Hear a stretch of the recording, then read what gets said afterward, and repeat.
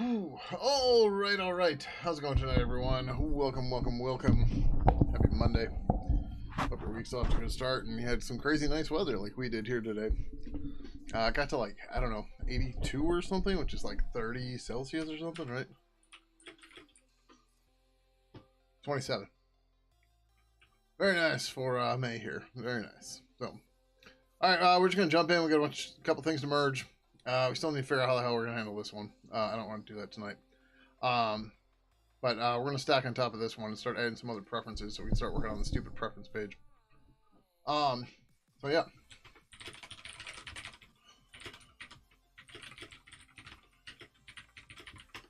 Hope everyone's doing well. How's it going, Fallen? Hello, hello. How are you?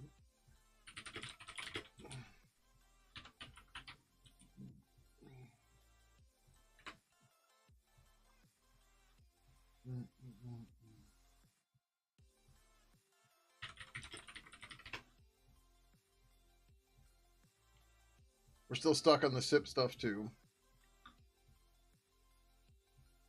I don't know that it's necessarily a big deal if we use different ports, but it's going to be annoying for users.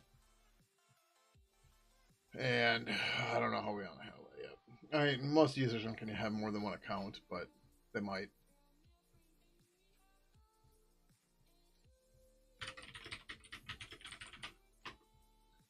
Alright, so we should... Yep. Woo, look at the formatting in the server messages. Woo. Very nice, very nice.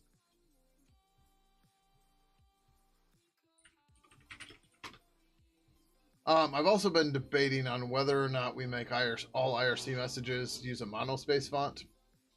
Because we can hack around that a little bit to make that happen. I have a couple ideas for it, but we'll see.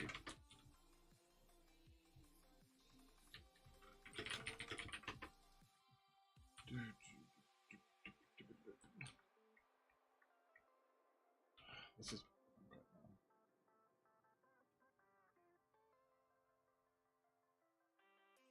Yeah, I was waiting for that. Like review boards, like the worker threads, whatever, are timing out, and they're not getting the challenge for Anubis. So it's annoying, but yeah.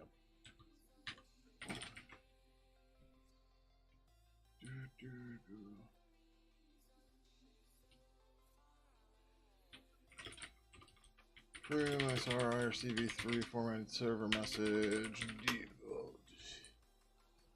Alright, next one, 39H4. Is the discrete protocol option? Yes, good, good, good.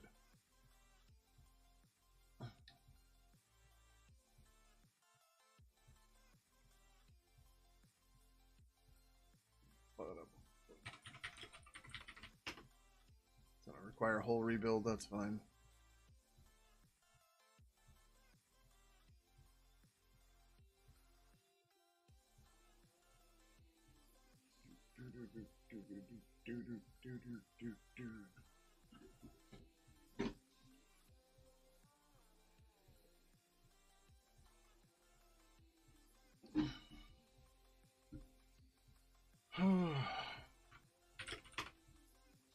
Yep, that's fine. Oh, actually, what we should check is... Yeah, so the main difference here is the setup instead of a list. We might do a little bit more tweaking to this, but this is okay for now.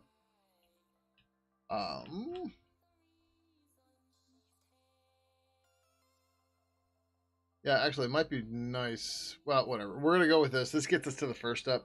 But having it set to auto doesn't mean we are building it or not, right? So the summary should be whether or not we're actually building it rather than auto. But that's fine.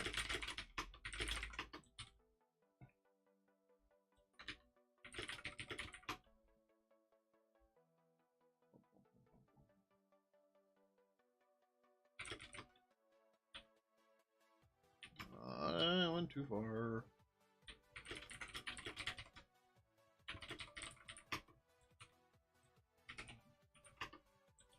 Alright, that's only two we had to merge, yep. Okay.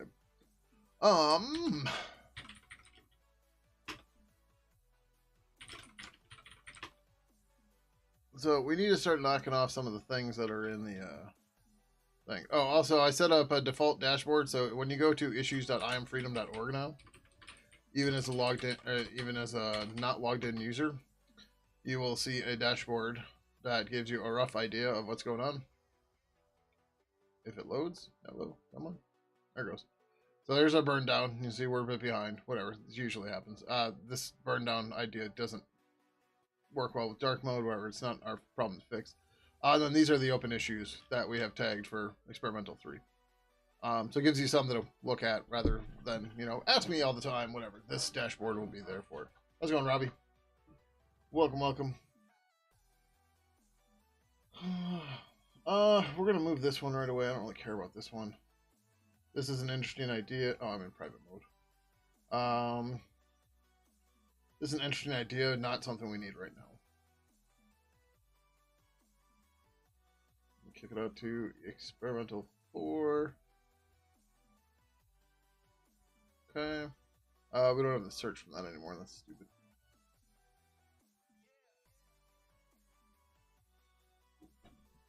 We really need to figure this out. I'm not sure how we want to do this.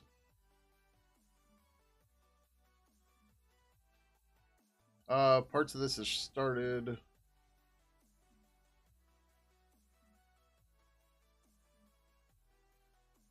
Yeah, a lot of this is the appearance stuff, which we need to get going on here soon. Start the appearance preferences page.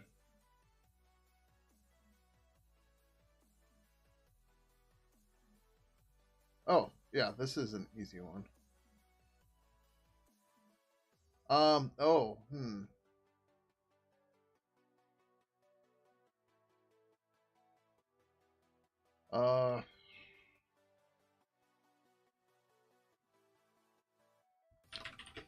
It's complicated, at least in the case of IRC, where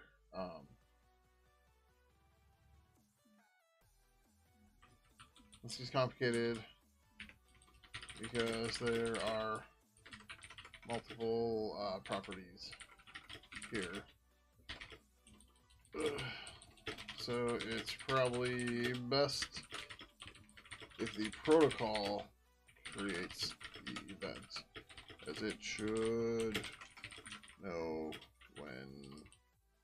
what to change and when,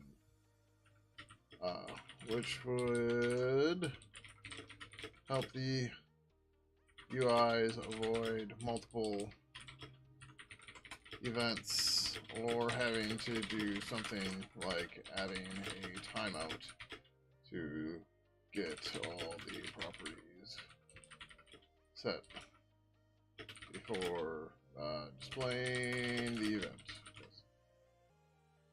event. Alright, next. Yep, we could do that tonight too. I don't know how to tackle that bug at all. Yep.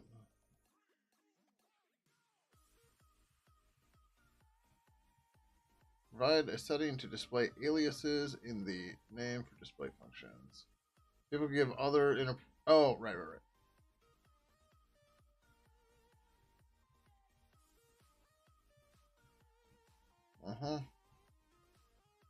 That stuff, I'm not sure we even need it anymore. Yeah, I did want to get this network thing done, but this is... So, we've got 6 weeks. We're halfway to experimental 3. So, we're going to start doing our normal shed the stuff that we know is not going to make it and push to the next release, right? Because just what we got to do, right? You got to shelf the stuff as you go. We could do this. I want to get that cleaned up a bit. The about window works. There's some things that could be better. Add OS name, version, and architect to about window. In build information, it would be helpful if we had the OS name, version, architect, and operating system section. We have architecture in the build window, but it kind of makes sense to put in the runtime information too in case someone built for x86-32 and is running on x80-64 or something similar.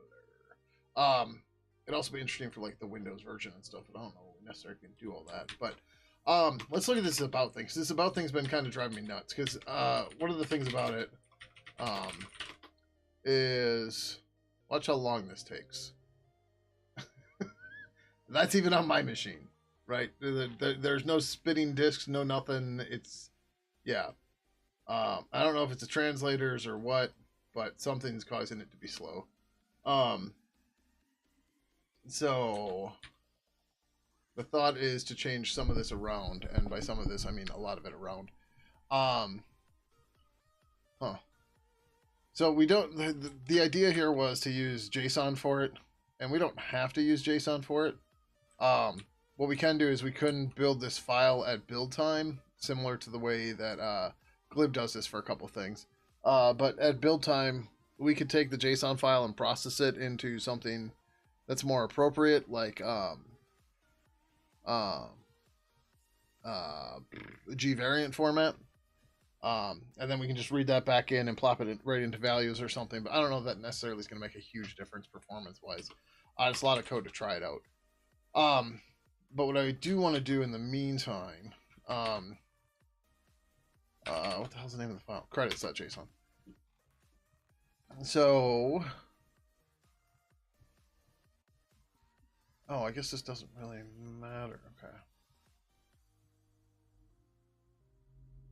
Huh.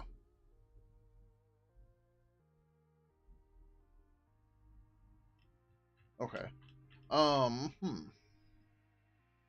How do we build this list right now?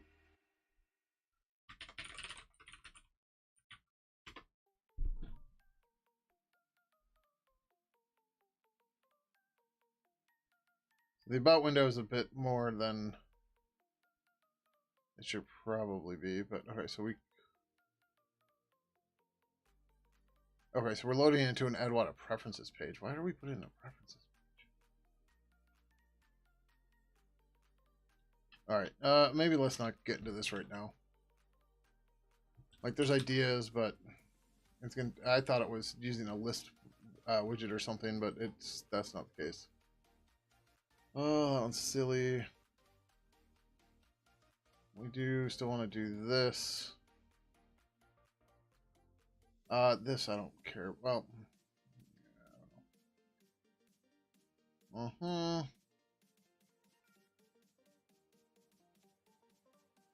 Create conversation dialogue. That one we should probably get done sooner rather than later. Architecture documentation would be nice too.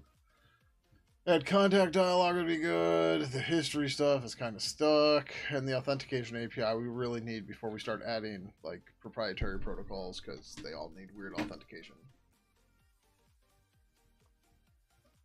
Even Matrix, it's getting harder and harder to just do a username and password. So it's just like, oh, yeah, huh. Alright. Well, that was most of these, and there's not much to do here.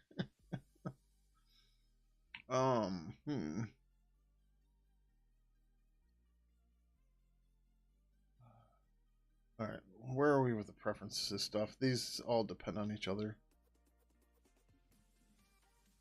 Required for this. Alright, this is the top level. Okay.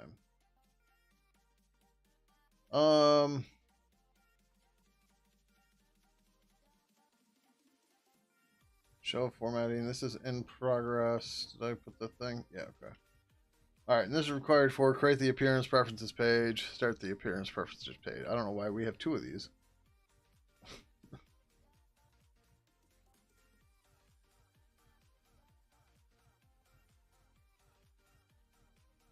Oh, okay, because the one's the epic. Okay, got it.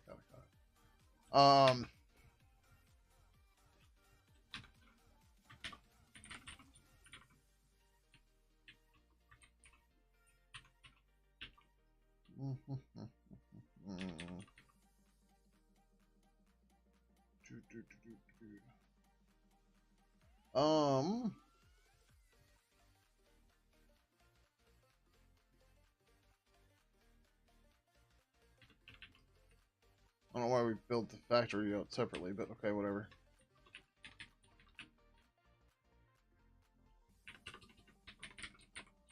Appearance. Said water preference page. There was something we're going to use for this. There's also some tool for looking at icons. This is probably a bad search.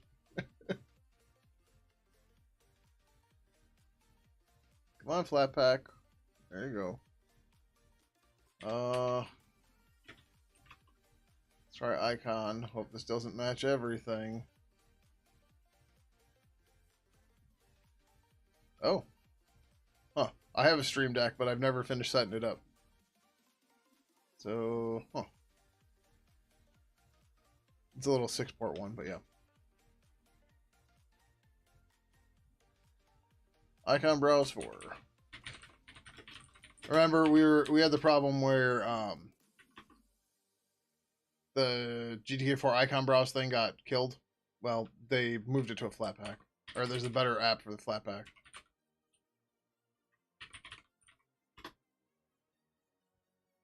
And it looks pretty much the same. Go figure. All right. We had some idea that we're gonna use for symbolic.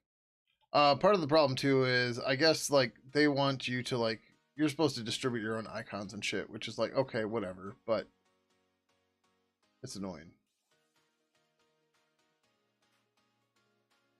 What did we? There's something we looked at that had something for it. View controls. Nope.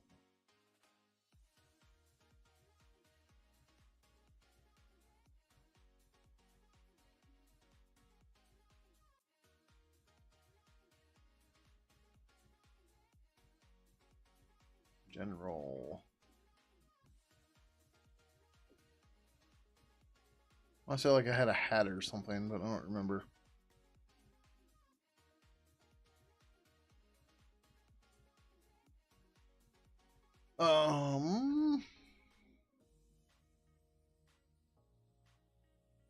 Computer fail symbolic. There you go. That's the appearance one. Doop, doop, doop.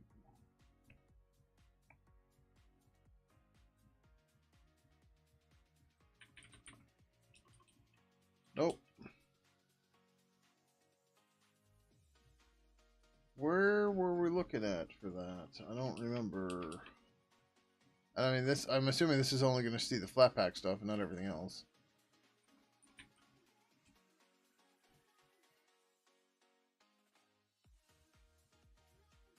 Yeah, this only has symbolic. Or maybe not, but it's close to just symbolic. That's fun. Yep, I fat fingered it. Yeah, I got it.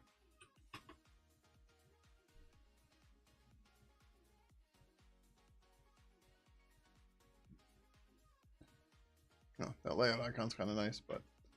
Alright, well, I don't know. I don't know what the hell we're going to use for an icon here. Do we have icons on the... Yeah, we do have icons on the pages, don't we? I think we do. Yeah. Well, conversations doesn't really look great either, but sorry.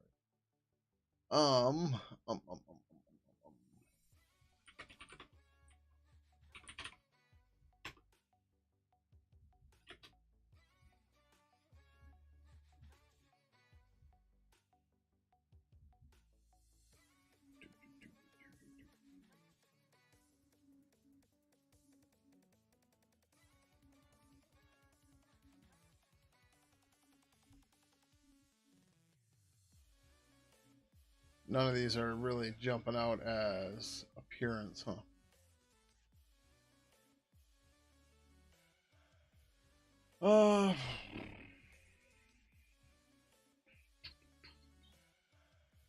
Maybe this. I think this will be a good stopgap, huh?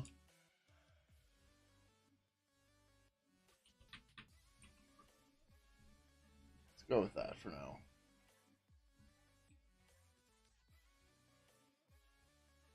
Okay. Oop. This is appearance. UI.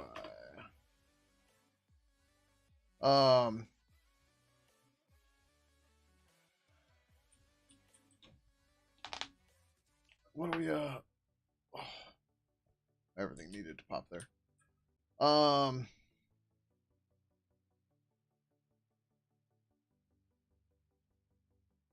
Yeah, that's for that. Create an appearance preference page. Just going to require a new G schema for the Pidgin preferences themselves as well. Take this going. We're just going to start with show incoming formatting preference. Not sure if we should update existing messages or not with this, but we can play around and figure it out. We'll need to remove it from the conversations preference pages.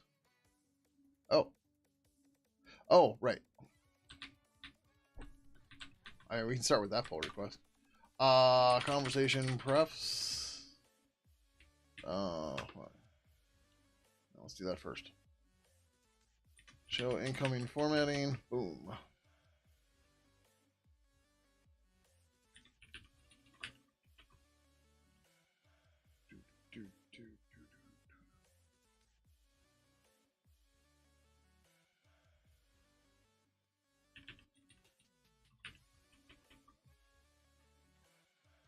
Okay.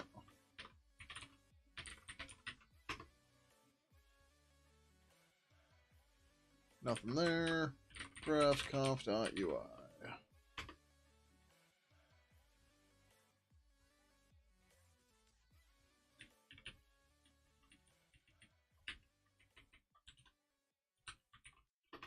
Ooh, easy fix. Woo.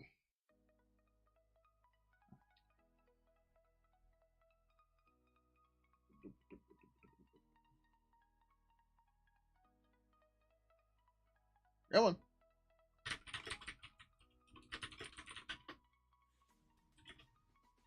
No warnings or nothing. Nothing yet. Good. That looks fine so far. Cool.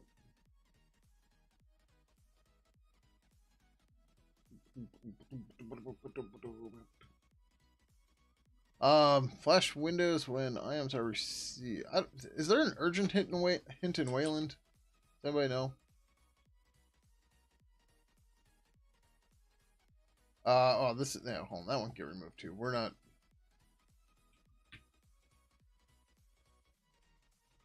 Just get rid of that. Oh, let's see. Wayland urgent hint.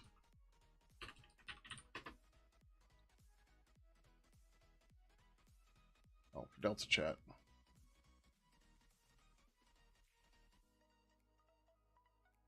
Wayland eventually adopted support, though it apparently required months of persistent complaints that notifications alone are not sufficient.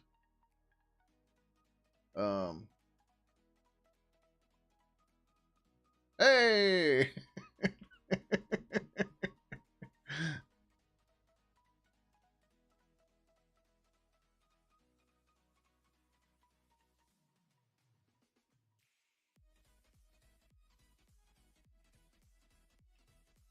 All right, so apparently Wayland has it. Oh. Okay, whatever. What the fuck? I'm hearing outside. So yeah, okay. So that can the blinking, whatever. Send typing, whatever. Got rid of that. Come back here.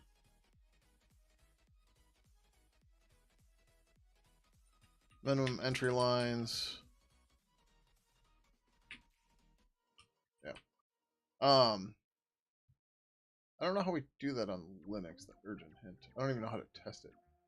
It's been a while. Or what I mean specifically is with GTK 4, we've got to get like the parent window and then set an atom on it and some other weird shit. I don't know how we do that on Wayland. Unless it's in like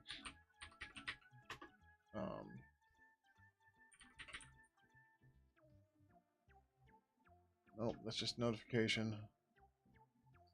Add in 2.40 and then deprecated. Oh, G notification set priority. Okay. They decided that was the wrong name. Blink?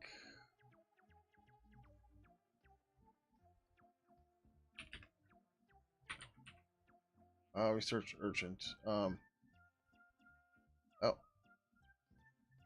Please do not use this in newly written code.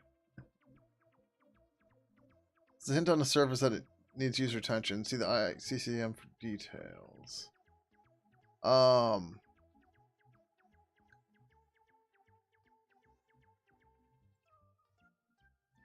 Yeah, I don't think there's a way. I mean, I'm not seeing. I don't. What the hell does Wayland call it? Urgent window Wayland.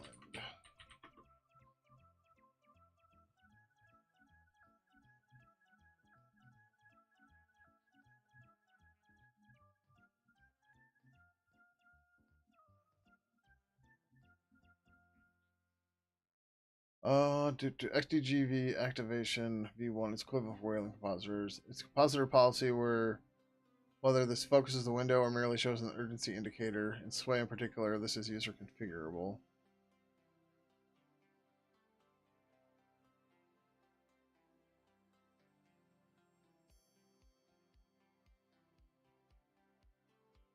Yeah.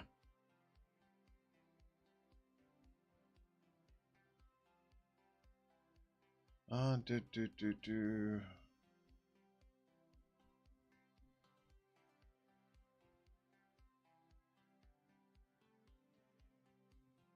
Oh boy. The skip taskbar, skip pager, and urgency hints were only ever implemented for X11, not very useful with modern desktops. Relegate the functionality to X11 backend API and drop the GTK window API. Okay, that's fair.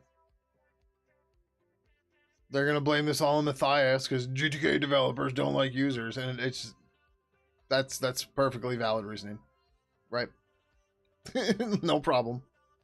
It's fine. Oh jeez. This okay. Yeah. So like not implemented. That's nice. Yep. But oh, that sucks. So there's no way to do it in Quartz either. Windows. Maybe.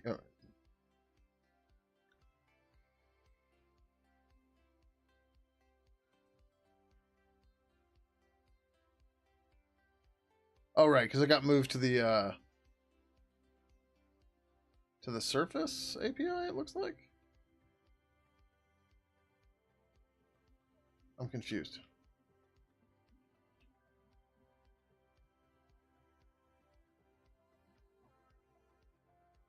Huh.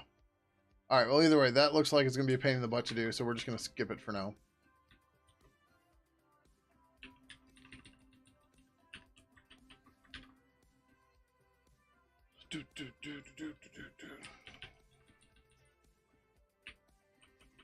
Okay. As you can see, the conversation page is basically going away. Maybe not necessarily going away, but getting close to. We might have like a default formatting on there, that kind of stuff. But so we're not going to delete it yet, right? But we're going to clean stuff up, and the typing notifications is going to go to a different page. We're going to make a privacy page. That's one of the next ones we need to do too.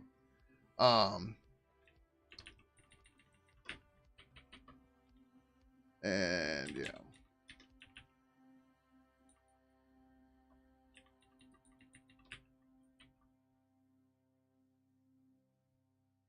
We're just going to make this send typing.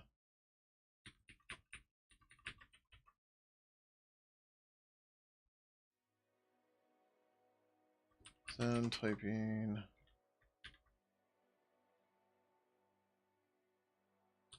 Send typing.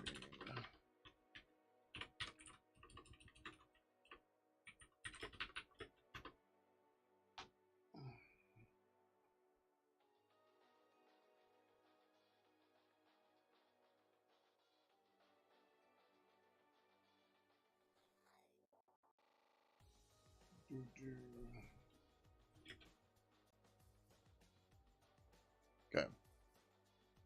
Yep, Q.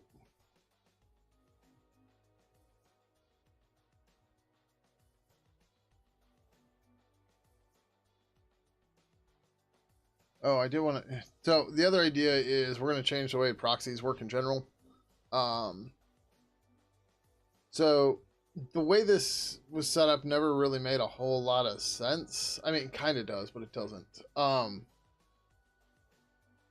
So accounts get their own proxy settings, one of them which can be the global setting, or you can build your own per account. So that's cool until you have like two accounts that you need to go and have the same settings that aren't the same as your global ones. And that becomes annoying, right? Because then you have to reduplicate it, stuff like that. The idea is we're going to have a default proxy, and then you will create other proxies, and then you will just tie them to an account, rather than redefining them entirely in an account, you'll just specify one from the list of the available proxies. And that should make things much easier to maintain and keep track of and whatever. But we'll see.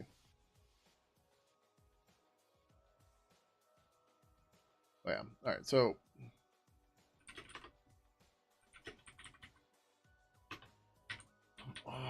HE branch, old conf prefs.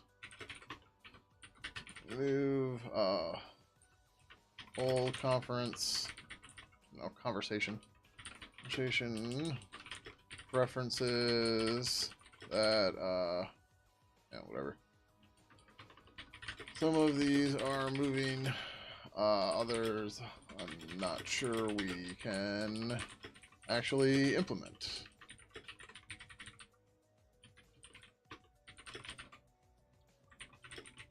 Are on default, right? No, we are on show formatting because I somehow fucked up. Did I? Oh, right. Okay.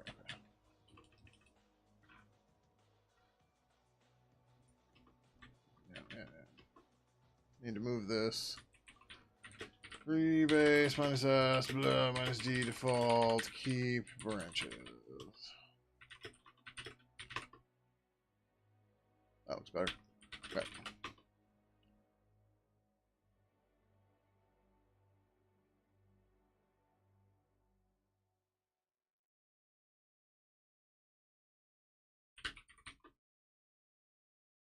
$39.95. Wow, we really have not been moving lately. Testing done.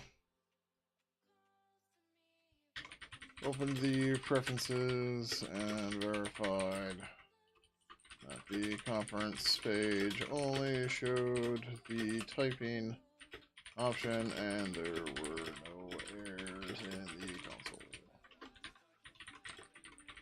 Run that anyways.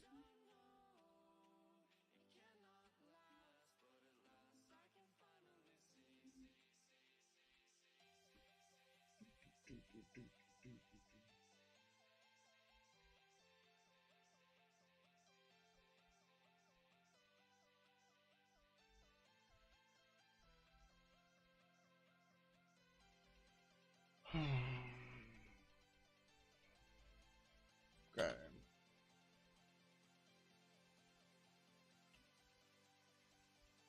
Publish. No, I meant to check the diff first. Whoops.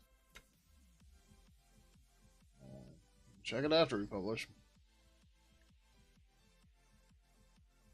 Okay. Yep, looks fine. Sweet. Okay. Not default. What was the other branch? Show format.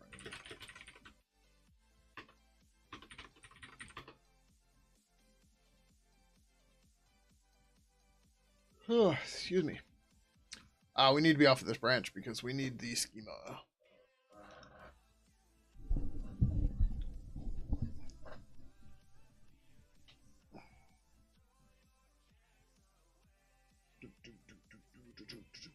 Oh yeah, so once we have this bootstrapped enough now, we'll be able to add the other preferences and everything all at once. Which is good. Good.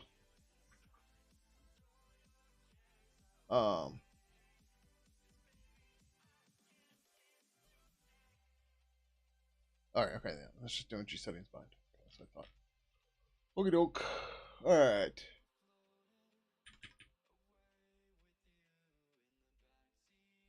Well, what do we want to call this group?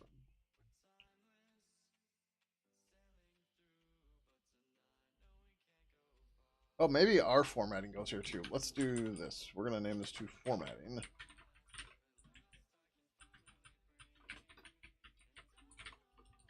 Appearance.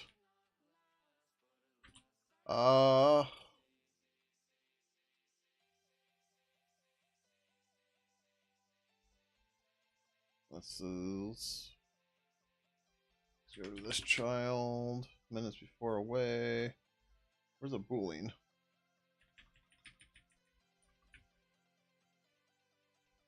That's another combo row. Son of a bitch.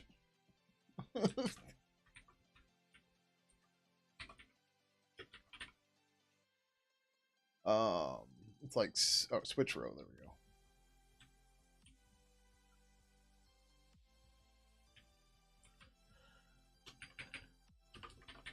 Switch row.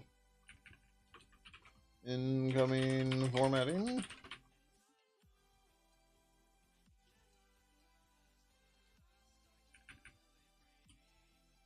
We don't have an activatable widget. Display incoming formatting. Sure. Oh, we don't have a factory. We don't have a prefix widget. We just have a switch.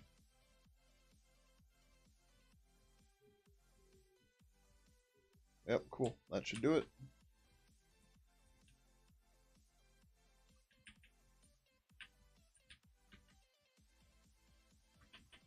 That'll be the start of it for now. That's okay. I'll do it this way. Prefs, conf, no.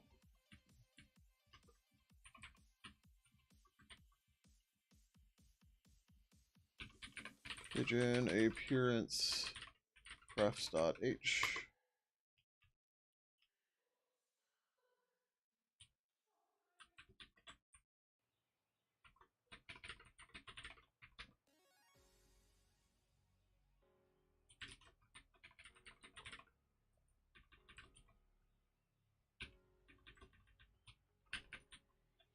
Widget for the preferences window to let users choose and configure their appearance settings.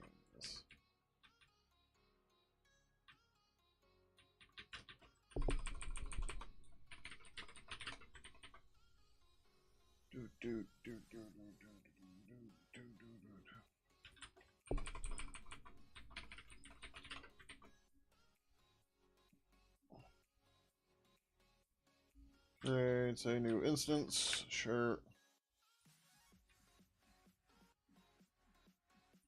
Oh. Create a new appearance preferences instance, sure. Okay, looks fine.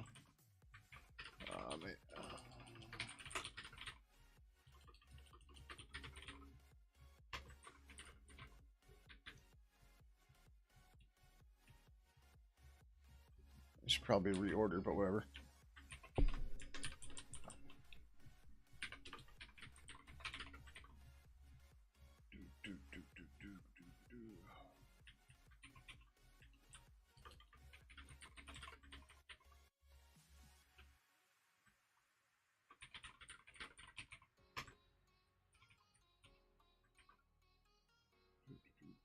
Before I forget about it too.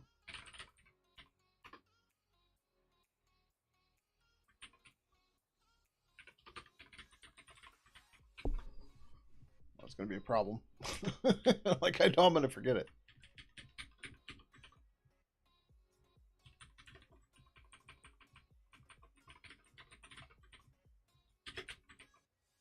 Oh, that's too much.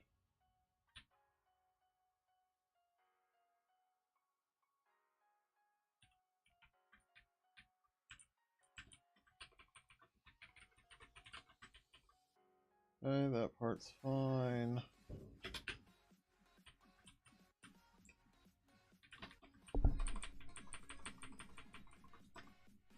I don't know what the hell I'll hit.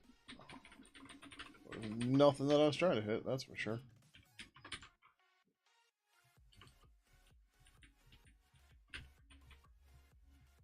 Alright, we named it.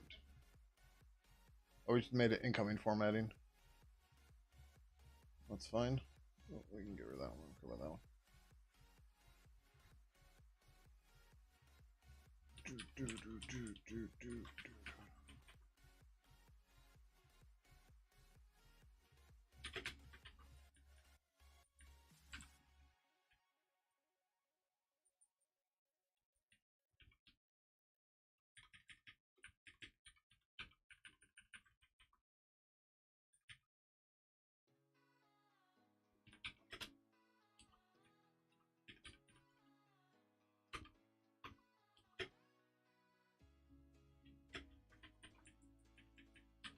These are shitty because it's like you don't wrap it. I don't know. Maybe that's okay. Sure. Sure.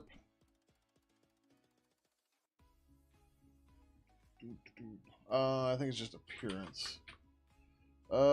G schema. No.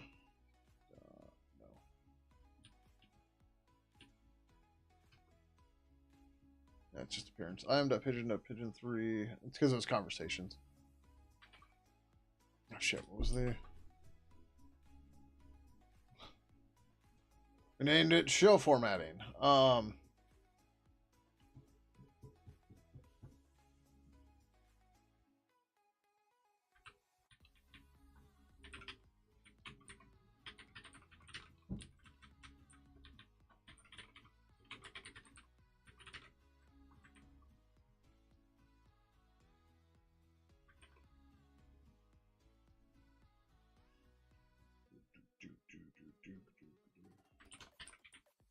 I'm gonna go with show formatting because that's a little bit more on the nose.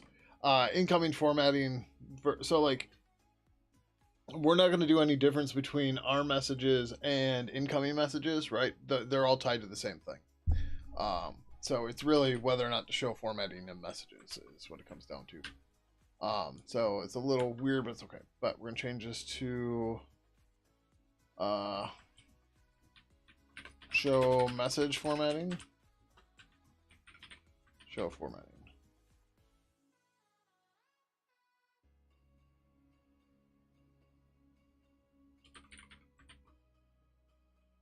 I think that's okay. We'll see what happens here.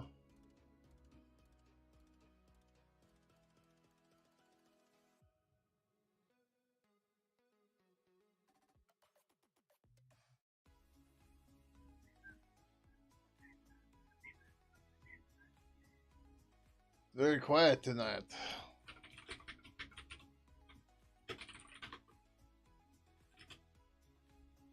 Oh.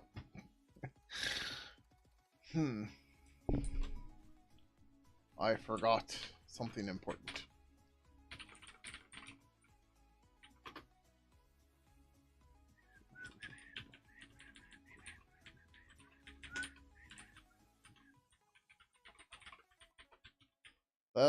That might make a difference there. Just a little.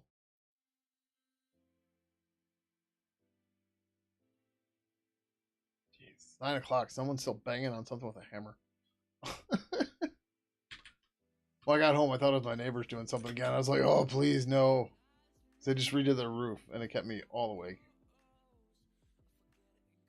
Setting schema, I'm a pigeon. Oh, because I said purple. Yep. That core dumping is fine. That's a developer error. That's something we need to catch. This is supposed to say Pidgin 3. That's not going to work.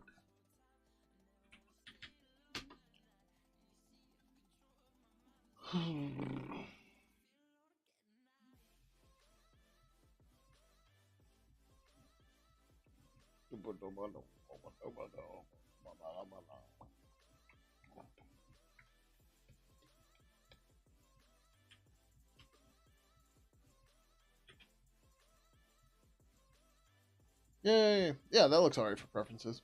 Okay. So then we should also conf Pidgin 3 Pidgin. That's what I'm doing. Right. So when I toggle this and reload that, yeah. So that's the default, right? So now it says true. And then here too, what's gonna be more fun is when I do this. Oh,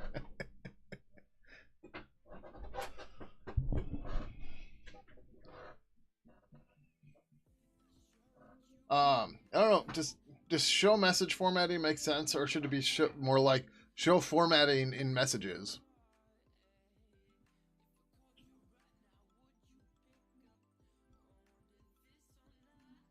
Also, we're gonna have to get careful with links too. So that's gonna be shitty, but that's okay. But either way, that's the start.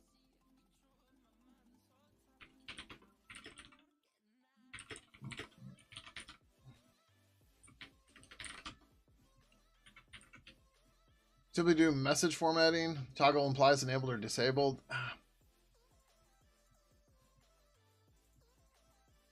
Does it though? Because is that, are we sending message formatting? Are we receiving it? I think we'll stick with show for now. Maybe if people disagree, I don't know. You're terrible at UX. So am I. I just I'm a big fan of making things explicit because it's harder for people to get them wrong. Right. That's my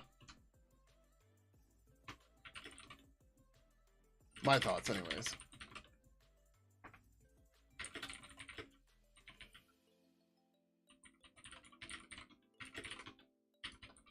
Start of the appearance preferences.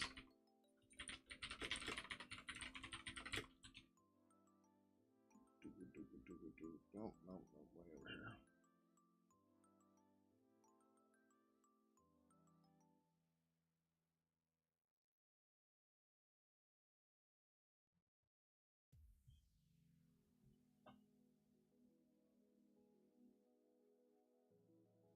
No, this isn't the one we wanted.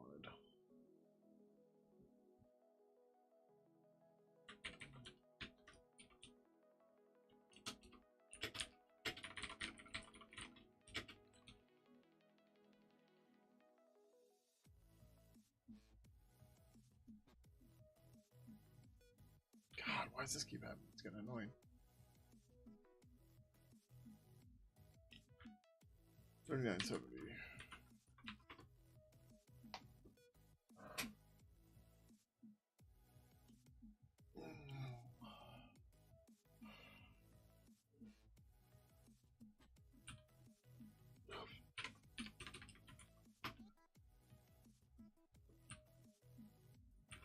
Toggle the preference and verified the key file. Updated.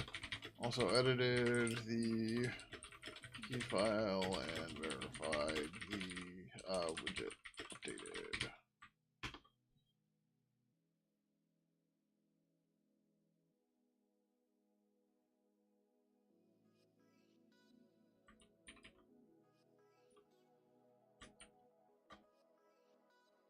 I think Anubis is really fucking with review board.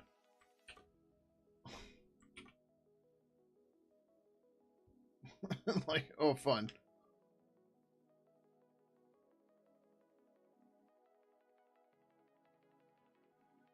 Okay.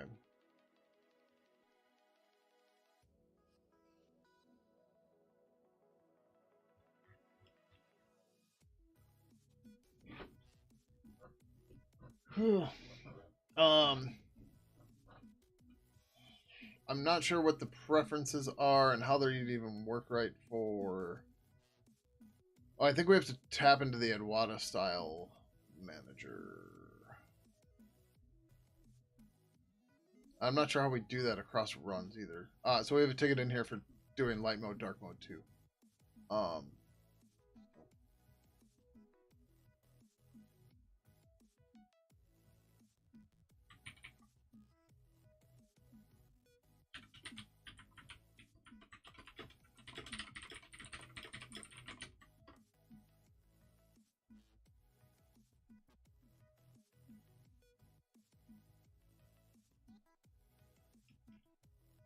Okay, progress. Woo!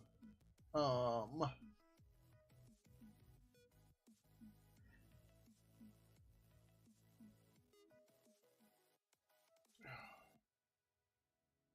we want to go to Seagull if we can.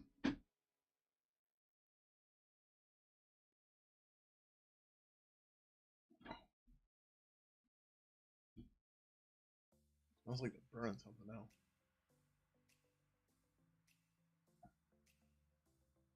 Oh,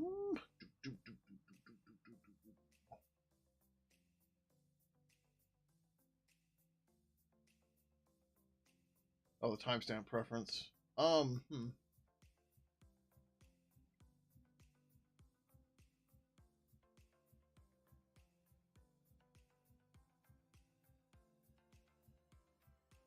I started doing some rudimentary searching for markup Linkify. And I'm not sure which way we want to go here. The problem is there's like most people are going to expect just typing like google.com to get linked, right? Um, but like a lot of stuff that's out there only links if if it starts with HTTP or HTTPS. But you know, like I think Twitch Twitch links that, right? And like, you know, people are going to expect that to work that way. And then it becomes a question of regex against not regex, and then it's just like, this thing sucks.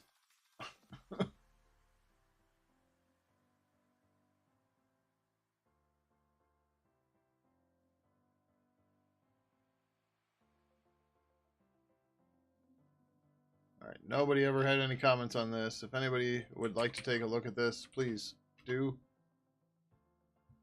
Let me know if it sounds like it makes sense. I don't know.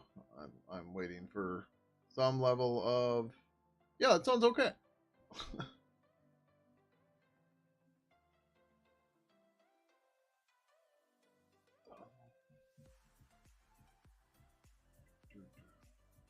um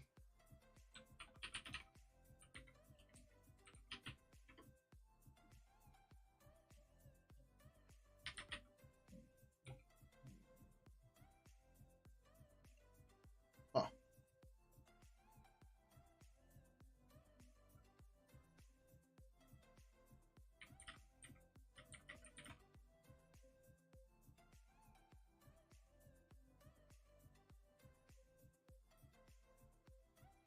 Yeah, so there's I just realized it says preferences, blah blah blah. I was like, did I miss one before? No, it doesn't look like it. I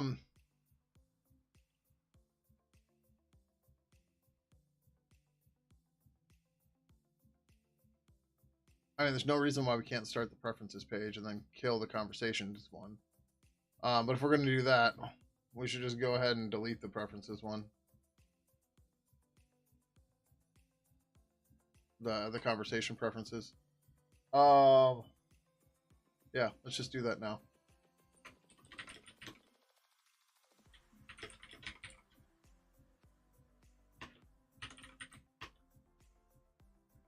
Like, just forget about it. Let's just get rid of it. Make it go away.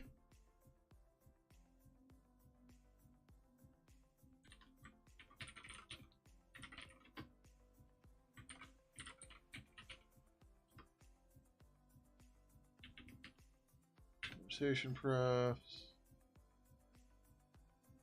Conversation prefs. Pidgin, G resource.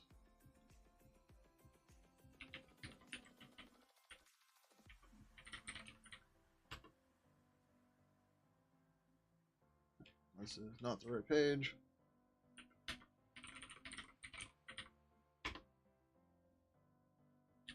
Oh, this is going to conflict with the other one now. That's okay.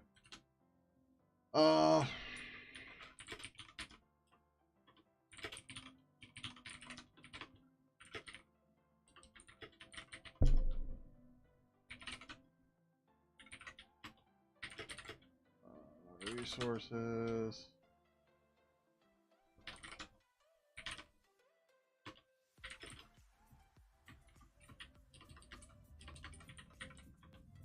Oh, this isn't pot files. It might be in pot files. If it's not, it should be in pot files.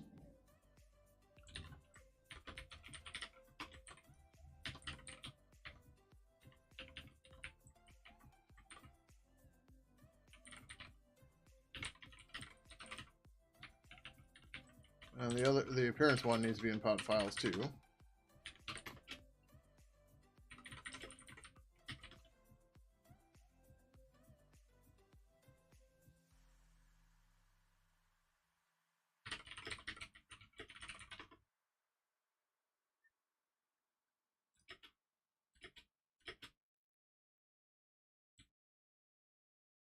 Oh, and now it's small enough that the Eduardo stuff put on the top, or whatever. Okay, yep.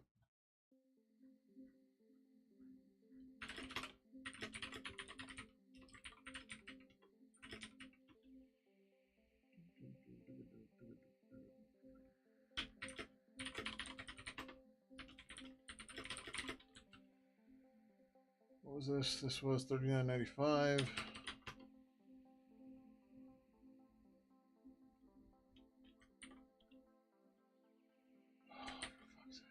Yep, come on. We're gonna have to tweak the settings on the newest for that. That much is clear.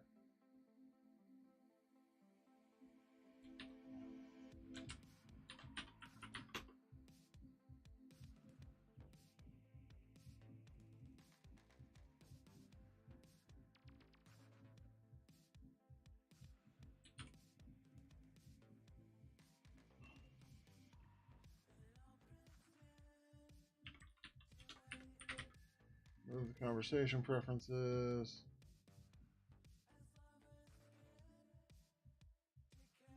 Verify that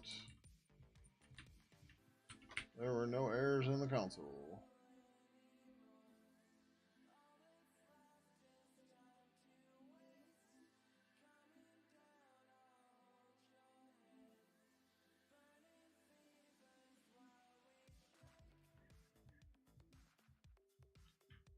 Okay, yep. And let's just delete the page instead.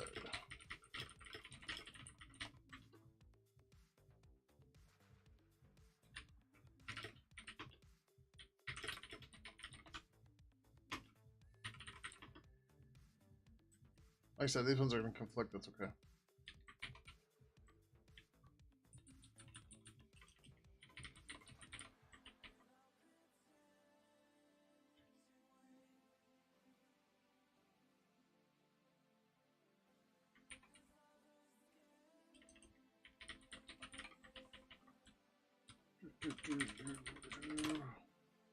Turtles X. They're in Dimension X. Watch out.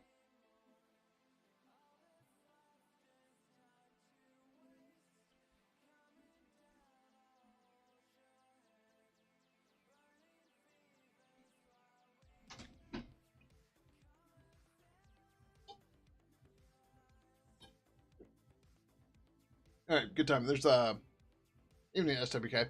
There's an ad that's about to start. I'm gonna go get water. Go pee real quick. I'll be right back.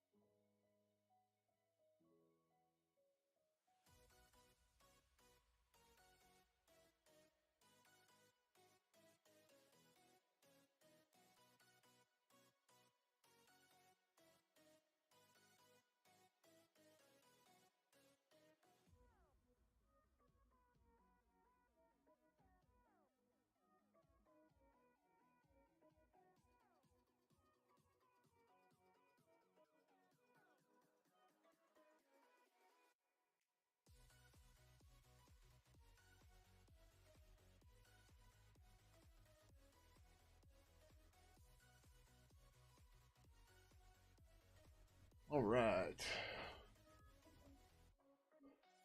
Been working on code packaging or search for hardware. Yeah, none of them. No.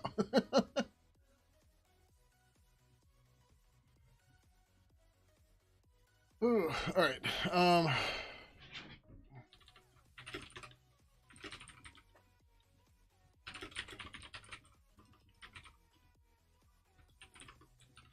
Appearance page was 39.96.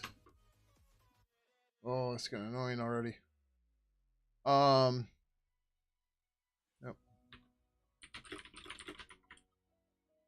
96. Yeah. Hi, mister.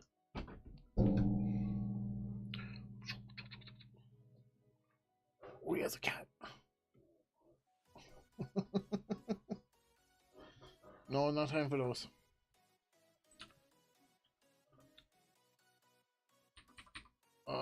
Add the new files to pod files.in.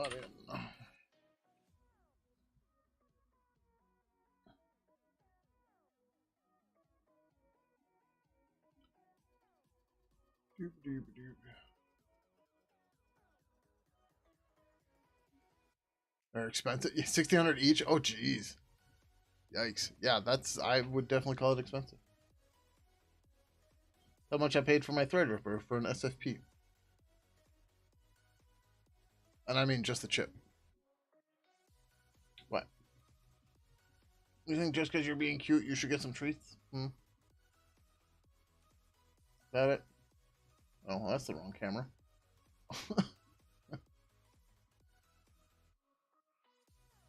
Oh, it has to be enabled to. No. Oh, yeah, it's that problem. Scenes, over the camera, sources. No, what? I should be on that scene. Oh, I need this. Sources. This, properties. I think it's this guy? No. It's gonna be that one. There we go. Let's see. Source size. Yeah. Look at him licking his bowl. Because he doesn't have any treats in there, so he's just licking the bowl. Yeah. He's like, I just, even the taste.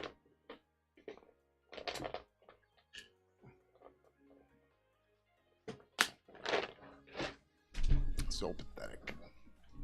You need 6 of them? Fuck. One each for cold spares on each end? Yikes. This kitty's been getting too many treats. Yeah. Okay.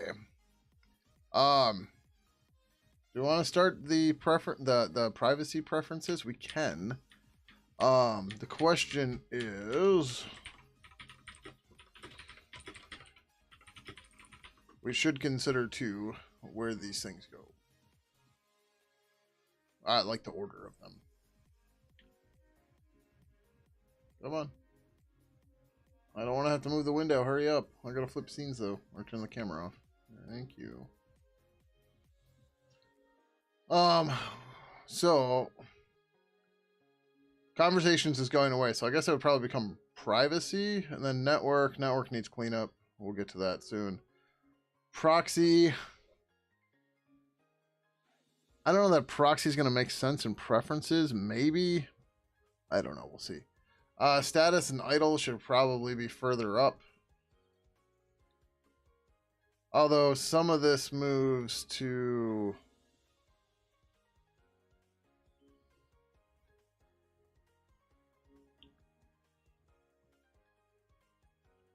Well, I guess reporting idle time can go into the privacy as well.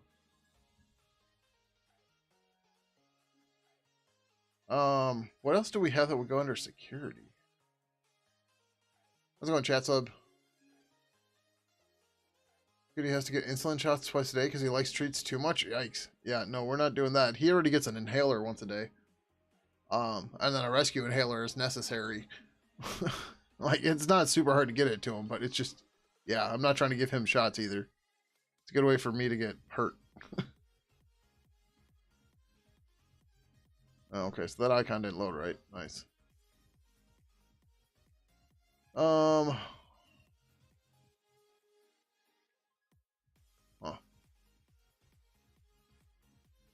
Well, we'll hold off until the appearance one gets merged. Or until these two pull requests get merged. Otherwise, I'm just going to be stacking stuff and merge conflicting, and it's going to be annoying. And yeah. I thought there was some other cleanup I wanted to do. I don't recall.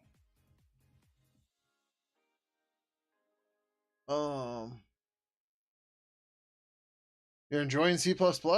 Okay. I personally don't enjoy C++, but if you're enjoying it, cool. Oh, we're going to look at this too. So they did give me some ideas on how to do this a little bit differently. But I wanted to merge what we had because it was there, it was ready to go.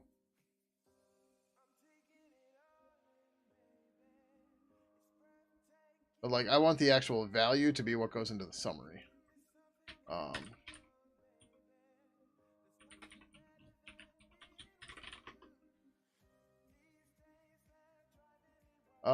So is there a way to resolve the feature?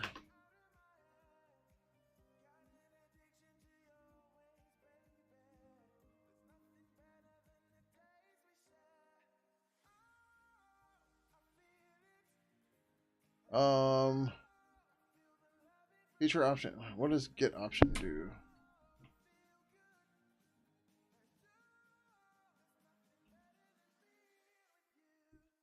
Oh, that's what it's returned from. Never mind. I'm misreading this.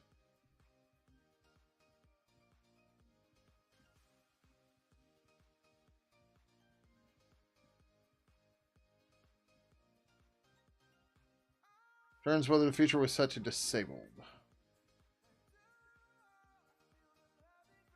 Is there enabled? Yes. All right. So if we change this to feature dot enabled, I think this will look a little bit better. Oh, I should just reconfigured. Whatever. The build shouldn't have changed. That's wrong though.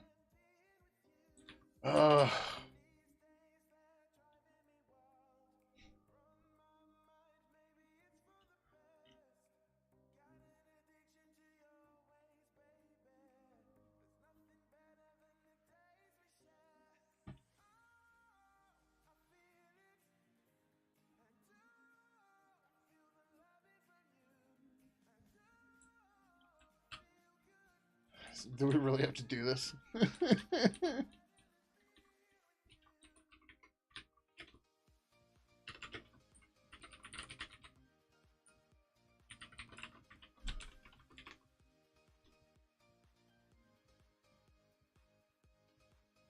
I can't remember if it's an actual word or not.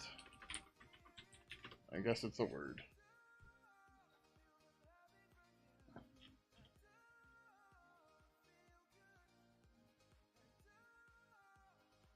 I went too far. Okay. There's another option in here to say yes and no. What are you wanting? What?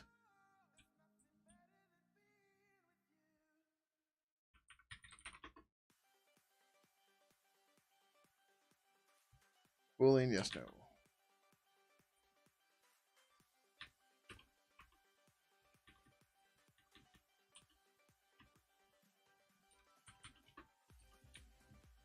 Oh, that looks stupid too.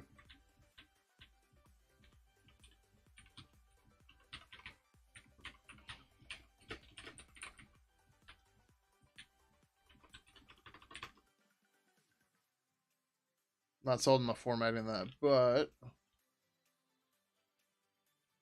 too far again. All right. Protocols, IRCv3, yes. Right? That's much better than yes and no. It's better than true or false for most people. So I don't know if that's going to fall through to everything, but we'll see. But we want to do this for all of these, and then we'll do some more stuff to clean this up a little bit more. But it's just annoying because we got to go through all of it again. But it's okay. All right, so same deal. auto or feature dot enabled. Hold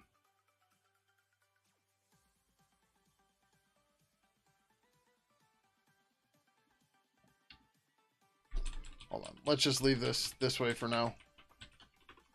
Let's get this is going to get a little bit crazier for each one, especially stuff that has a dependency. So let's go do that way first.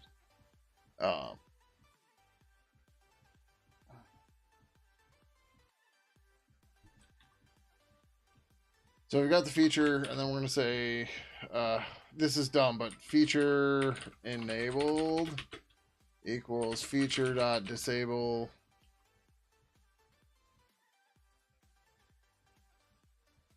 Oh, right. Okay. Oh, start on IRC. IRC is easier.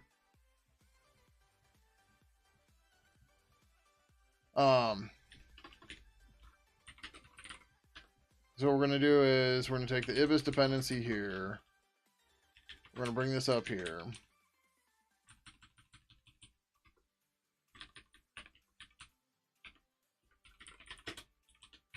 And we're going to say required false, allow fallback true, I think.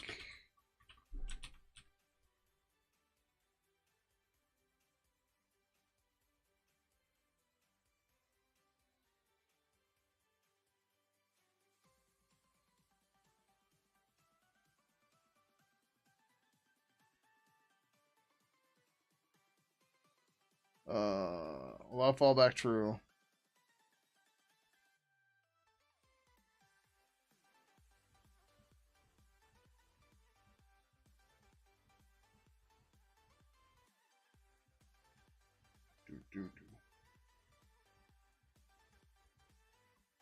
I don't think disabler works for a feature, but that'd be cool. So yeah, so oh right, so then we say required equals feature. So we get a little circular here, but it's okay. So instead of required false, we say required equals feature. All right, and then we got feature enabled equals feature dot auto. Shit, what the fuck did we say the other day? I'm sure I've spent a ton of this since we talked about this. This was a week ago now. Of course, I didn't mark it down or leave a bookmark or anything. Okay.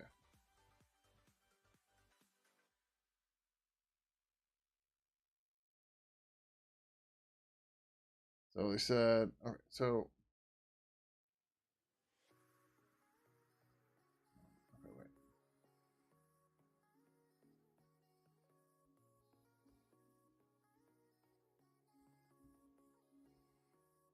All right, so.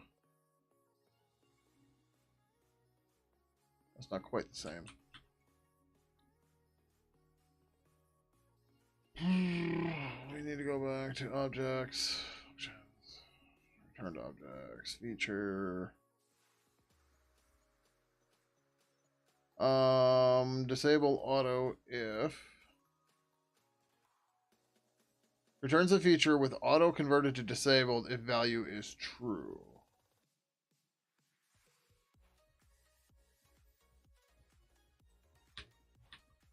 So feature dot disable auto if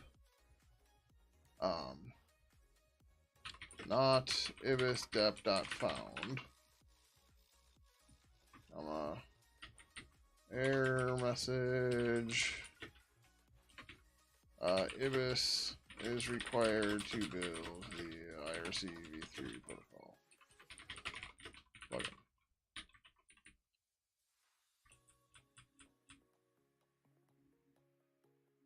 So then this would become feature enabled auto or feature enabled, maybe.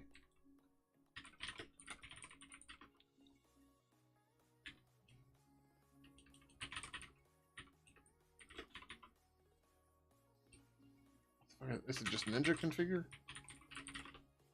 Ninja configure.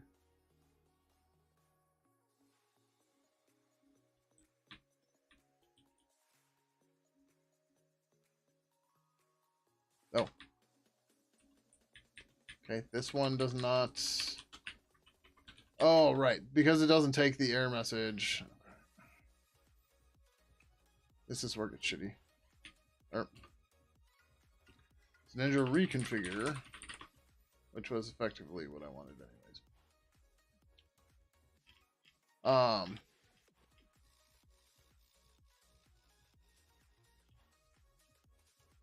So the problem here is we won't get the error messages here. They would be up here somewhere. So like if I say it was 100 or 16.1, right? Number one, we're not going to get an error message at all, and it's just going to say no. I'd love to have the error message here, but that's not doable. Right, need overridden. It doesn't say what it's for or whatever. So, I don't know. Maybe I feel like we've already wasted so much time on this thing. I really don't want to do the rest of this. Like, it's kind of cool, but also we can't get to where I want to get, so whatever, right?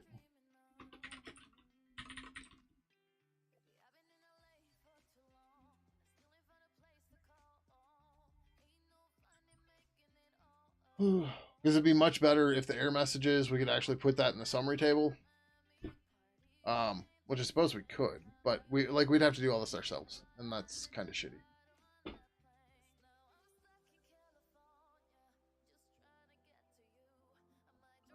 Alright, anyways. Screw that idea. There was something I was trolling around for the other day, and I found some stuff that was like, oh, we should deal with that, but we didn't. Or I didn't. What the fuck? Oh, that's from the flat pack.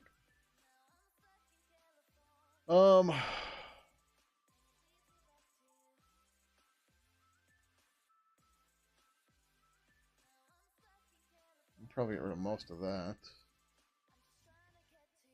Or at least move some of it around.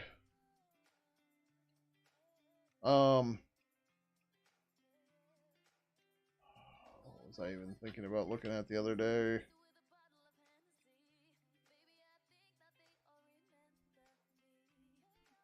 There's the proxy stuff that I was talking about earlier. That could be done.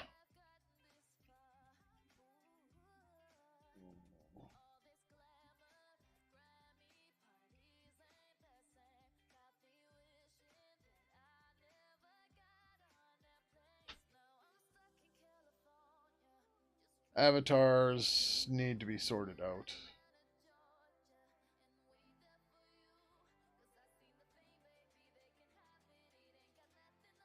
Like, really, really need to be sorted out.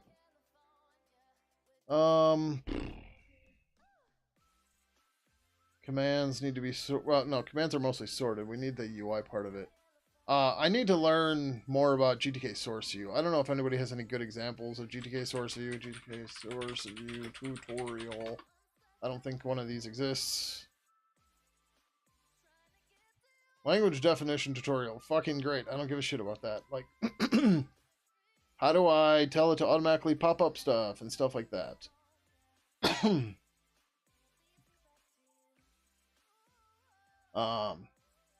Although I suppose we can kind of brute force try that. I was looking at this a little bit. So there's a key binding signal for it. But we also have to remove the other one because no one's going to use control space to do anything. Or maybe they would. I don't know. Where's the API for this? The documentation here. Okay. I guess I had some of this open already. So on the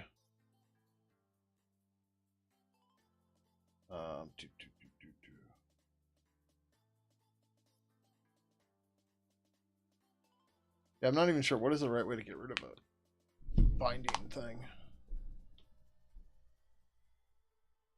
Oh, right, hold on. You have to like create like a completion provider or something.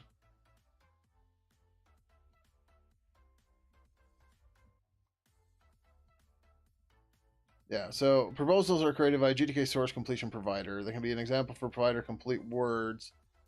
Another provider for completion of function names, etc. To add a provider, call add provider. So we need to have a way to mention people, and the idea was we were going to use the completion stuff of GTK source view. In theory, this should work fine. How the fuck it works, I don't know, is the problem. So you create a provider and then you add it. Cool. Like, that's so helpful.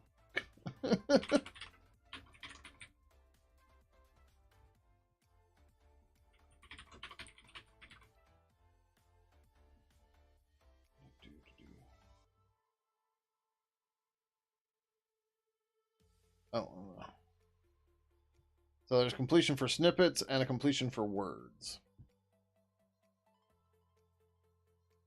And this is just a interface. Let's implement this interface to provide proposals GTK source completion. In most cases, implementations interface will want to use populate async to asynchronously populate the results to avoid blocking the main loop. And apparently there's no hold on, completion words.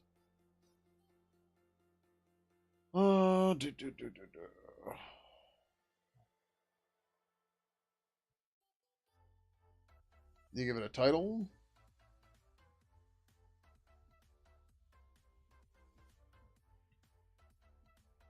Yeah, I think we're going to want to do this ourselves. I'm just not sure how the shit we're going to do it yet. And the other problem is we need some sort of auto-completion pop-up thing for entries as well. And this is where it gets even stupider. Alright, I don't want to dig into this either. Like, looking for an easy night, not an annoying night.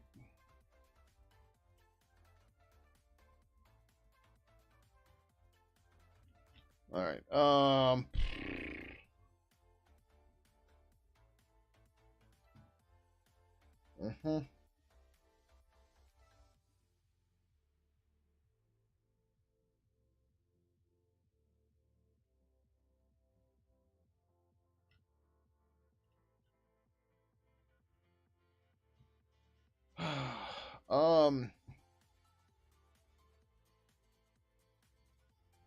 so there's two things that are path of lower resistance.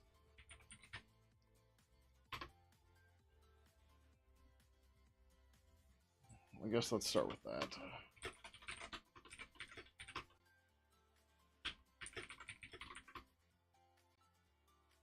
I don't know where the hell I left off on this at all.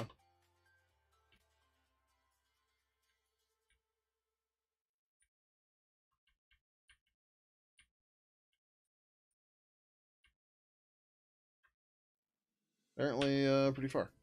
I don't know why we needed glib 2.80, but apparently it was important.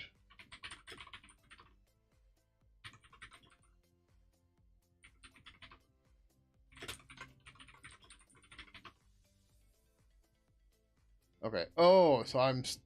I just started working on the parcel part of this.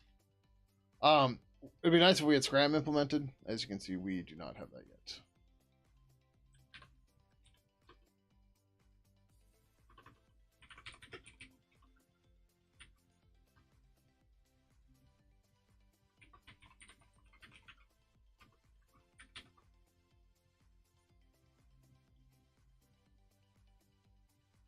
What was it saying wasn't documented?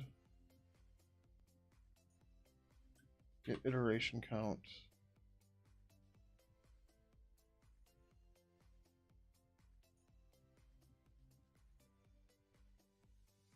Iteration count. Get knots. That is for sure.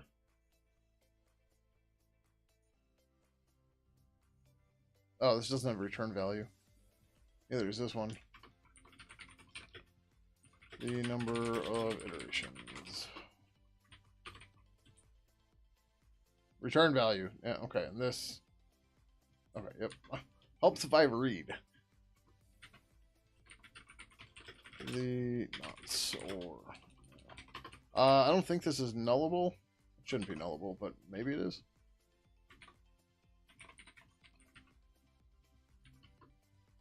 Actually, I don't see why it couldn't be nullable. Yeah, we're going to assume it's nullable.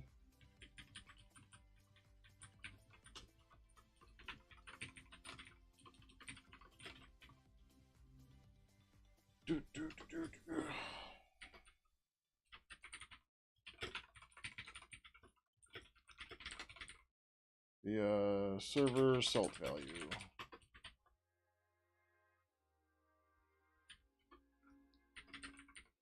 These can definitely be nullable if the attribute wasn't set. We just don't have it, right?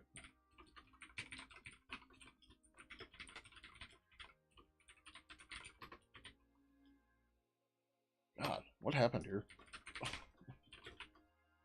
Where I just didn't document any of these returns.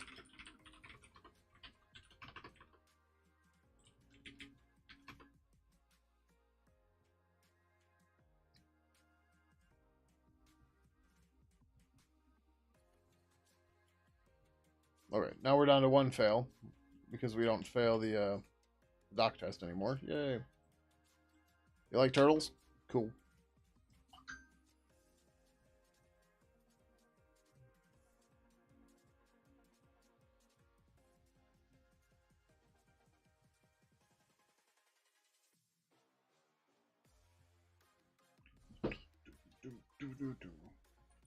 Okay, so that looks better. So, yep. Pars, yep, we got real far with this. So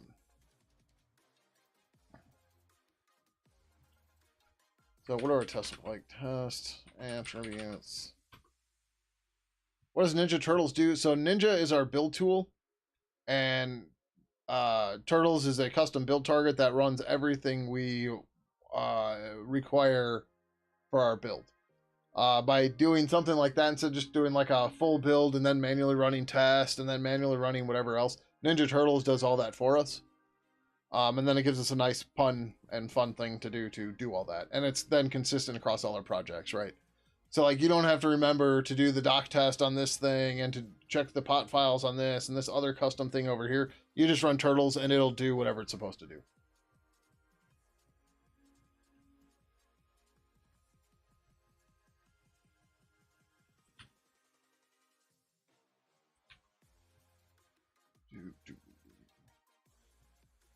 All right, so it's supposed to call pars, and I'm supposed to read through this and then go from there. I think I was building a regex for this, even though it seems a little silly, but because I have to be in a specific order, me having to keep track of that order and everything, of stuff that's optional and everything, sounds silly. Ninja Turtles kicks ass and eat pizza? Yes. They're heroes in a half shell? Yes. That too.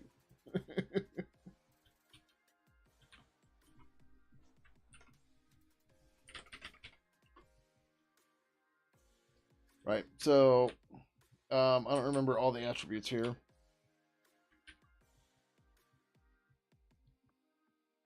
But if we do this, and then we'll pull up the RFC to look at it too.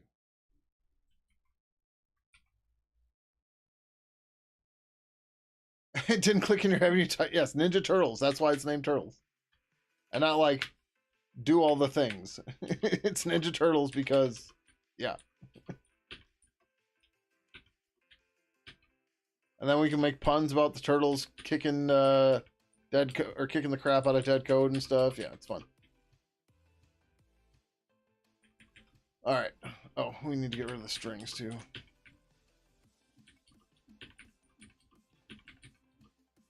All right, so optional. All right, let's. What is this? 58 something. 5802.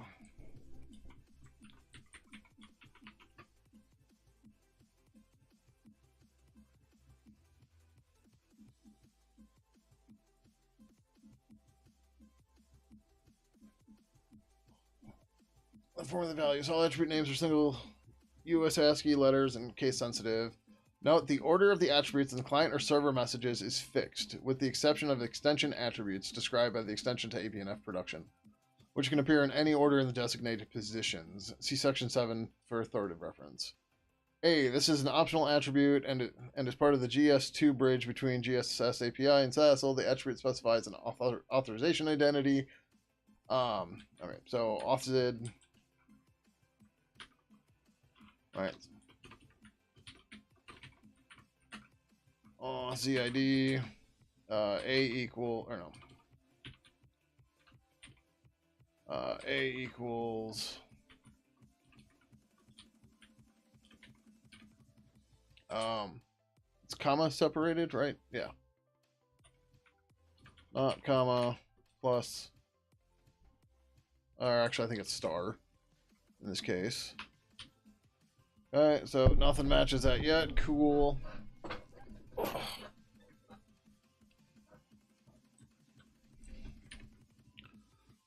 Next. Wait, does it?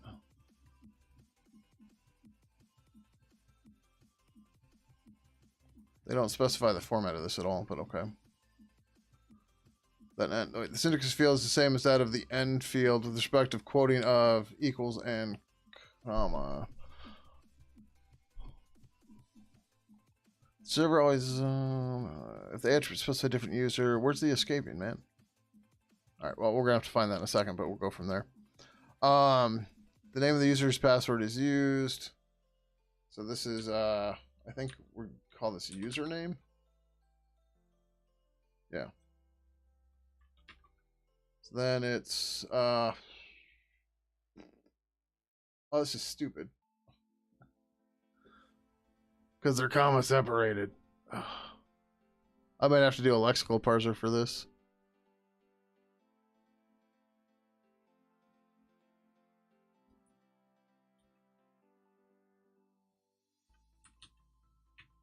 Or that might work.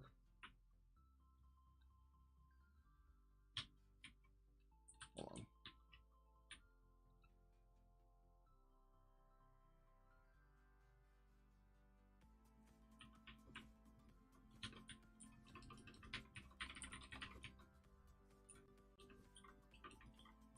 I think commas are allowed though. Oh, this is probably a star.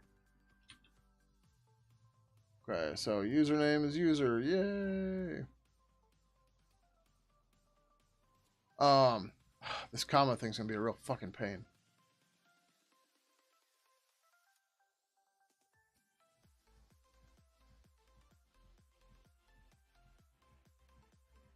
Oh, this is really dumb. That one.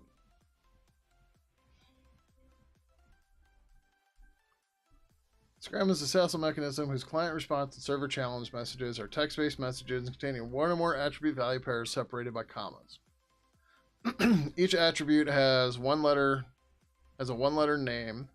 The message and their attributes are described in section 5.1 and defined in section 7. Scram is a client-first SASL mechanism and returns additional data together with the server's indication of successful outcome. This is a simple example of a Scram SHA-1 authentication exchange. The client doesn't support channel bindings. User name user and password pencil are used. Okay. We ignored this originally. That's the GS2 header. That is not part of the thing. It gets sent as part of this. We parse this ahead of time. This is the SASL attributes. We are parsing it instead. It's weird. It's shitty. It is what it is. So a GS2 header consisting of a flag indicating whether channel binding is supported but not used, not supported, or used, and an optional SASL authorization identity. Scram username and a random unique nonce attributes. Note that the client's first message will always start with N, Y, or P. Otherwise, the message is invalid and authentication must fail. This is important as it allows for GS2 extensibility, e.g. to add support for security layers. In response, the server sends first, blah, blah, blah. Where the hell are you talking about escaping? I guess we want this.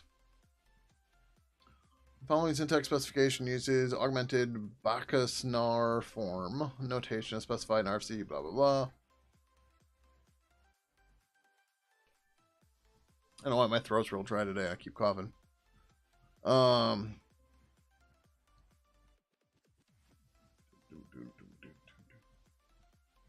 A value car is a value safe car followed by an equals. A value safe car. Fucking hell. Are you kidding me?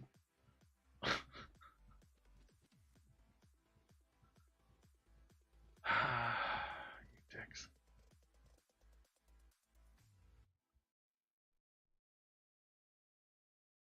So there's supposed to be the escaped comma that they mentioned before.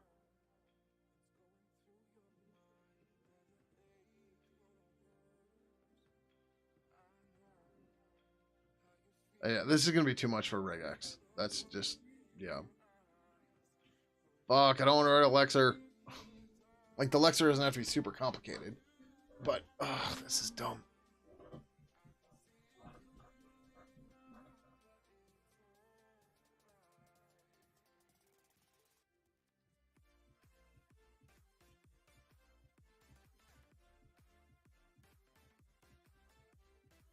Where did it?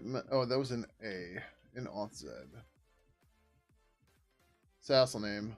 Okay, value save character or equals 2C or equals 3D for comma and slash, or is that equals?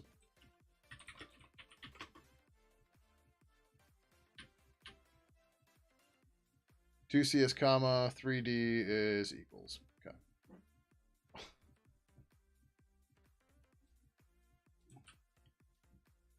And this is literally what you get in the line.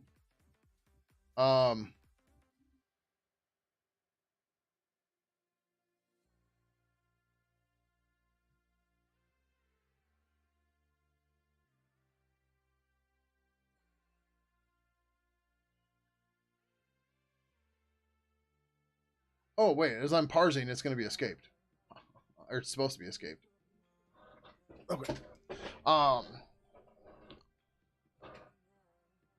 So in theory, I can cheat in shitty ways.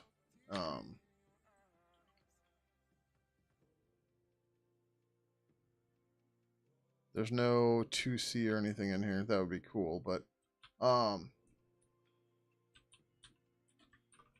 scram attribute test cases.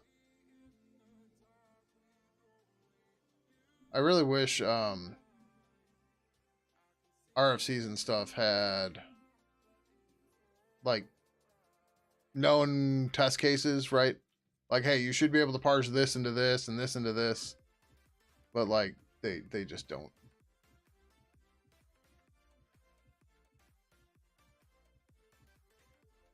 Right, it would make it so much easier to write something according to the RFC if they gave you the fucking difficult test cases.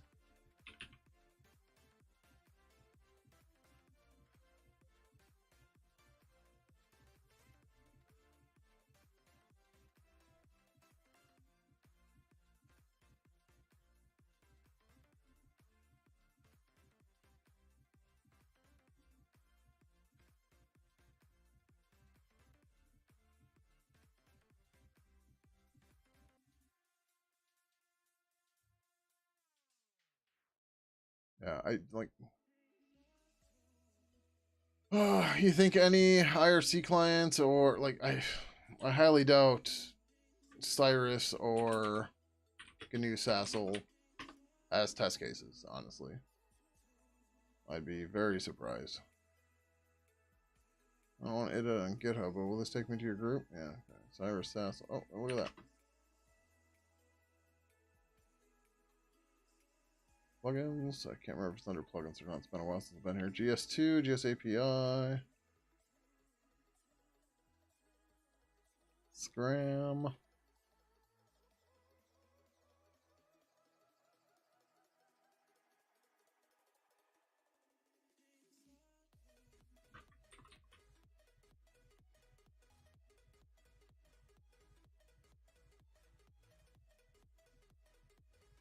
I saw some of this here.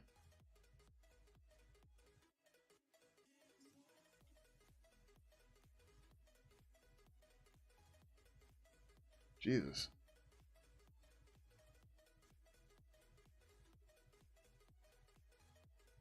I don't know where it's parsing this. I mean, it's got to be step 1 or step 2.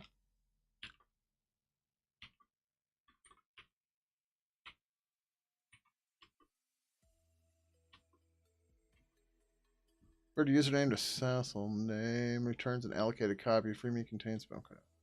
Actually, that's a good point. The Sassel prep, right? That's all Sassel prep is.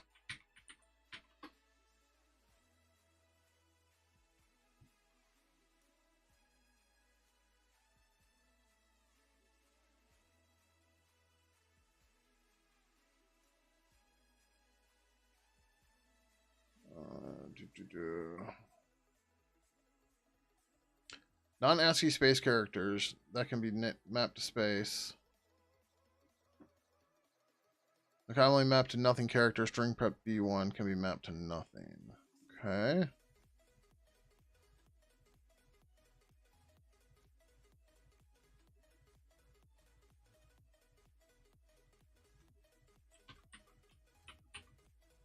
They don't mention the equals 2C or 3D here.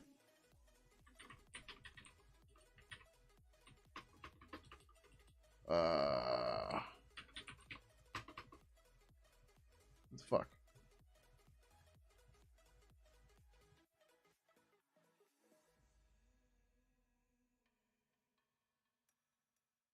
Find directional characters, unassigned code point examples.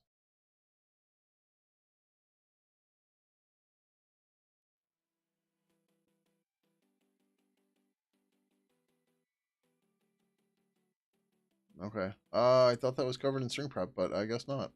Alright. No, this doesn't make sense.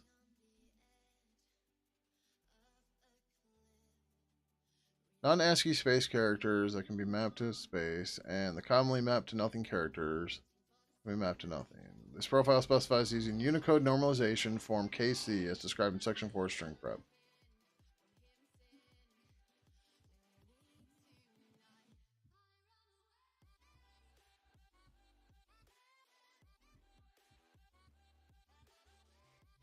So, comma and equals aren't... Okay, they're just escaped here, but they're not part of string prep. Convert a username to Sassel name, value, save character, choose you, and return an allocated copy. Okay, that's what it says. This is from 5802.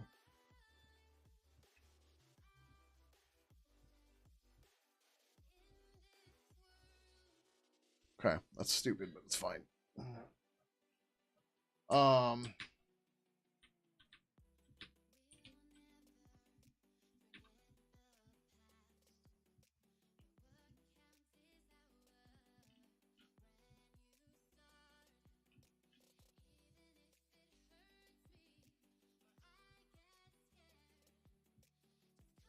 don't think I even have everything in here. We'll make sure the properties work, but we're not encoding or decoding. Oh, that's stupid.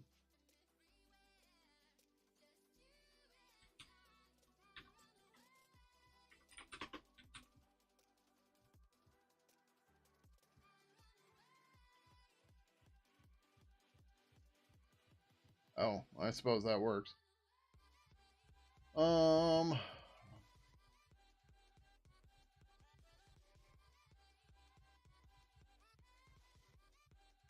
Is that just...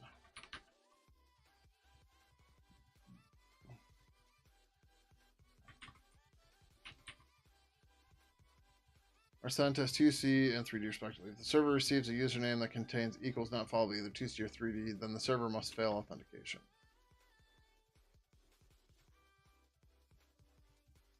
I don't know if this is used outside of Scram.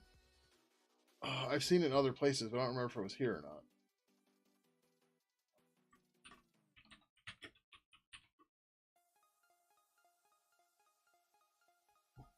This is fucking Google fuckery, or Bing, whatever, web search engine fuckery. That's 5802.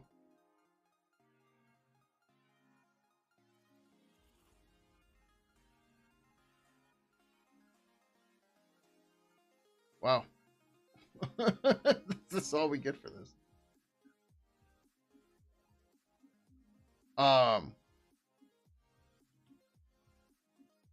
So I don't know that we need to make this a public function. Or maybe we do just for unit testing sake.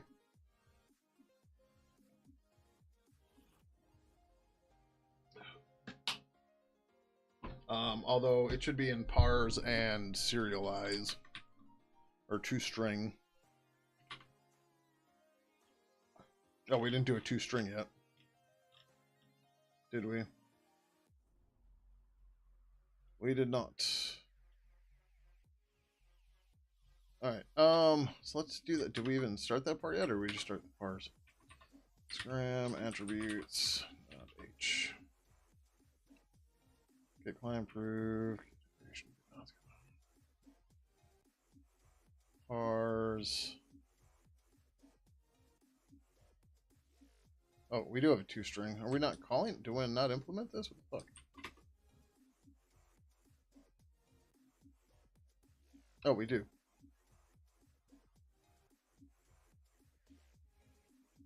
I don't see you in here though. Oh, username. All right. So here we should encode the username.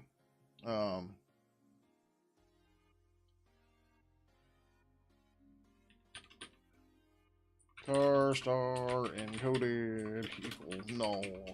Encoded equals hassle scram encode username. Attributes username coded G free coded.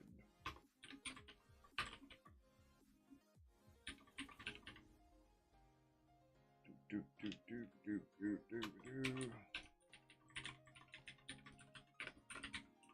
Helpers.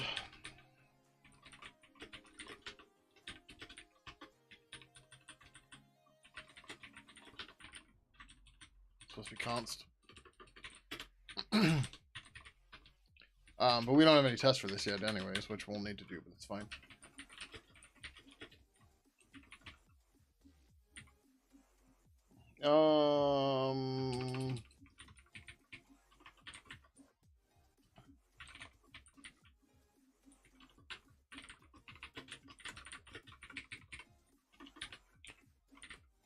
Return G string free and steal, I think is the right thing.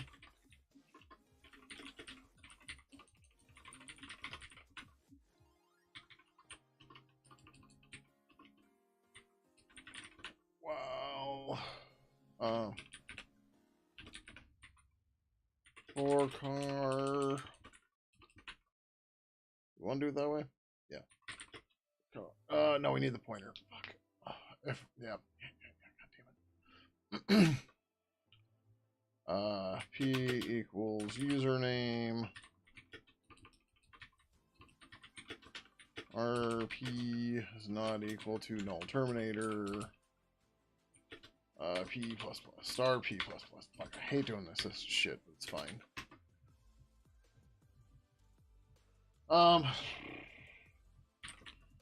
If star P equals sign.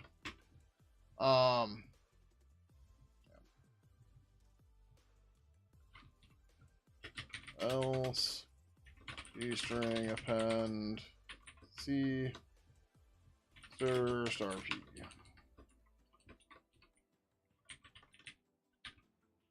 If star P plus 1 equals 2.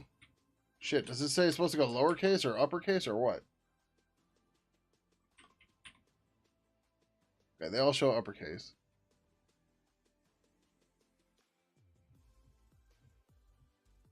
They show uppercase.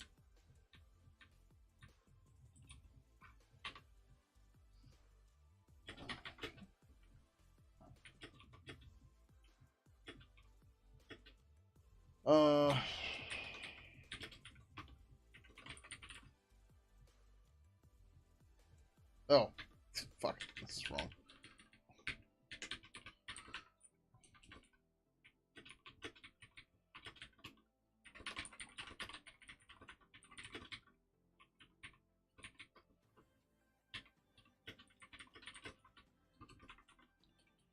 I suppose I could switch this, huh?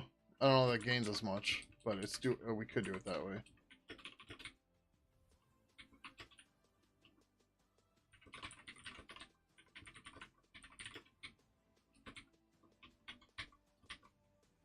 3D, right? 3D, 2C, yeah.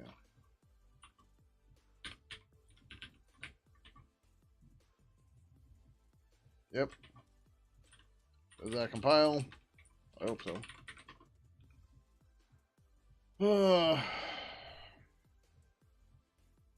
Oh, right. I just do P++. I don't dereference here.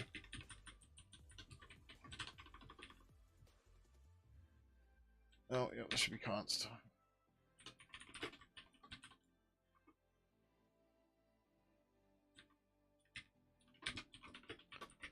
Iterate through the string, through the username, replace commas with equals to C and equals with 3D.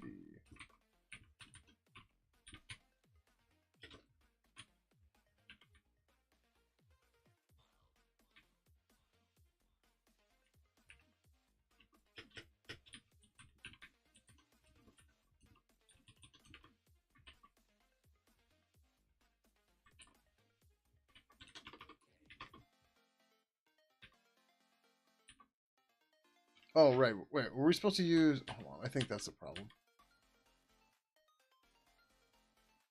Yeah.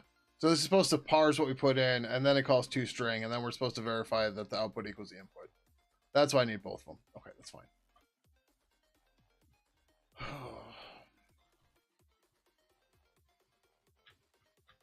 But yeah, when it comes to encoding and stuff, don't try to put that on the users. Only do it at the last second when you need to do it. Putting it on the users is shitty. Don't do that.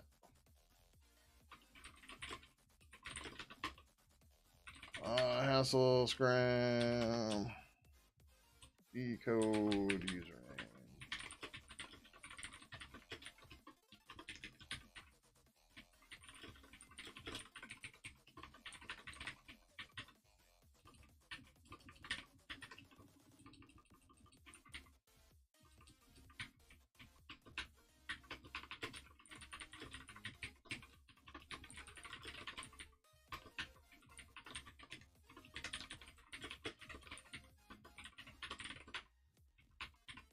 Using your search engine to find what hassle scram meant. Yeah, so hassle is our own scram library, or our own Sassel library. So you'd want to look for Sassel scram, but hassle is our library.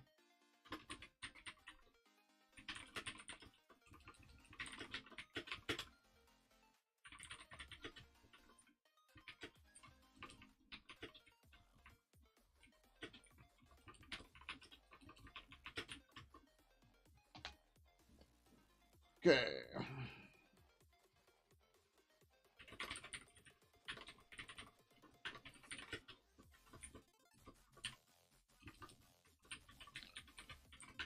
If star p equal sign, then do this. Otherwise, just append whatever the hell we have. Yeah, that's why you'd stumble upon it. Because it's ours.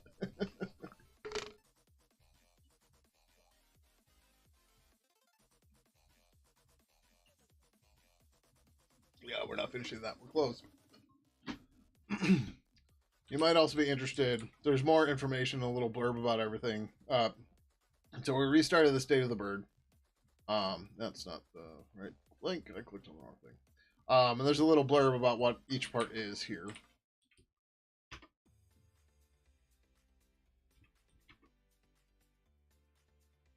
So,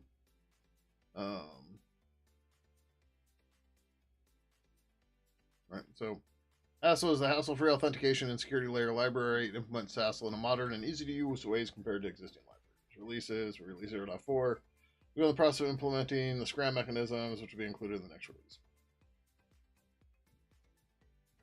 Oh, I thought I put links to all these, but I guess not. I didn't put links to any of them. All right, well, whatever. There's sections of them here in our discourse.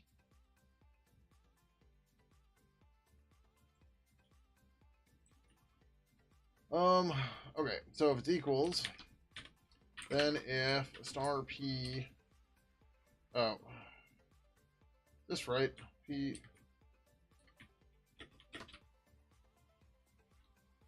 No, I need to do this then, right? Oh, I can do P1 equals 2 and P2 C, then G string append C, stir, comma, and say P plus equals 3. Else if P1 equals 3 and P2 equals D, G string append C stir equals P plus equals should be plus equals 2. We're already gonna get a plus 1 when we go from here, so yeah. We could rewrite this a little bit to make this a little bit easier to read. We instead said if star P is not equal to equal sign, then G string append C, continue, and then we can outdent this, delete this, delete this. Right, this should be the common case. This should be the uncommon case. We should be fine. Okay, those look roughly right. Don't compile because I fucked up. Oh, because I missed the P there.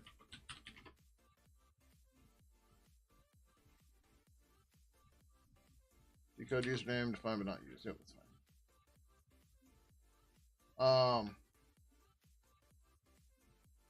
Oh, right.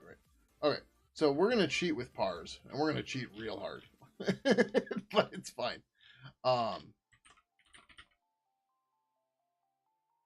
We're gonna make the assumption that the server gave us everything in the right order, for better or worse.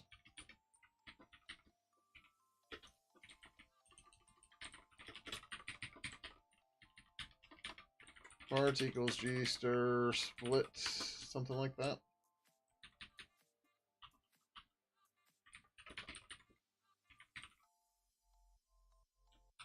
G stir split, stir, comma. All right, is this? Yeah. Comma. Max tokens is -1 to split everything, right? All right, we can say 0. If it's less than 1, let's split it completely at 0. Okay.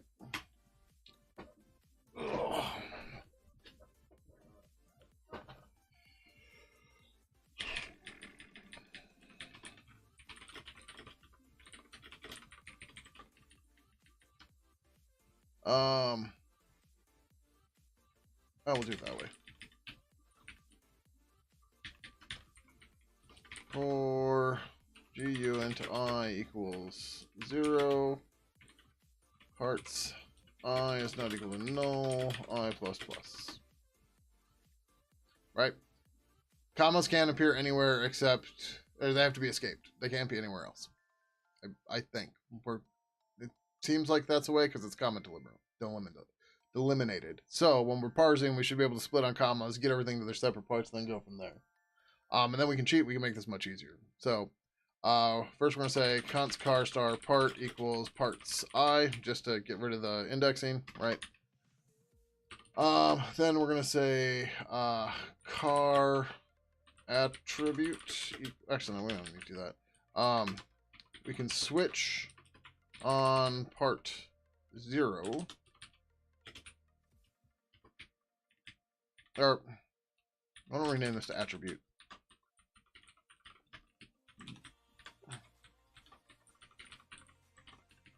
Right? So, this is where it gets to be fun. So, case A. Right? Oh, we have to check the length of all these, though. Fucking shit.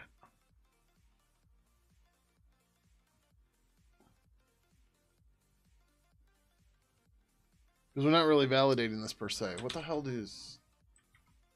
Like, I have the code open. We might as well take a peek. What do they do?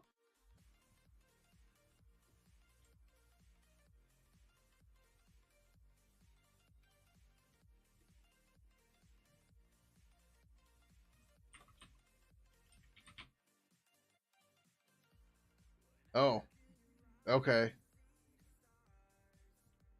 Okay, so they don't use a switch, which is fine.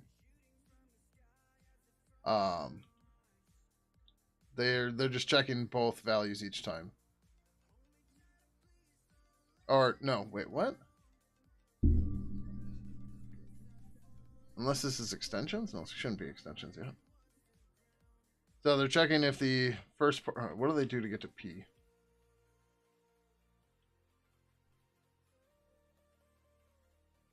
If car star P, where's P equals? P equals the input buff. Okay. So they're just reading through the buffer. Wait, then they switch on zero. Okay, no, they switch on this. Because they're doing the bind flags right away. We're not doing that part, so we can ignore that. We have something else that does that for us. All right, then they're looking if they have a comma. If they don't, they get an error. Then they check if it's A equals. And then they stir car to that.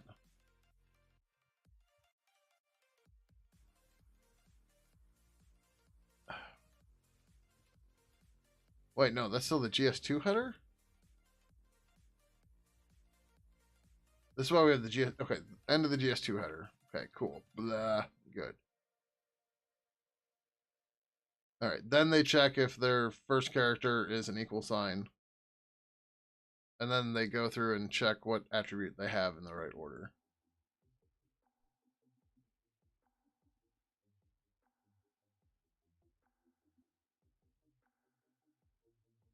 That's weird, but okay.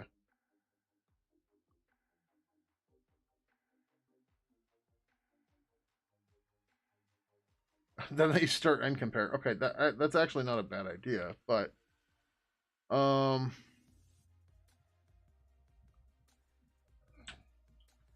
string parsing, man. Sucks.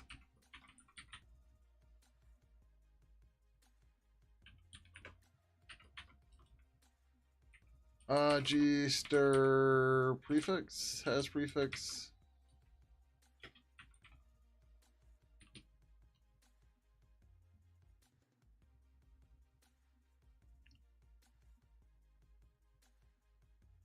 Oh,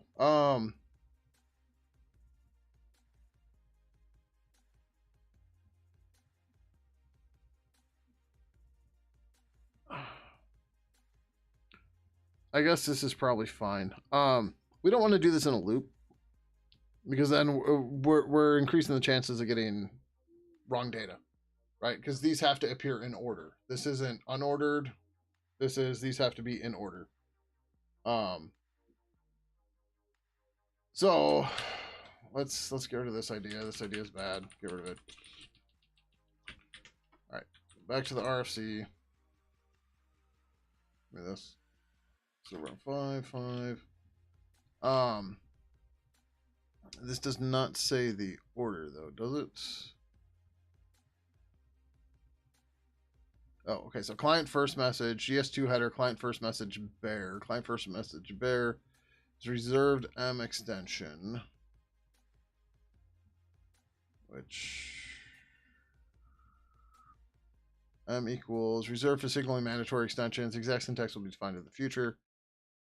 Okay. I don't think we have to worry about that because we're not setting that. Then the username. And username is defined as N equals. Yeah. The problem is we're parsing multiples of these at once, but it should be fine. I think. Oh boy. I wish they had more examples.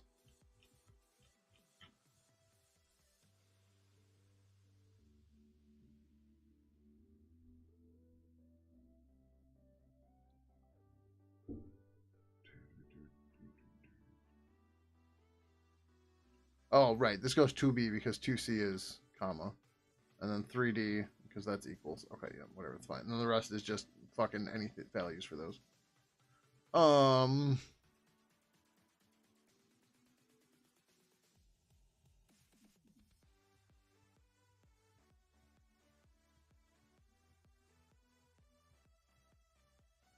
All right, I guess we can just start with the has prefix. The real question is the order.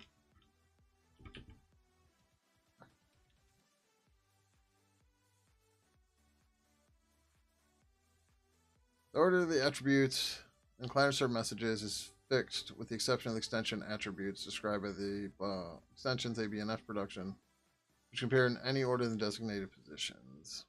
Okay. This is the order then? A, N, M, R, M.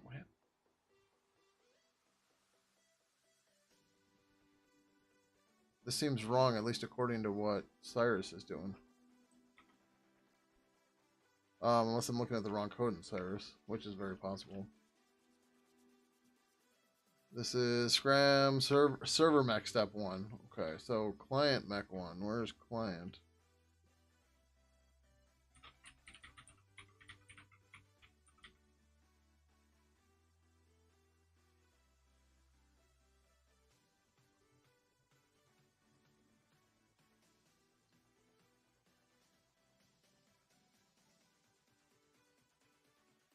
This is building values, blah, blah, blah, blah, blah.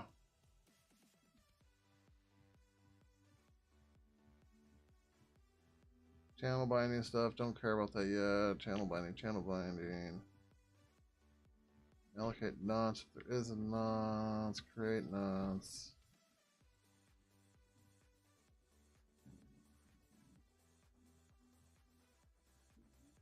So they build a buffer for this. But they do PANR. That doesn't seem to jive here.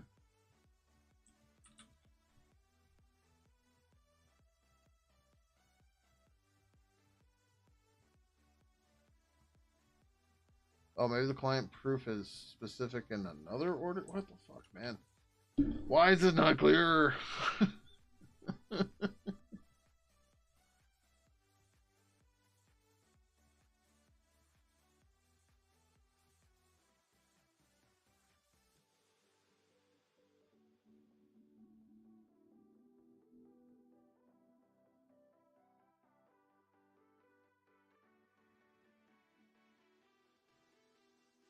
Channel binding, say channel binding. Okay, so that's the GS2 header. Then they write the GS2 header into the output buffer. And then they write the username and R, which is the nonce, I think.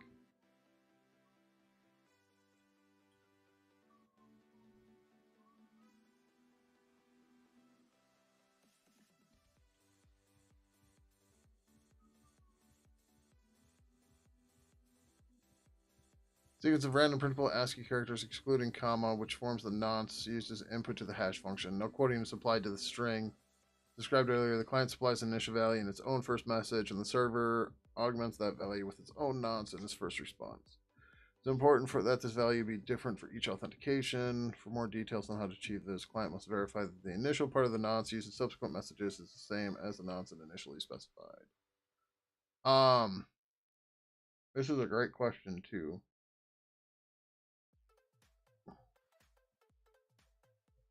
We should maybe do part of this on top of this to like automatically do the nonce. Ugh, fucking hell.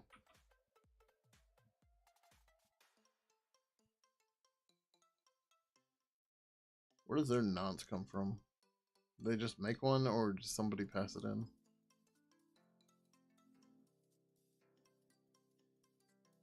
Text nonce.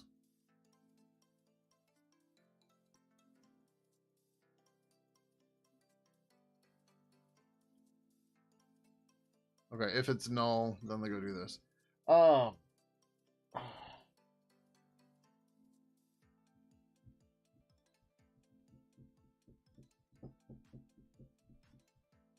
I wish this was more clear about the order.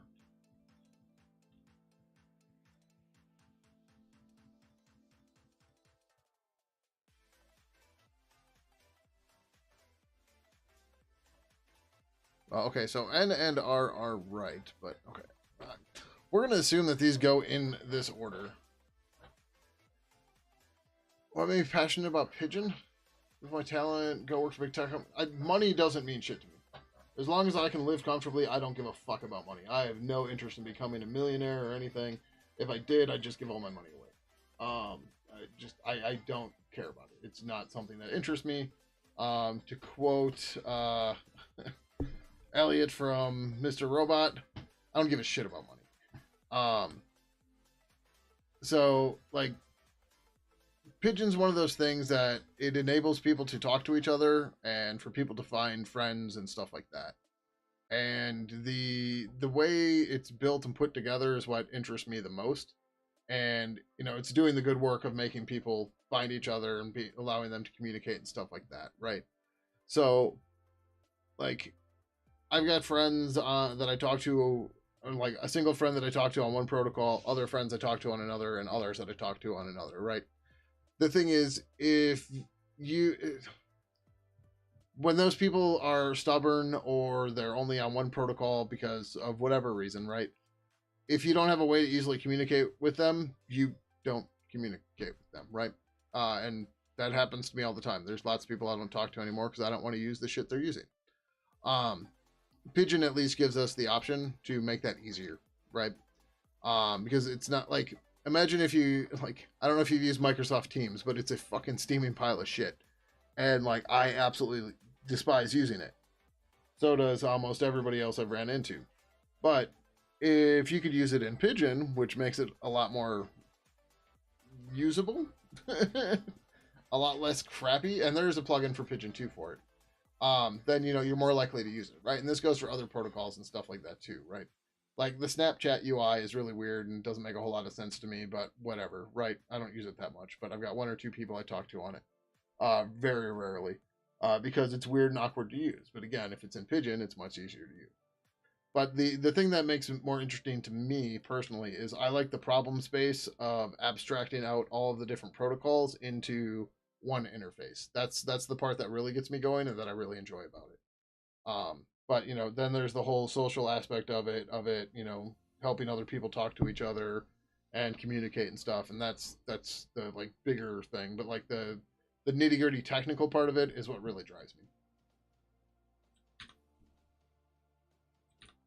But like, oh, let's disrupt juicers and make a $400 juice machine that cost $40 for a juice packet. Yeah, no, I have no interest in that fucking tech bro bullshit. Basically, how can we steal money from people today? No, I'm good. All right, so we need cons car star. I guess we'll say index, sure.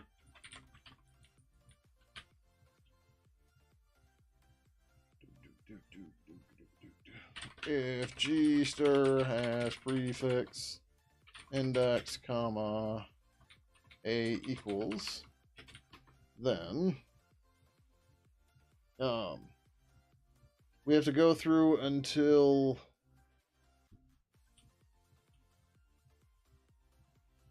so a, what does it say for a? First, actually, let's look at the actual syntax. So auth ZID. Oh, I thought it was in here. There it is. Okay, it is a Sassel name. So there shouldn't be a comma. So I don't think there's a gstir car. No.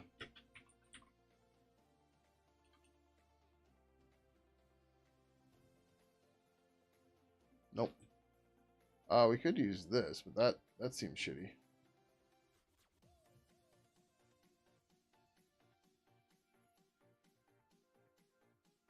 What's the alternate?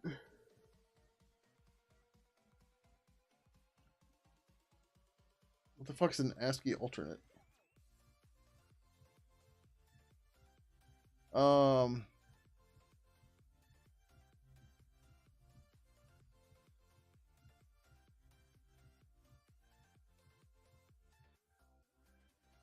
okay. Interesting. I just said I'm not a tech bro, and then you called me bro. What the fuck? Do I give off bro vibes? I don't think so.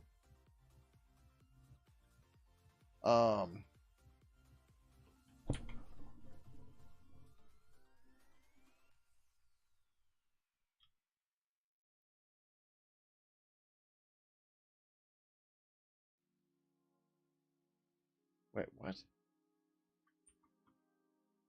Oh, okay, hold on. No, yeah, that's not.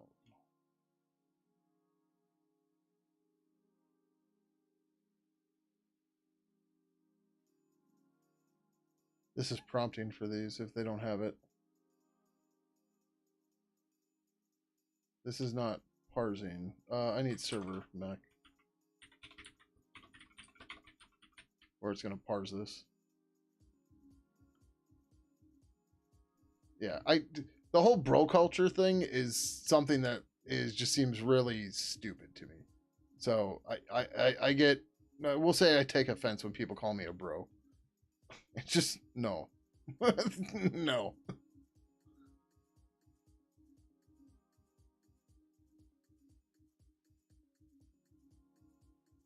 Okay, yeah, they're just using stir car. There's not stir and car, is there? I don't think there is. It's been so long. Okay, the stir car. Okay, so stir car function returns a pointer to the first occurrence of the character C in the string S. Okay.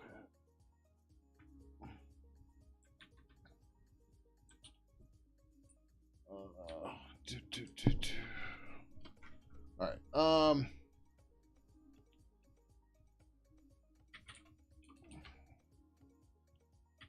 Encoded equals stir car index plus 2 comma, right? It's this pointer. Oh, it's been so long. All right, and then the character I'm looking for is comma. Oh no, that's this is the end.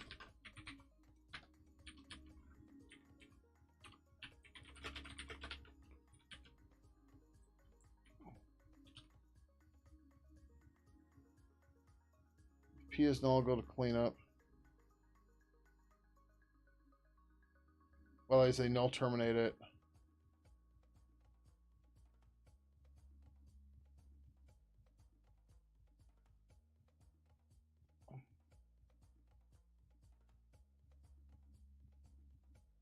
Okay, hold on. Wait, what? We're still in GS2 header, son of a bitch.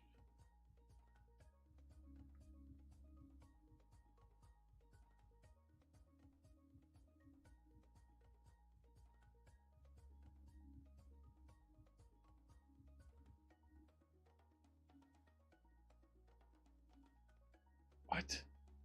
They don't do anything with this.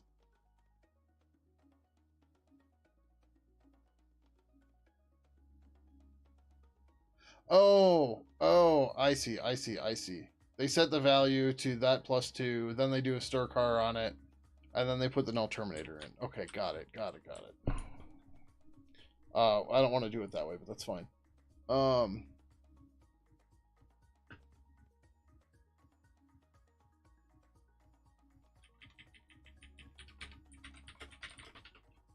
Keep doing this like a dummy.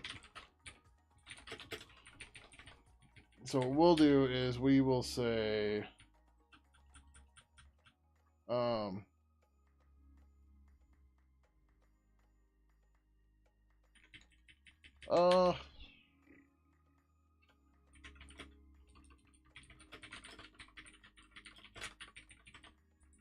so we are going to say value equals index plus 2.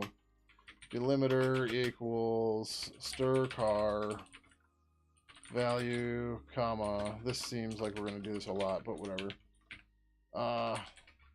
If delimiter not equal to null, then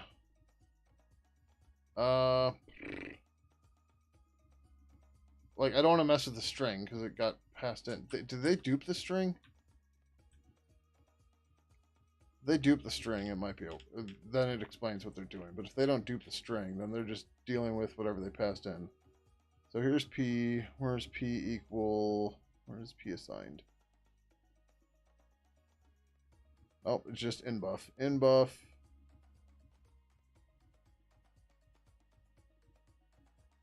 They mem copy client in into. Okay, so they're building their own string here. But in, they malloc the client in length and then go from there. Okay. Right, that's fine.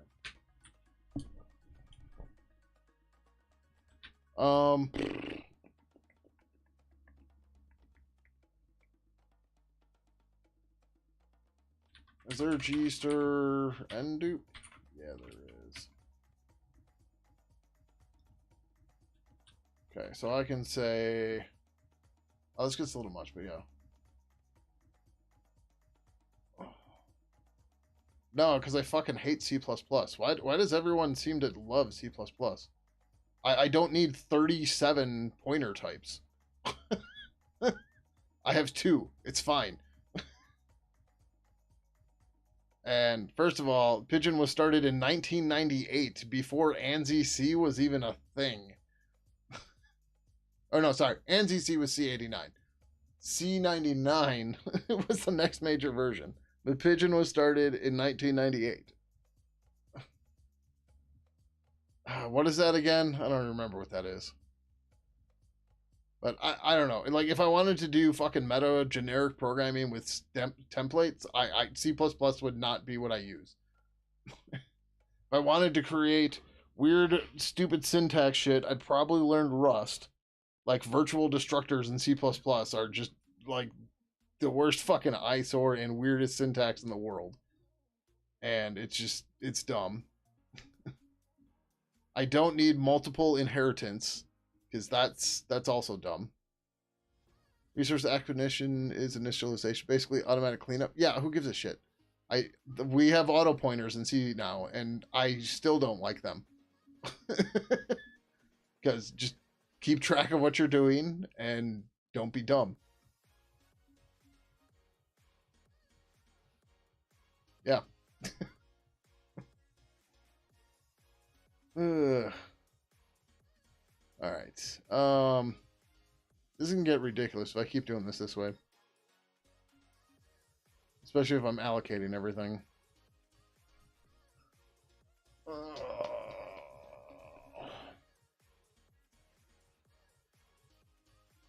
But also, C++ also has a really bad ABI problem, and I don't want to recompile my shit every fucking day just because they decided to change something again. Like, look at the Qt libraries. I have to rebuild K-Wallet's. What is K-Wallet's So version up to now today? I don't even know what the library name is.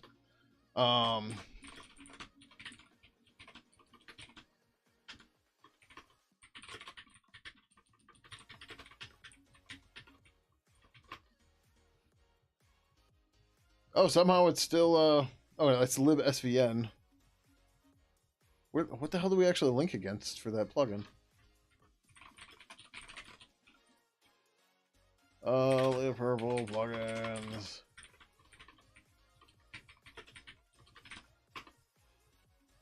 Jesus, that pulls in a lot. Oh, KF6 wallet. I didn't get the casing right.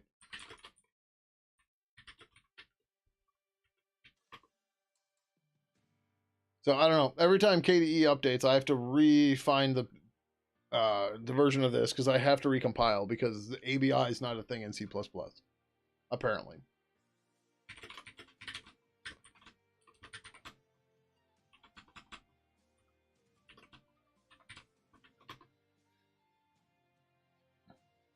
Yeah. I don't know the specifics or what, but every time KDE updates or the Foundation libraries update with K-Wallet, I have to relook at system dependencies so it can get the right or so it'll compile and it'll find the library. So I don't know if the last one was 12, 11, 10, and all the way down, but yeah. Who the fuck uses autoconf in 2025? And it's not a matter of finding it. It's so we use Mason as our build system because we're a modern project. And it caches stuff like this that should be fine and shouldn't change on the system. So you don't have to run it and check it every time you regenerate the build system. So what'll end up happening is I go to try to build and it fails because the distro changed out from underneath it. There's no way to invalidate the cache. Therefore, I have to tell it to recheck the cache. But my point is, it should there should be ABI, application binary interface, where like this should work, but they keep changing the SO version of the library so it breaks. And then it can't work anymore. And then I have to go find and configure the new one, and it's stupid.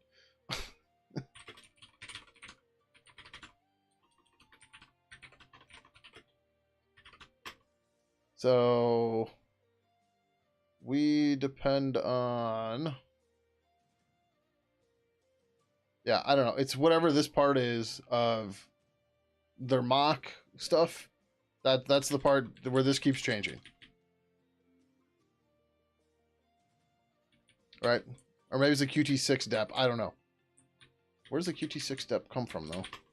It's got to be at the top level. All right, that's not top level.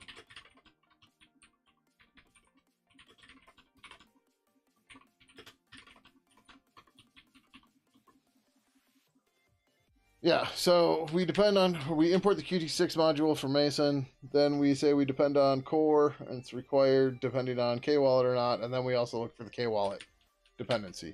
And this is what fails all the time.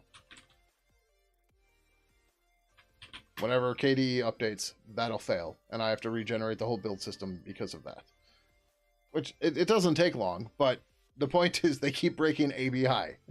Like, I never have to do that when GTK updates. That's a C library, right? Just, it's fine. It doesn't matter. Doesn't care.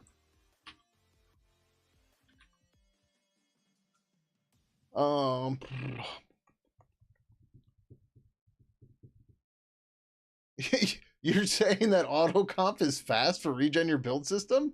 Wow. Okay. Like, Mason's super fast at this. The problem is that it does that by caching. And the cache gets invalidated, but doesn't know. But 1, 2, 3, 4, whatever. So that just did 1, 2, 3, 4, 5, 6, 7, 8 projects. It just configured. Was that fast enough for you?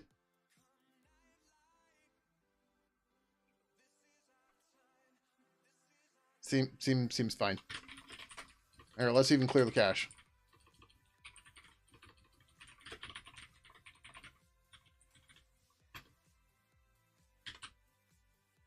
Is it this? Okay, now I cleared the cache. It's going to have to check everything now. Maybe I should run it through time. Nope, KDE stuff took a second. And... okay, a little bit longer than expected. Done.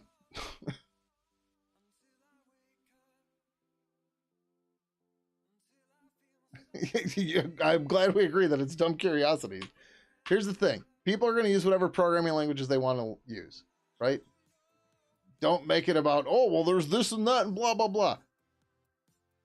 99% of the time, that the person does not care about it. Like, you're not going to sway their opinion like, well, you know, if you use C++ 23, I don't remember what the last C++ standard version was, you could save all this extra code. Like, yeah, and then I have to learn it. I have to make sure all my tooling supports it. I have to do, or I can just keep doing what the fuck I'm doing and not have to worry about it. That's the trick right there.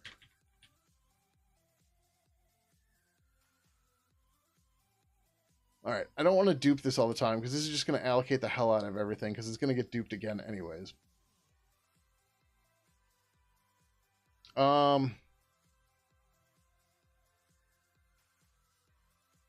I think the answer is I make a copy of the string once. I think that's the answer.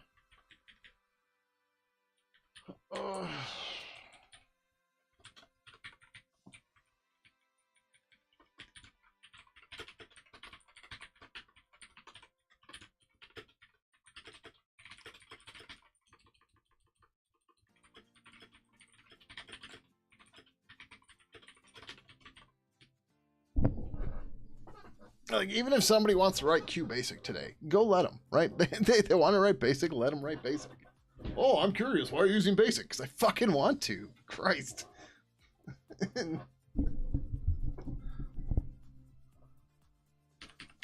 I'm curious. Why did you cut your hair that way? Because I wanted to. I don't know why everyone thinks, like, when it comes to tech stuff, like, you have to defend your choices. It's called personal preference. Let it go.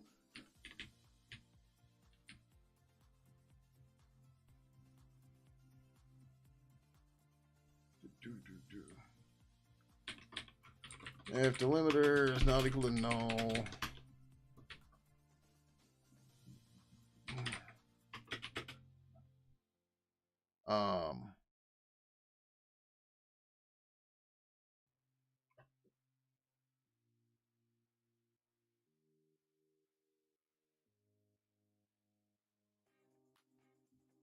we can just do it this way. We don't need the delimiter value.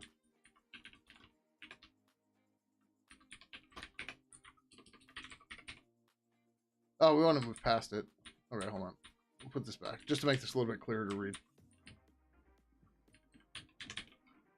Star delimiter equals null terminator, and then index equals delimiter plus 1. This is a little annoying, but it's okay. But then, God, this is gonna get so verbose for all these properties.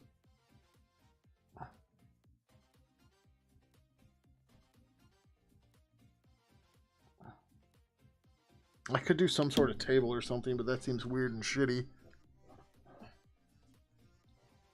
What do they do again here? They just walk through the whole thing, right? They get all their values.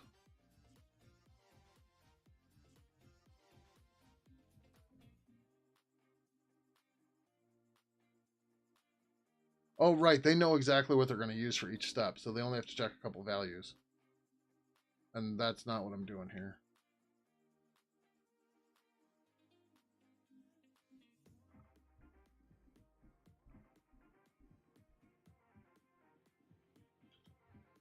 Yeah, that's dumb.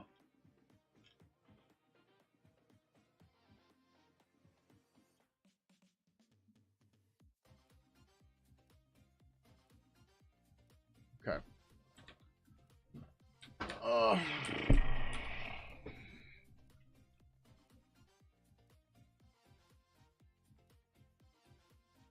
Starts with A plus, we move to, we find the comma. If we got a comma, make it a null terminator. If we don't find the comma, we should error out.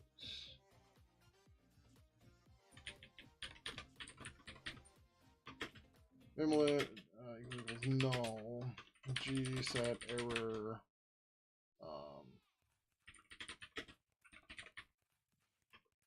Do I have an error for this? I think I do. I don't know. I do. I did not build an error for it yet, though. Stupid.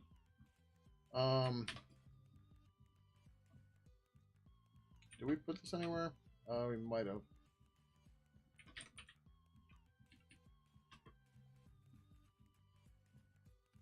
Nope.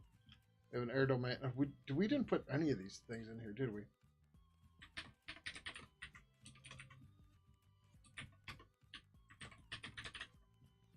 All right, hold on.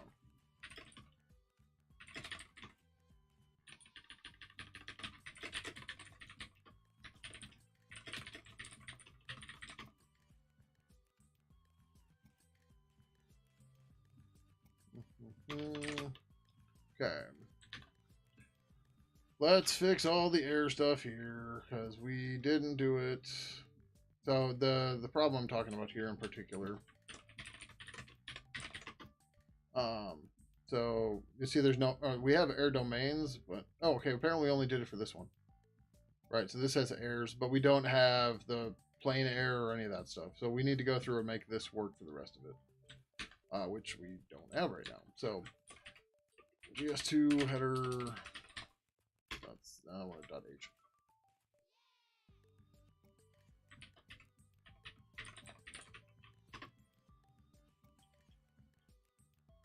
Okay, yep. Okay, what test mechanism? Hassle mechanism plane. Hassle mechanism plane error. Syntax of this gets a little different. Oh, I named it domain still? We should change it to error. That's okay. Oh, no, okay, wait. Are we still using this anywhere? Fuck. Okay, so we we didn't fix that air domain either. Lovely. Good times. Good times.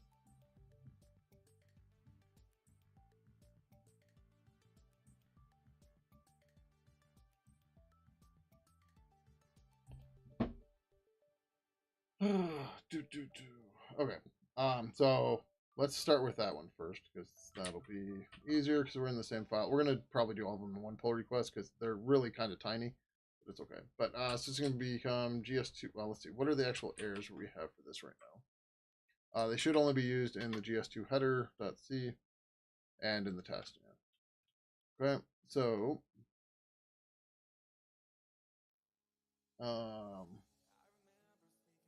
so GS2 header error. Hassle GS2 header air.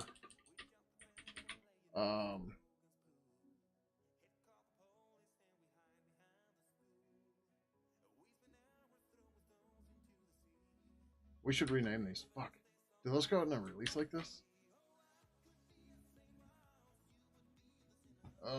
Or no, that's the, okay, hold on. Where's the errors?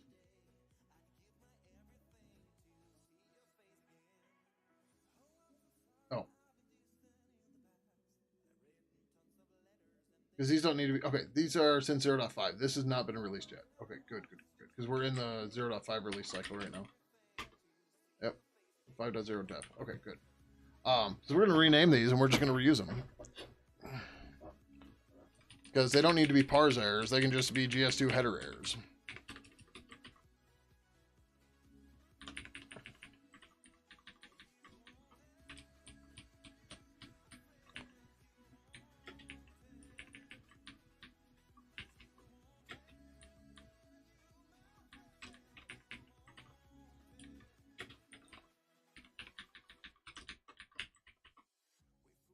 Error codes returned from GS2 headers. Or returned for GS2 headers. Sure. Okay. Which also means we can get rid of that. This just becomes error.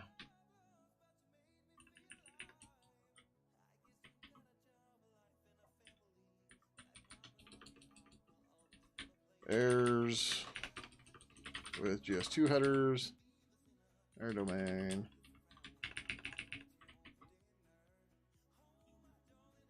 I know C++ would free my memory for me. Okay, don't care.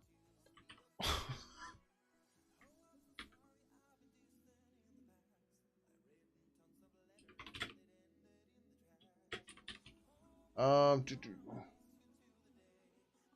was it? Error. CB name not specified.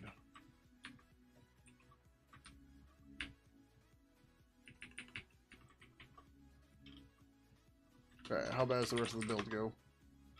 Yay! Let's go. 69. Alright, what? Oh, it's still header parser.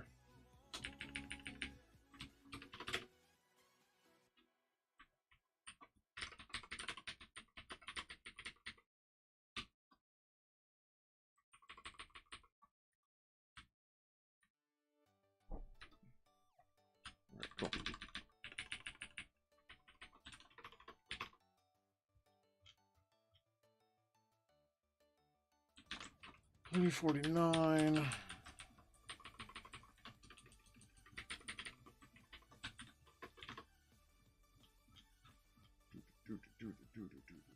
Out in the test.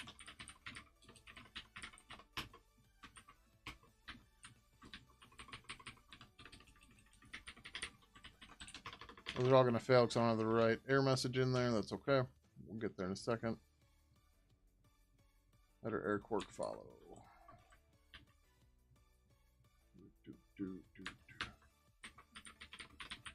Oh, nope. That's going to be...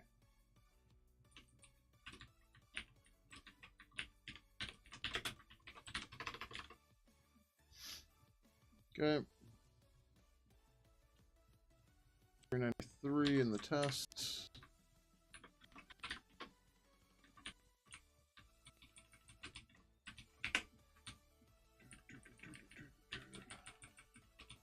What am I doing?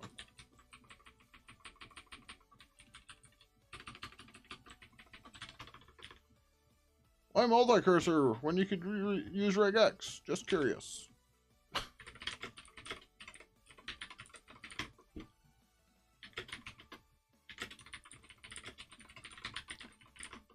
All right, so the tests are passing because all of the other ones, they still have an error code of 0, and we need to go back and fix those.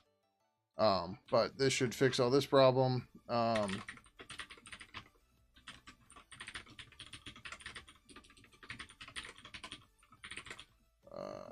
Build. This is hassle build, hassle reference, hassle index.html. Error domains. Now it's just GS2 header error instead of parse error, right? Over here, it's parse error, right? That's getting swapped out for header error. Good, good, good. All right, so G set error. That one's fine. That one's fine. Fine. Nope, not fine. Channel binding contains invalid characters.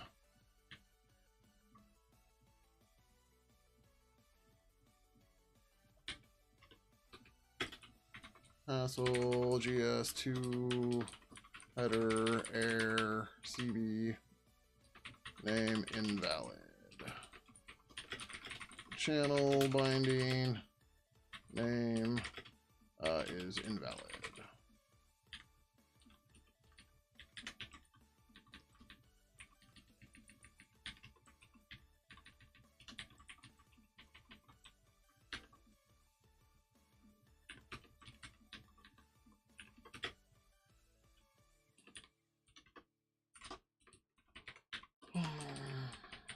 GS2 header error CB name invalid.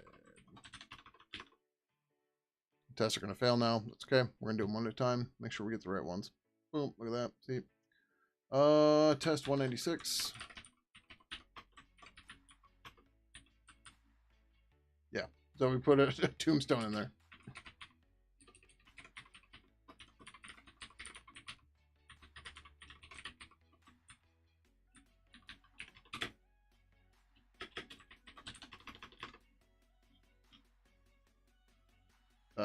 Oh, I missed the error.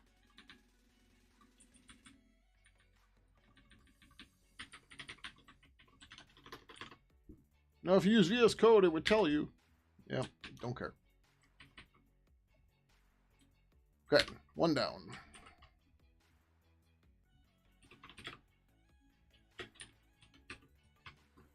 Asshole GS2 header error or CB name unknown. CB name unknown.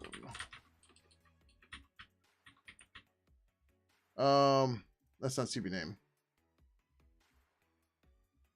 This is channel binding. We'll do CB unknown, I guess.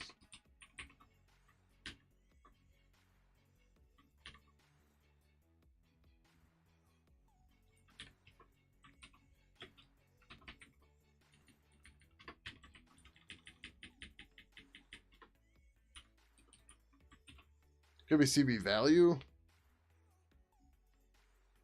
What do they call it in the spec? GS2 RFC. Oh, Okay, I didn't realize it's 5801.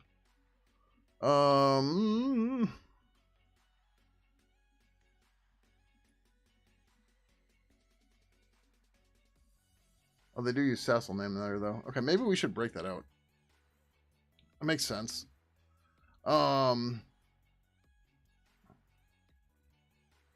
Non-standard flag, CB name, that's fine.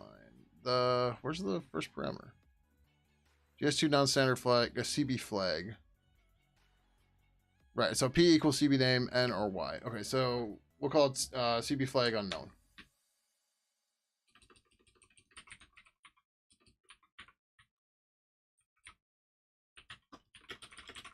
Channel binding flag value is unknown.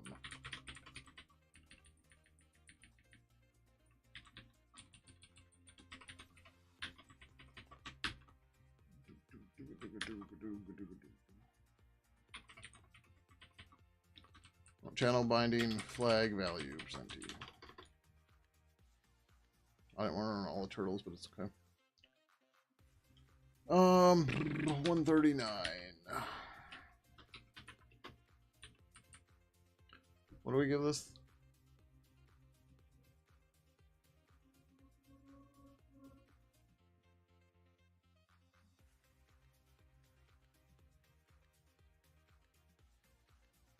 Header to string, channel binding client supported name required. Okay, so we're making sure that the name is required. That's fine.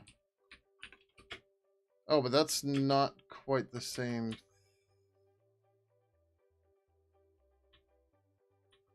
Wait, what? Hold on.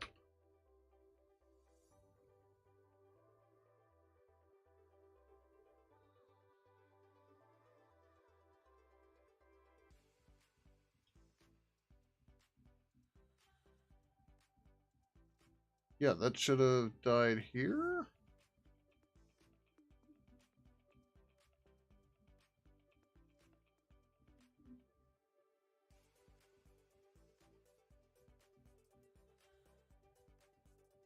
What?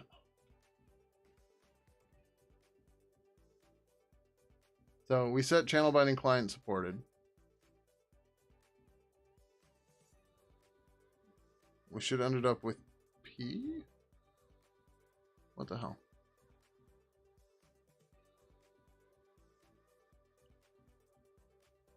Channel binding client supported. But we didn't set the CB name, which we should have gotten. We should have hit this case up here.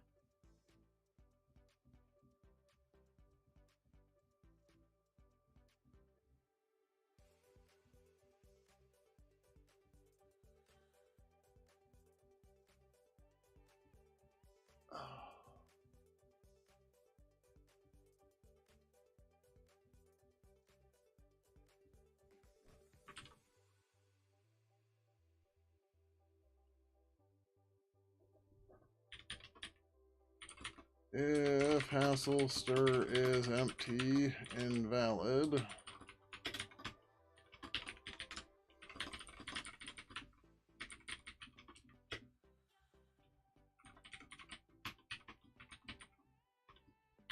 CB name not specified.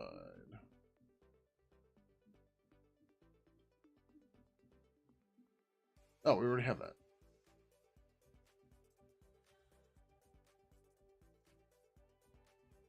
What?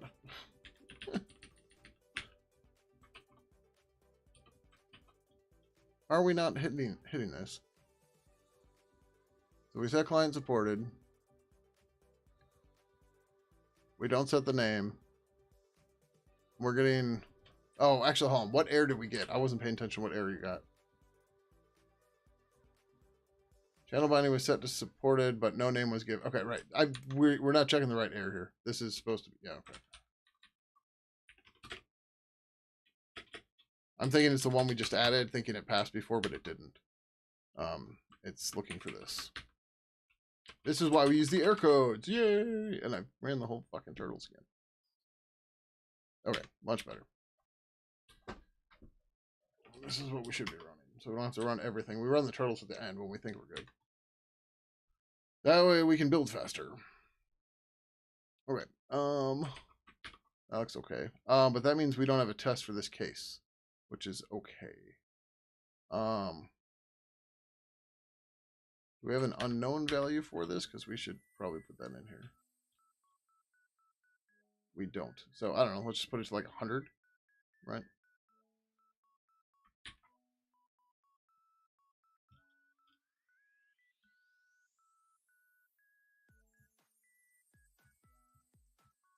Or whatever. We'll leave it for now.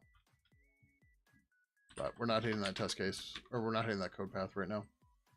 That's something for coverage to check later, which we should do more of that.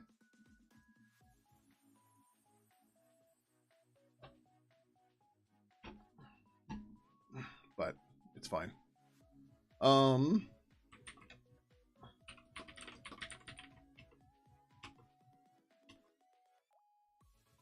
Okay.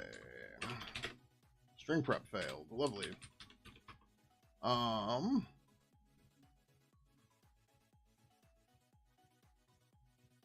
This is... I guess we can just make a string prep failed one. It's fine.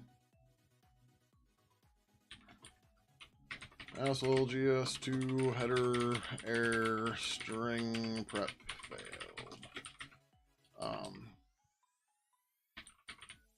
String prep failed. Sure. Like it doesn't have to get too crazy or anything.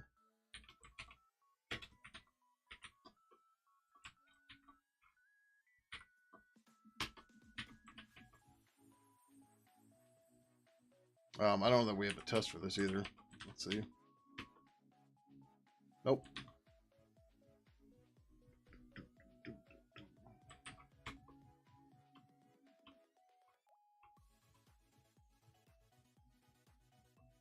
Okay, so we know we're missing both of those. That's stupid. That's okay. Dang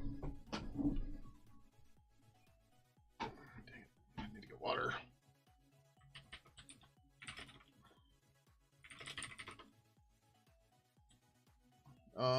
Where's the string prep failed? Well, this function is two. Okay, so two string unknown channel binding.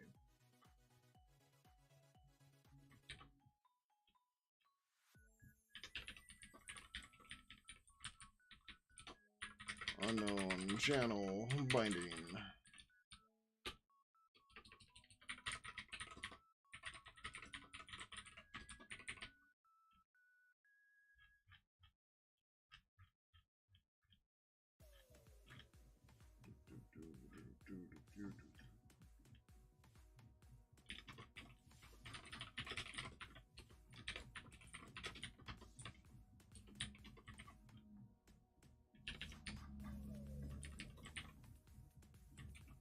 Oops.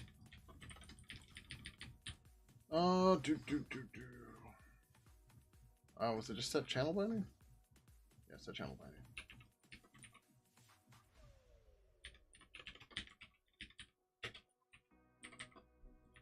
That should be fine.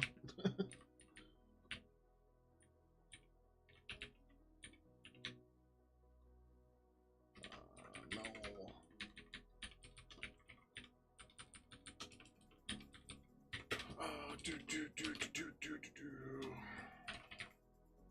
Header. Oop.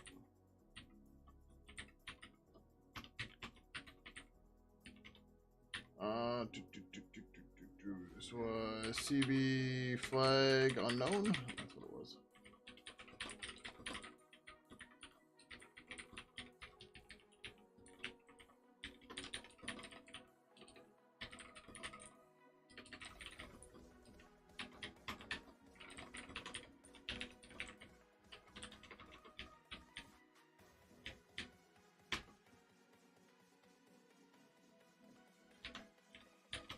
As always, gassert not reached to make sure we actually got called to the end. Good.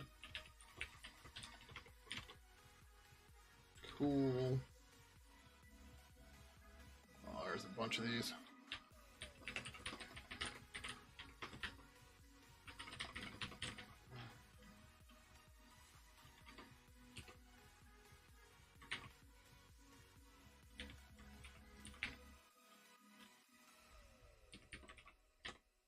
am I doing?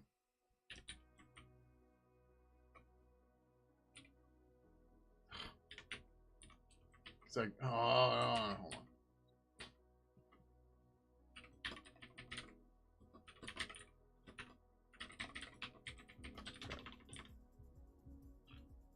Good, good, good. I copied the whole line, so when I pasted it in the multi-cursor, the whole line wasn't selected, and that's what messed everything up. So I could have went through and rebuilt the line and then reselected everything, but just undoing and then redoing the multi-cursor, then it was fine. So G clear object. Right, it's just, it doesn't exist anymore. It's gone.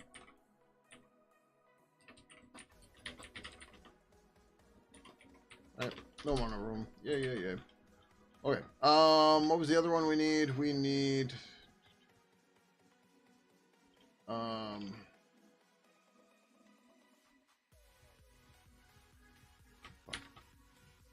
there was this one.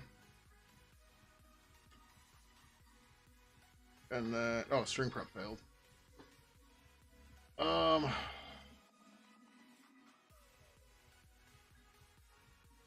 don't know how string prep's gonna fail here if we already verify the user. Wait, hold on. Does GS2 really only string prep the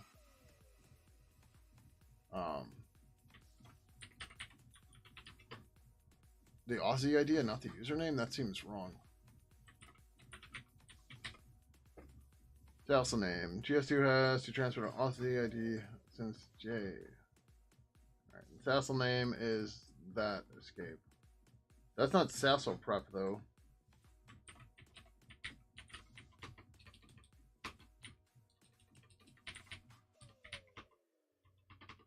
Yeah, there's no mention of Sassel prep in here at all. Okay.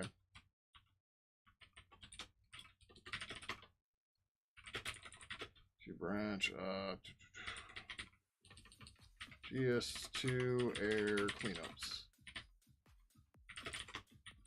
Clean up the air domain and enums for GS2 headers.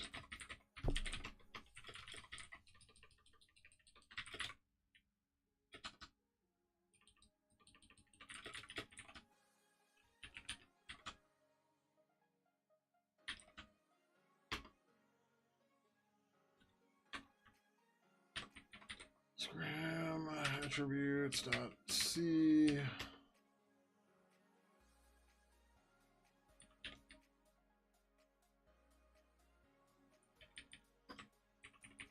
I don't know where we're going to put these yet, but these are going to go into their own file. Because we need it for GS2 and we need it for Scram.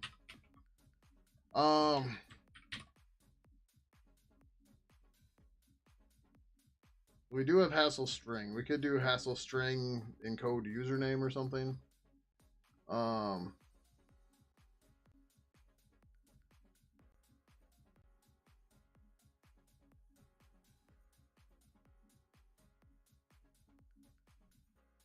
But they all call it a Sassel name.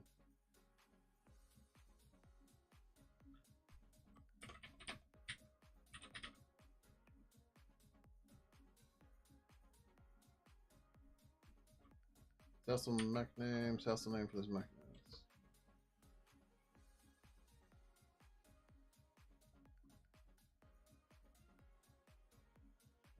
Require mech for Sassel name. This allows the Sassel client to more efficiently identify which GSS API mechanism. Something. We're not specifying much of this.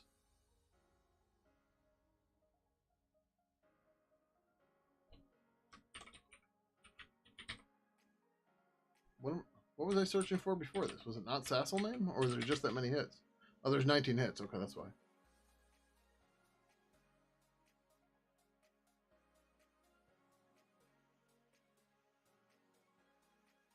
I guess we'll just make Sassel name the function name, or the file name. And then we'll add an encode and a decode. And then we can build some unit tests around it. Not that they're going to be super complicated or anything, but... we should probably have errors, though, too.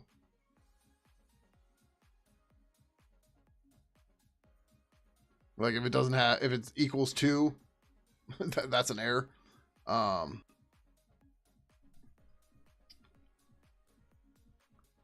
is that an error?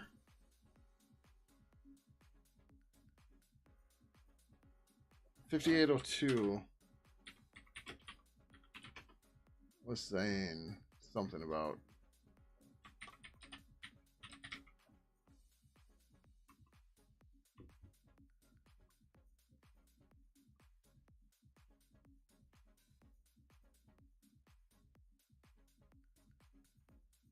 Okay, this says they're supposed to use. This isn't nothing, and the other one says Sassel Prep.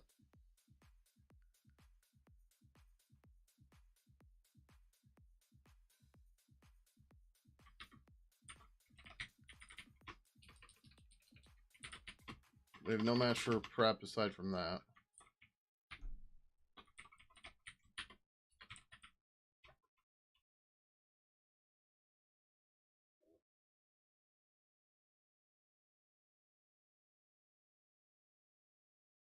Okay, yeah, I mean, there's nothing there about Sassel Prep or String Prep at all, so that should be fine.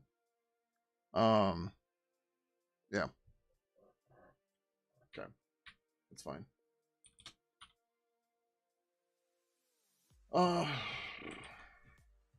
Sassel name.c.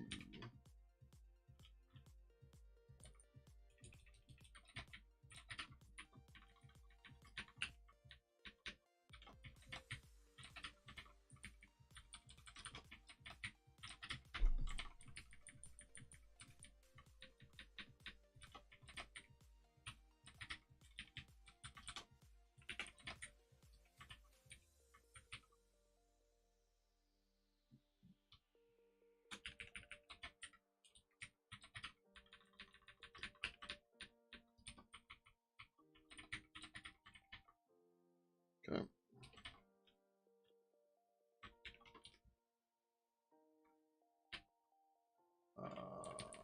Just give me any other .c file.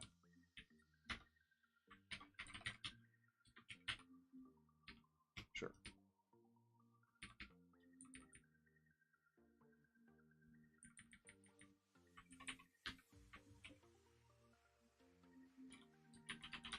I've only been working on Hassel for 2 years. That seems short.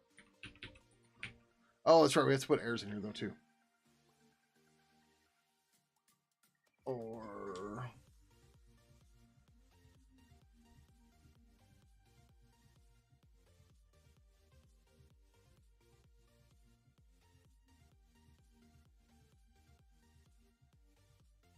maybe not.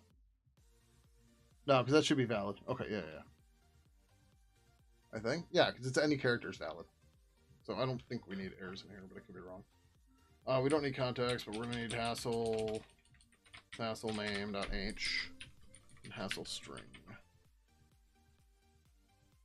Right, because we are using Hassel string. Okay. Context.h.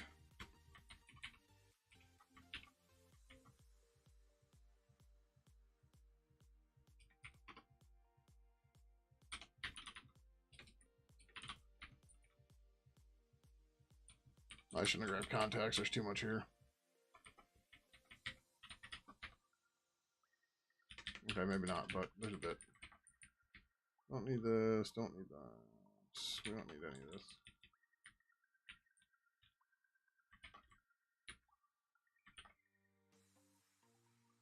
These aren't static anymore. I forgot this. Doo-ba-doo-ba-doo-ba-doo-ba-doo-ba-doo.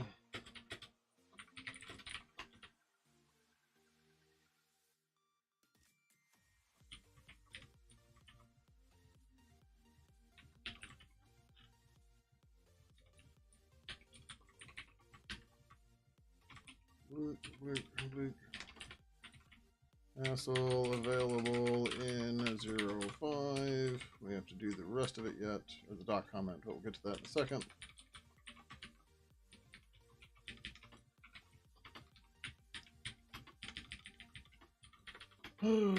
Hassel, Sassel name encode. Sassel name. The name to encode. Encodes the given Sassel name. Encoding replaces commas with equals to C and equals with equals 3D. Returns transfer full the encoded string. Since 0.5.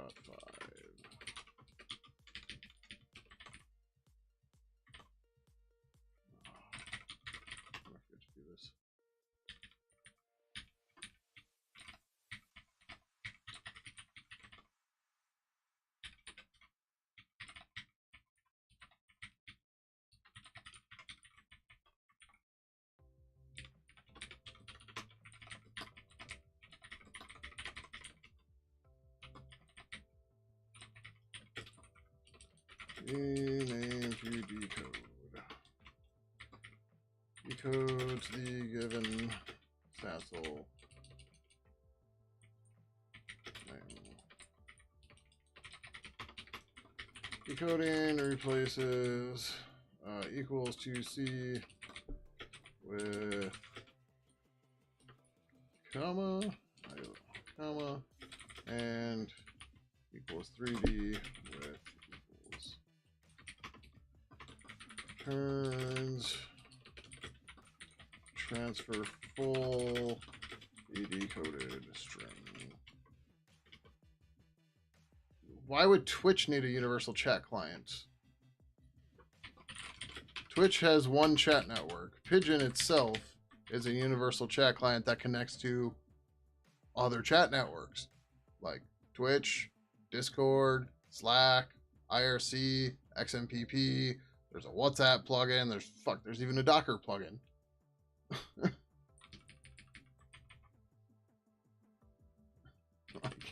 What would a universal chat client do with a single protocol, a single chat network? Nothing. That would just be a one protocol specific client.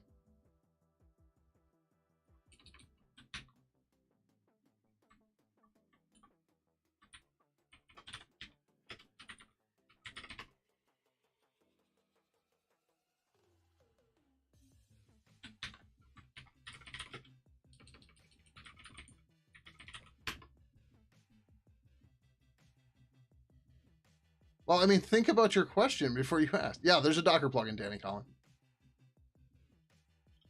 Like you either don't know what a universal chat client is, which, okay, ask what a universal chat client is. But why would you think it has anything to do with Twitch other than I am just streaming on Twitch? Like, when somebody builds a video game on Twitch, you're like, do you think Twitch needs this video game? Right? Well, I don't know, maybe. When somebody's doing crafting, oh, does Twitch need this scarf? I don't know.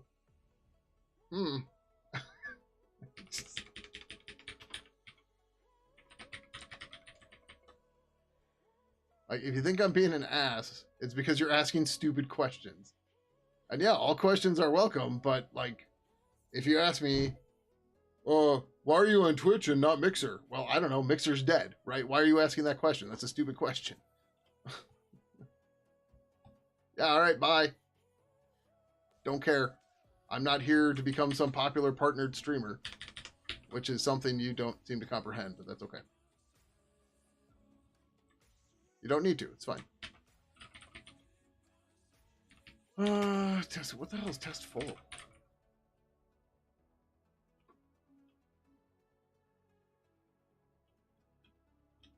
Oh, okay. Whatever.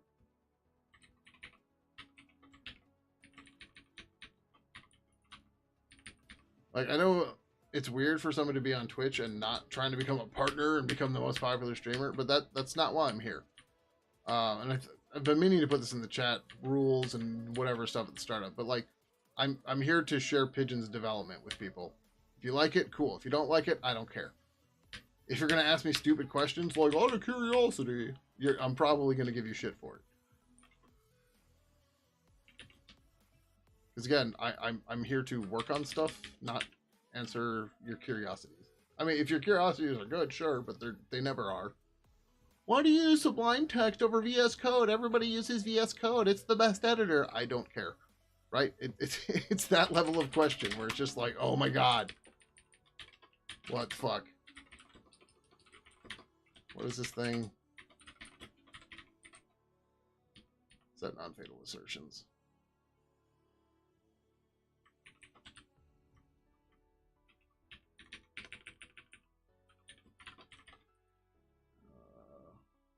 Sassel name.c. Ed is the best editor? Yeah, great. You like Ed? Sweet. I don't care. Right? It has no bearing on me whatsoever.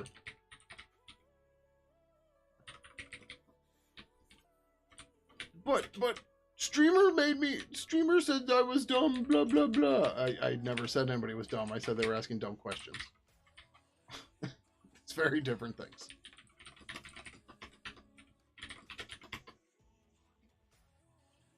Like, man, if somebody wants to take a magnet to a hard drive to edit files, that's fucking great. I don't care, right? It's just like, have fun. Knock yourself out.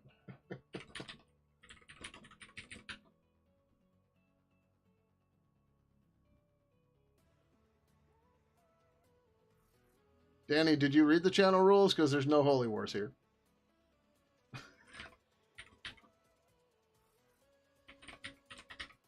And nowadays, everybody uses VS Code anyways. So Vim vs. Emacs is dead because VS Code killed it.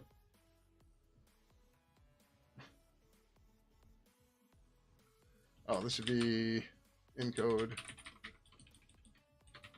Like, do you hear how stupid that sounds? That's what people sound like when they get into these stupid arguments. It's like, just, don't you have anything better to do?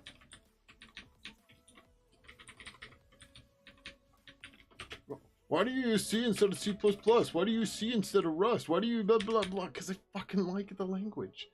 This isn't that hard. Right? Like...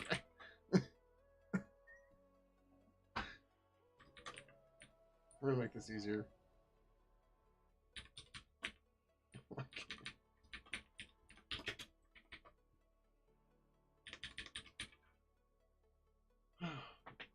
Cool, you can go. Big deal. Yeah. So, sitting around, I'm gonna guess I've been working on this project that longer than you're alive, which is probably why I'm being indignant about your stupid question. And why you're getting such a stick up your butt about it. For reference, I've been working on this project for 22 years.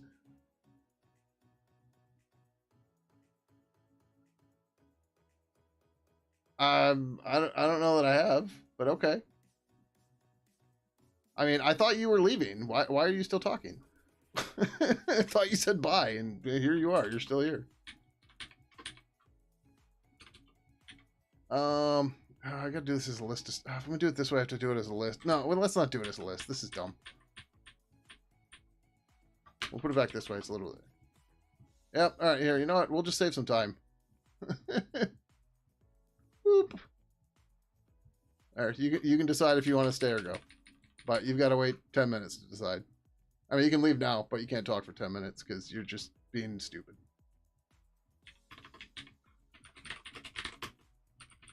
Task name in code empty void car star encoded equals null encoded equals hassle name in code empty string gassert compare stir. I think we made this not fail. I don't remember. Does anybody remember? Clear pointer.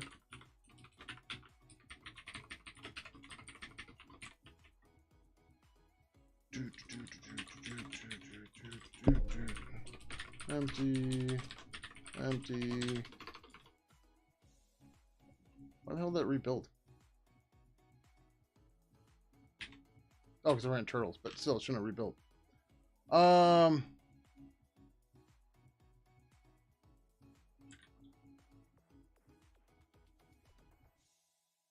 we shouldn't have returned null.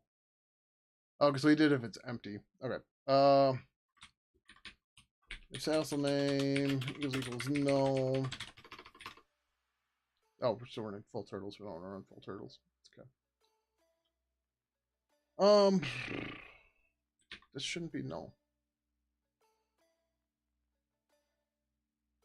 Like when we pass a null, we should get null, but for empty string, we shouldn't. 35.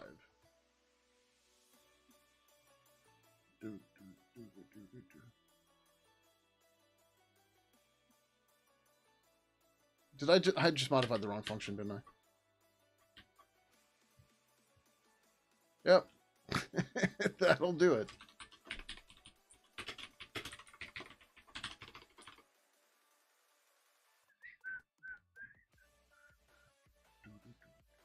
Okay. Good.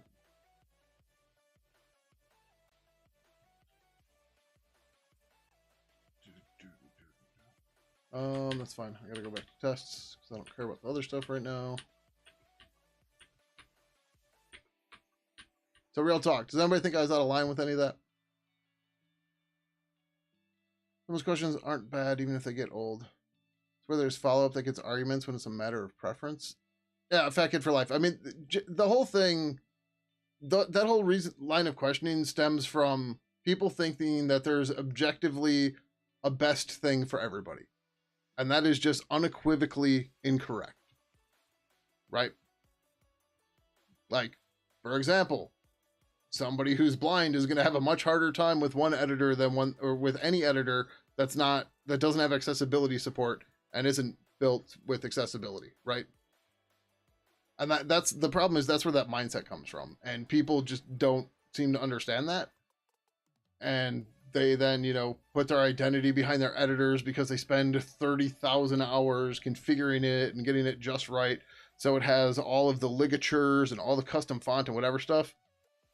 In the meantime, they're not doing anything to, or maybe not doing anything, but that's all time they could be putting into writing code and getting better at writing code, right? Like ligatures doesn't let you write better code.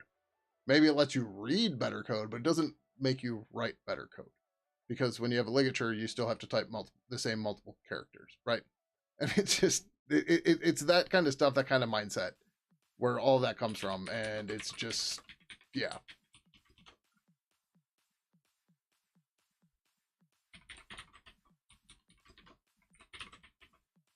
And then it's like, well, this is the best one, and I use it because it's the best one. It's like, okay. It's the whole thing about the language servers too, right? People will go on and on about how they have to have their IntelliSense and blah, blah, blah. And, okay, great. That works wonderful for languages that have good introspection on them, right? C is not one of those languages. So why would I want something to dig through a bunch of header files and build a bunch of exuberant C tags and crap to give me every single symbol in the world when I have to literally namespace everything with the name of my program? So when I start typing hassle, right, how many symbols do you think I'm going to get across the whole project? And the answer is too many, right? And it's going to be too many to sort through. Even with Sublime Text fuzzy searching on certain files, this can still get crazy, right? But Sublime Text has fuzzy matching. So like you see it's matching in the middle of the word here too. But then I can also say, we'll say AS M, right? You see how empty came up, but now we've got name here, right? It's matching it fuzzily. So now I can say Y. Now I've got a single one. Language servers don't do this. They can't do this. And what Sublime Text does, one of the things I like about it that works well for me, right, this is a very personal opinion, a personal preference, is that I can use fuzzy matching on the symbols I've already typed once in the file, and then I'm good.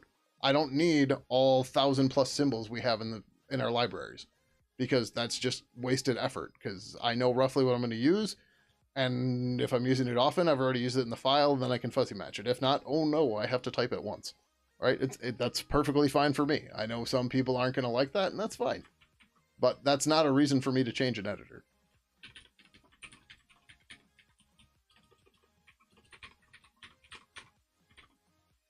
Right, exactly, exactly.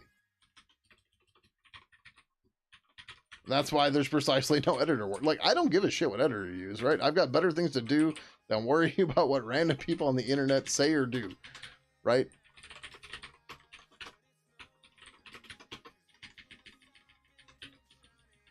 But if you're gonna come at me with aggressive energy, like, why do you think Twitch needs this? I'm going to give you shit, right? Just full stop. That's it. Like, you opened yourself up to it by coming in all hot, and oh, I'm sorry. You didn't like my response? Maybe you should check your own tone. May I ask a question as to why you use it, but like, why does it matter? Like, I'm not here trying to sell Sublime Text licenses, right? Go talk to ODAT Nerd if you want that.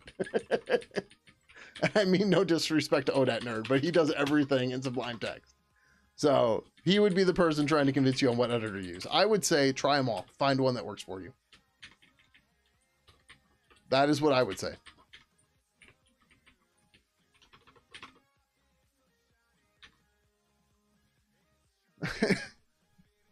System D Vimax? Yeah, exactly. Exactly.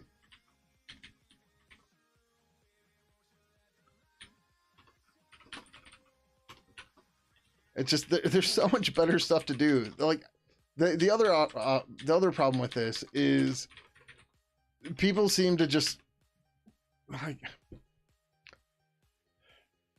there's so much time that people put into testing out tooling, and I like okay, cool. I guess I don't know. Like just like, are you a programmer or are you somebody who just professionally tests editors, right? And you know whatever, right? I did comma equal, right? Yeah. It's just I don't know. It doesn't make any sense to me. All the time and effort that people put into this stuff. It's just I don't know.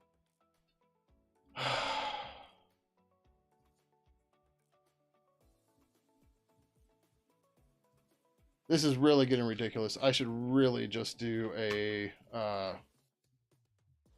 input output function for this, or a struct for this. Typed struct car star input const car star expected test hassle sassle name data.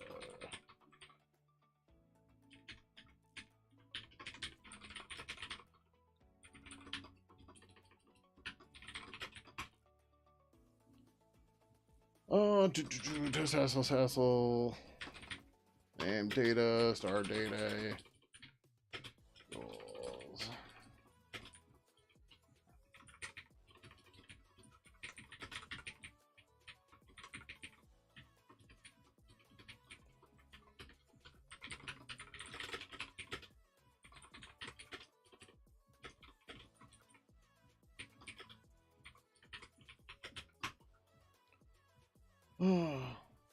Is there you're comfortable with using most of the time? Because yeah, exactly. Are there better things? You know, it's all subjective, right? And like that's the other thing about the whole thing about like, oh, what are the reasons I use it? My reasons don't matter, right? To the vast majority of people, the reasons I do things are totally irrelevant. And it's like, okay, like this shouldn't matter. Like, try it out. Do you like it? Cool. If not, whatever. Right? It's is what it is.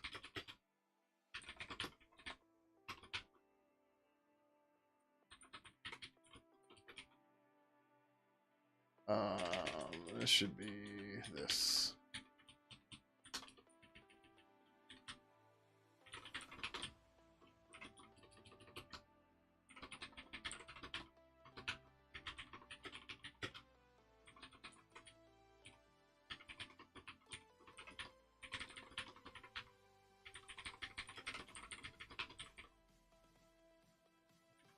We did plain, comma.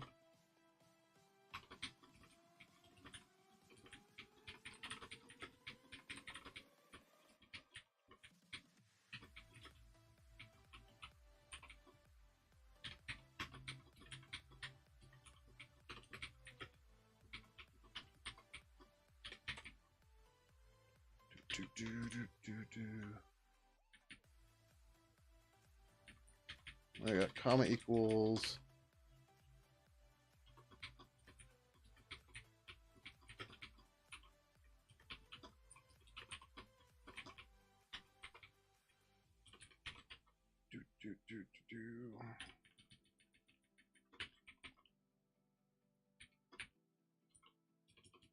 But so I guess nobody wants to talk about it anymore, which is fine.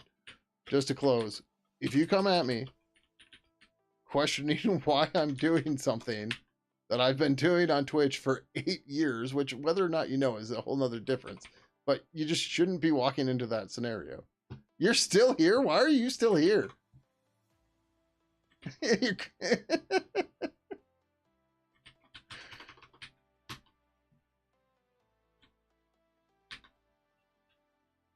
That's right. This should be this way.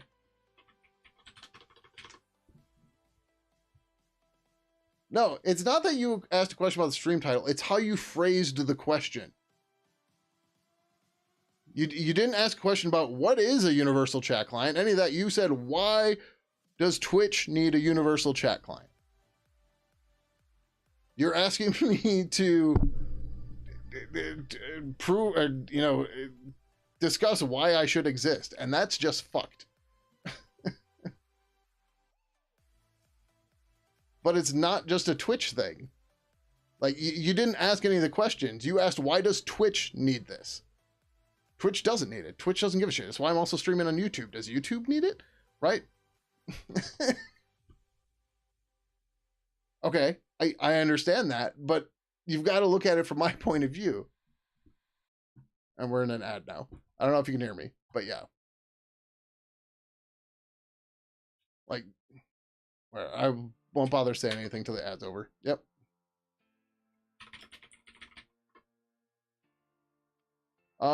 This is, okay, that's wrong. I can't. SWK, help me. What am I doing wrong here?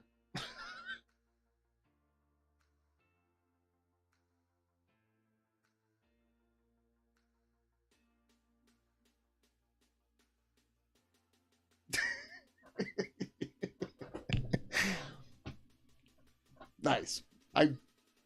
I totally walked into that one. 100%.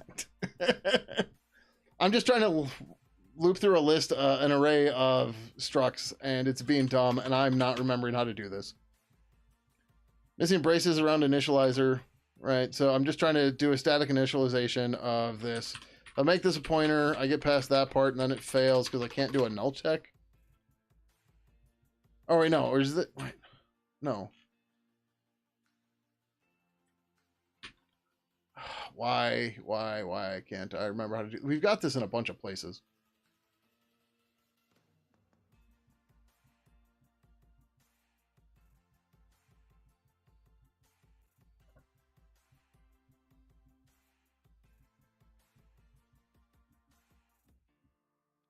So the first thing is, and maybe I should put a link in it, right? Pidgin.im, universal chat client, been around forever. Or here, better yet,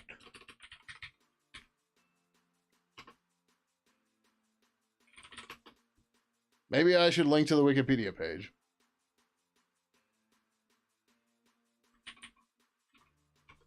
Let's start with that. Like, that's like going into Daniel Sternberg's chat and going, why does Twitch need curl? Because he streams on Twitch. He streams curl's development on Twitch. And curl is mostly a developer tool, but it's used for other things. But like, he just happens to be doing it on Twitch.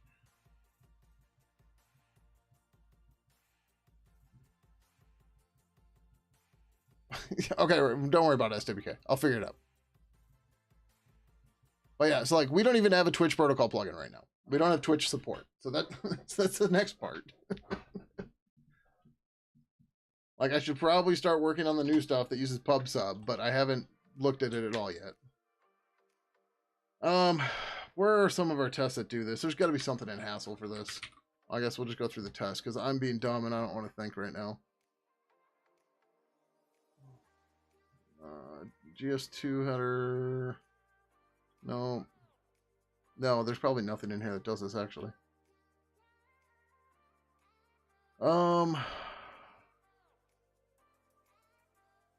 Maybe Ibis? Ibis might have something like this.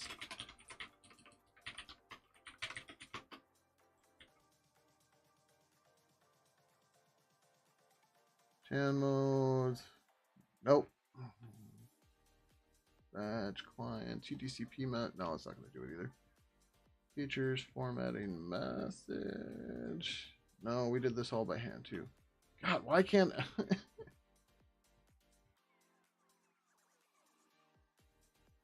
This should have worked. I don't know why it doesn't. Test parser is not going to do it for sure. Because we have to check the values different. What? Wait, hold on. Oh no, that's because this just gets dumped in. That's fine. That's not going to work. Maybe source? Source. No. Fuck. I cheated. I didn't do a loop.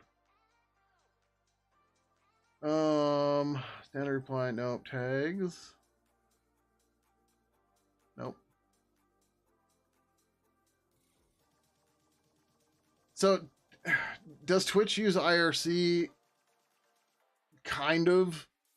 Can you connect to Twitch using an IRC client? Yes. But with limited functionality.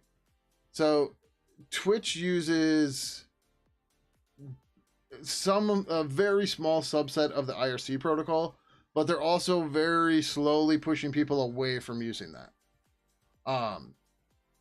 So all their new stuff is they're trying to push everybody to pub sub and stuff like that. But can you use Pidgin 2 with an IRC connection to connect to Twitch? Yes.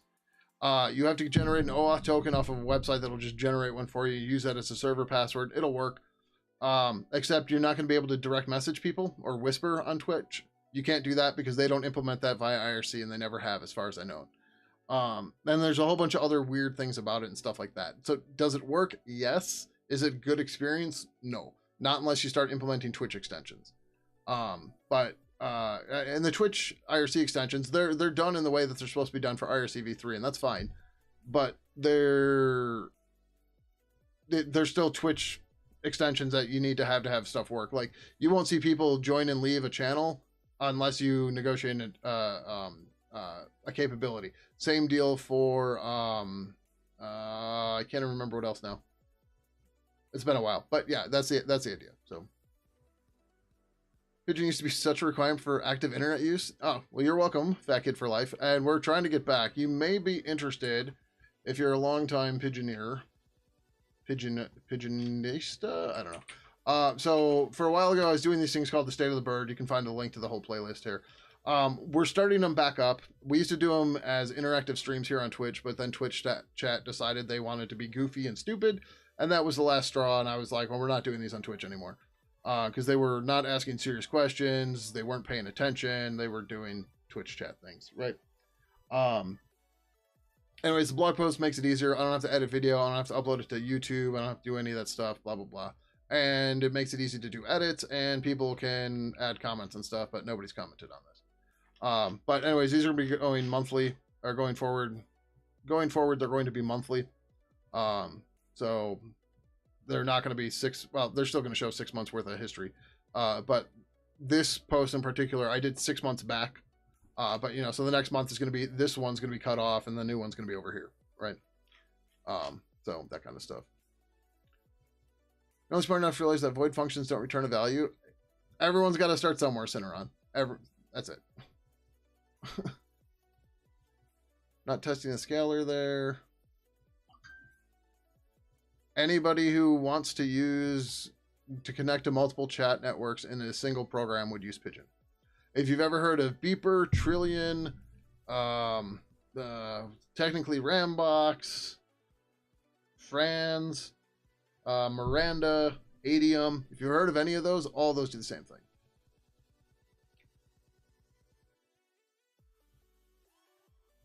They all take multiple different chat networks and let you talk to them from one place, right? So like here, for example, so the contacts here, so in this instance of Pidgin 3 that I have running, I have 3 accounts. A demo account, demo 1, This is connecting to an IRC daemon I have running locally, and then the basics of our SIP protocol plugin, right? So I have those three all here. The demo protocol plugin is just put some static data in here, lets us test the user interface, do screenshot stuff, whatever, right? But like I can double click on Echo and I can say, hiya, right? Echo is a bot, it just responds, says everything, completely different protocol, right? Then over here, we can see this is the status window for connecting to IRC, right? So nothing major here, but we can quote, there's a lot that needs to be implemented here yet, but we can quote prive message Pidgin 2, hiya. So you're not going to see this, but I'm going to get that from over here. I'm going to say, yo, what's up? So now we got a message from Pidgin 2, yo, what's up? Right? So we've got multiple protocols here. Pidgin 3 has a lot of work to go. We've rewritten a ton of stuff. We've reworked basically everything. And we're still trying to go through and implement all the protocols for everything. And like message notifications are wonky right now. They're hacked in to make them work, stuff like that. But, you know, so we can go here, or let's go here. We put Ibis on 6.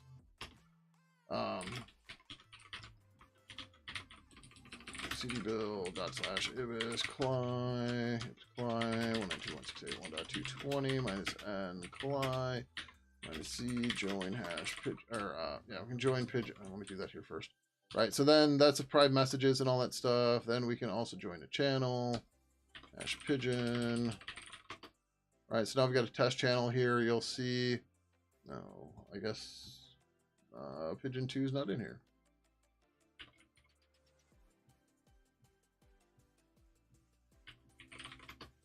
All right, so now Pidgin joined, and then we will have the Cli join as well. So boom, that all connected. Now here's the Cli. We can say, hey everyone, right? Sample chat stuff.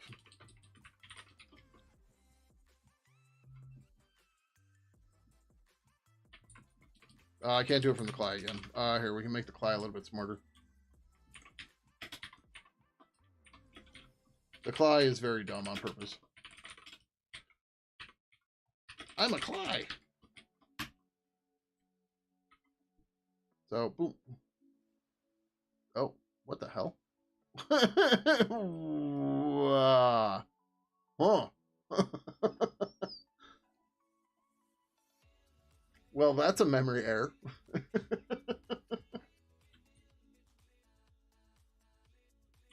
That's, yeah, that, hold on.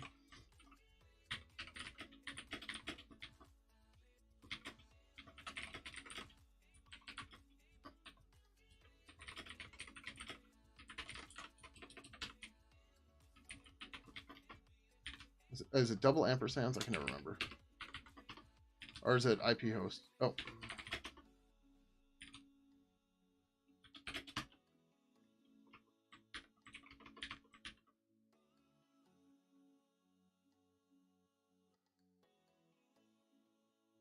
Yeah, that is a bug. Yes, it's a shell.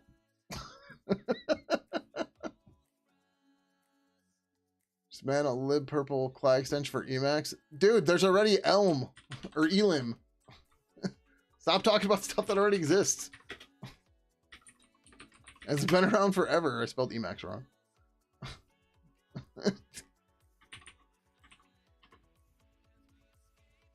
Boom. It's based on lib purple. See, that's why they're in hash Pidgin.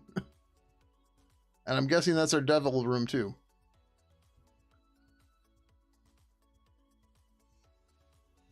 Replace lib purple with telepathy. Okay, yep, telepathy's dead. We're still here. Have fun.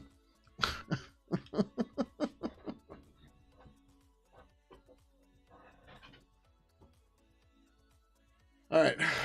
We should probably fix that memory bug first out of anything. Forget what we're doing and fix this stupid memory bug in the Cli.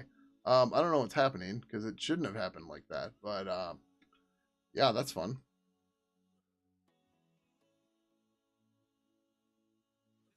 Oh, wait. Oh, I didn't mean to close that, but that's okay. Is that the problem? I put an extra quote? That can't be right. That can't be the problem.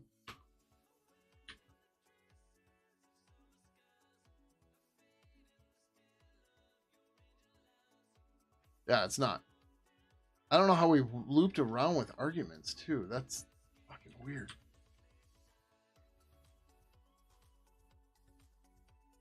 So, there's this thing about using acronyms, about how they are a barrier to entry for people that don't know them, and you keep using them, and I still don't know what they mean.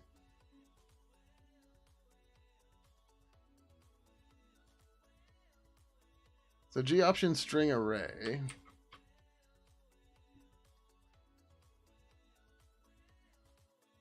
This doesn't happen without this, right? Oh, that's fine.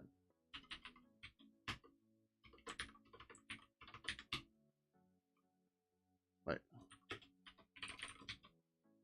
Oh, I know the problem. It's a stupid exclamation point. That's it. That's it. What was I saying?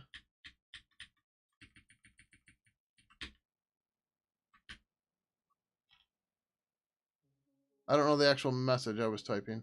Here, we can do this. Nope.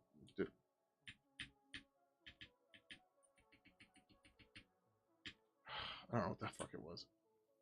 But it was because I said something like, "What's up?" or something, right? Or no, I said I'm a Cly, right? So this is going to give the error because the exclamation point is getting replaced with the command line. That's a bash problem. So it is important that it was bash, right? So I'm a, where's the exclamation point? It's the command line that I just used. So if I escape it,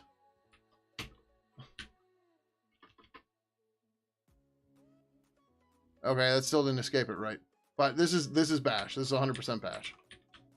If I put this in single quotes, that's not what I meant to do. If I put it in single quotes, I have to escape this.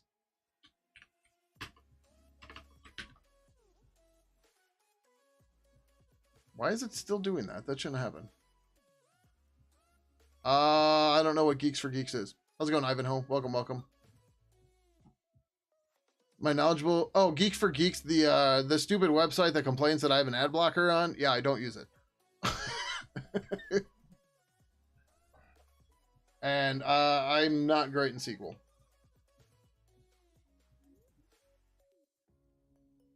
Oh, I just realized what RIIR is because it's something people haven't mentioned here in a while. But that is rewrite in Rust. Damn it, I need the water. How's it going, Subuntu? Welcome, welcome. How you doing? This should have not happened though. This should have. One of these options should have gotten rid of it. God dang it.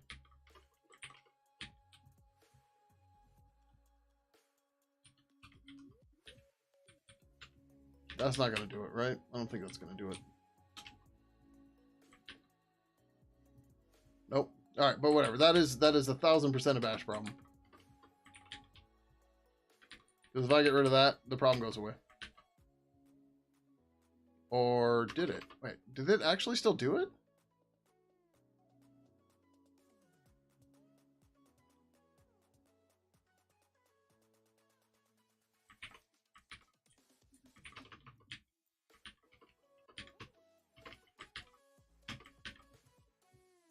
Okay, maybe this is actually a memory problem. What the hell?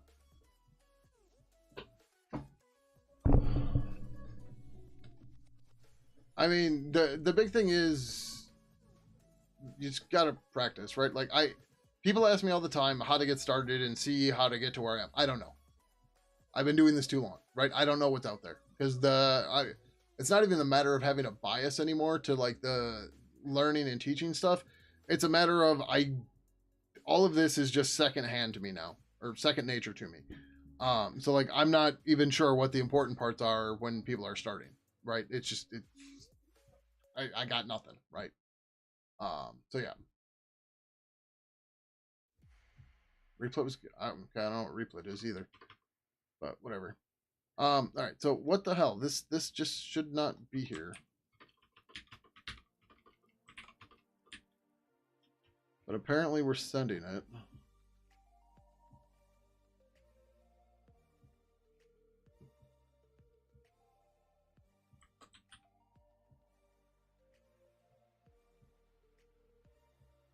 Starter commands is no.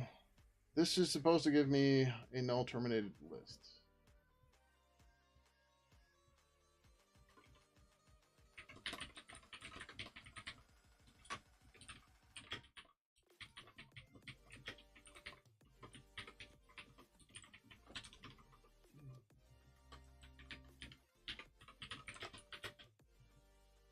Oh my god.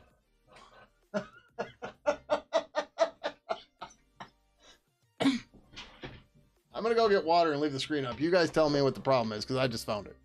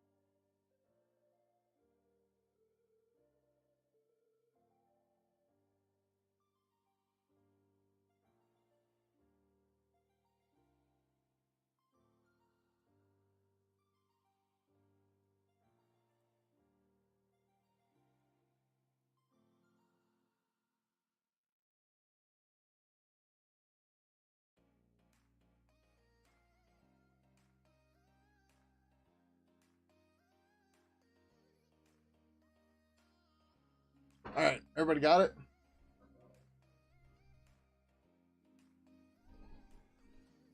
Oh, REPL died it. Okay, my bad, my bad. Okay, yeah, I don't know. I haven't used it in a long time. That's what you use for collab assignments? Gotcha, gotcha. Cool, cool. How's it going, Hamza? Welcome, welcome. Yeah, I did bang bang. And I didn't notice when I reran the command that it plopped the command line into the old command. So while I have been editing the end of this, trying to escape it, I did not notice that it is also right here. And this is what I keep seeing and confusing myself with. So all of this shouldn't be here. That's the problem.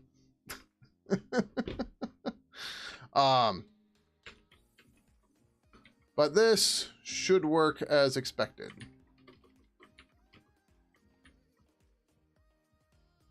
Oh, but now we have all the output stuff in here. Yep, there we go. Oh, wait, now it did the double slash though, so that's going to be a problem. That's not the way this is supposed to look. Right, so over here, yep, it has them escaped. How the hell do oh, right, I have to do this in single quotes to not do the escape. Right, so if I do it this way, then I have to escape the single quote there. And I put a single quote here, and now it should, oh. What the fuck? Wait, what? No, you see, now it filled out the command. Did it again. What's the right way to do this? You can't. No, I was in single quotes. Right, I did this because you. Right, okay, so the problem is echo foo bar bang bang, right? Or whatever. So that gave me the last command, right? You see all that extra crap I got there? But if you do echo foo bar, bang. That works. And you do bang, bang. Okay, that works. Right? So I should be able to say this. No. Then it goes to shit.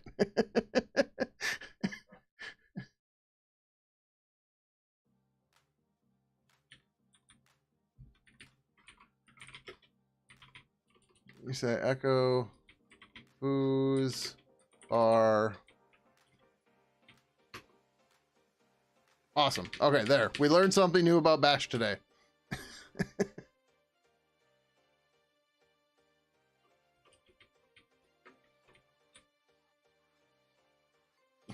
Stupid Bash. No, I've got echo in there. Oh, yeah, because it's all right. I'm a Cly. There we go. SWK gets the brownie points or something, right? And there it is. Oh, but I still had the escape on the single quote. Keep killing the wrong one. No, I didn't mean to run again. This is why I run my own IRC server for this, so I don't get banned. Constantly disconnecting and reconnecting. All right, there we go. There's the answer. Son of a bitch. Yeah, Synrun, I use Linux pretty much everywhere. Oh, you never heard of an exclamation call?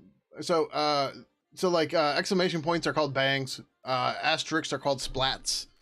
I don't. There's another name for an octothorpe or a hash or a pound sign. I don't remember what it is. But yeah, fake internet points. That yeah. Let me send you some Bitcoin. No, more fake internet points.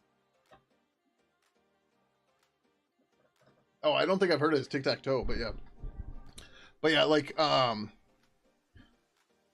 will be like, yeah, do ls splat. Yep.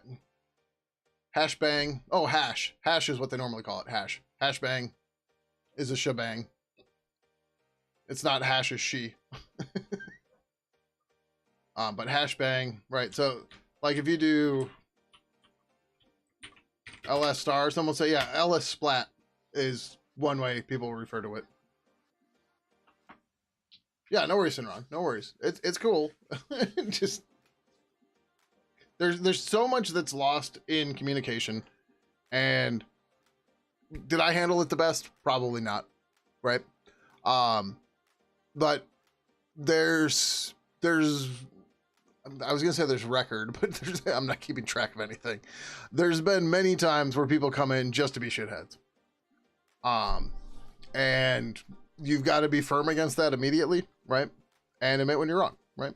So sorry I reacted the way I did, but when someone comes aggressively, it's usually because they want to be aggressive.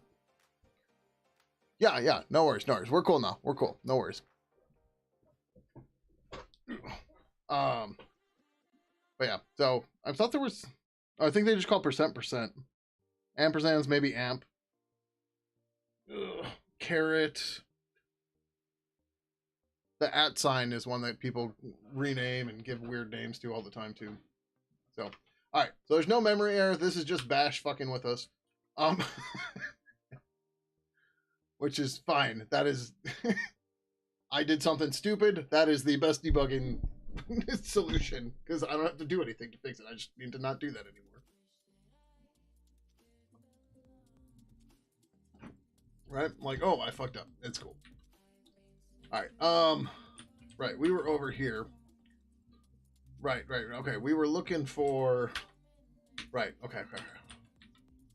We were looking for examples of tests that just run through a list of things. Pidgin 2 definitely had this.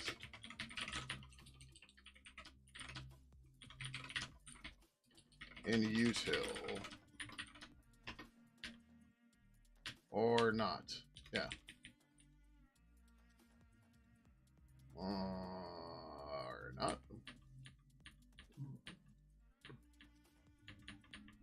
All right.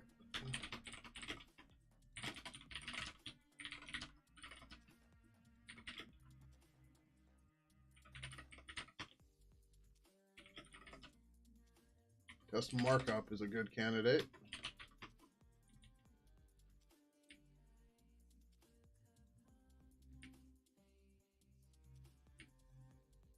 Okay, so no star.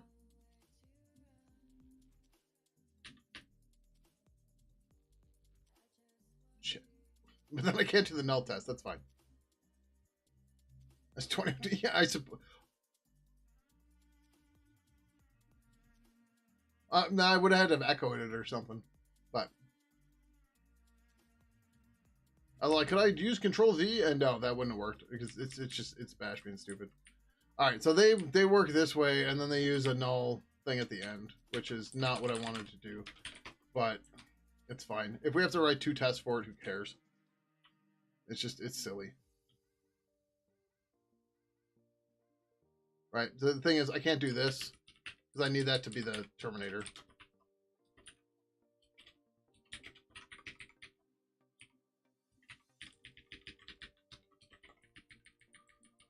Data I dot input is not equal to null. Then we do that, right? Yay, now we passed.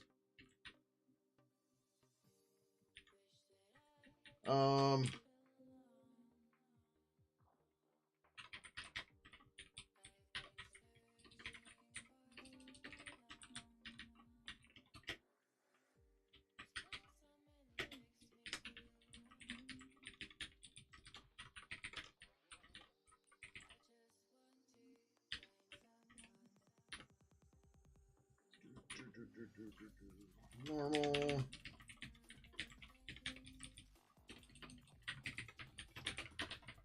Sir, no hassle, sassle, nay. I keep typing hash.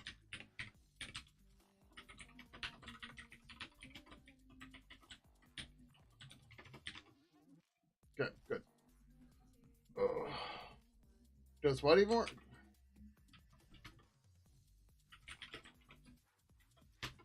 Yes.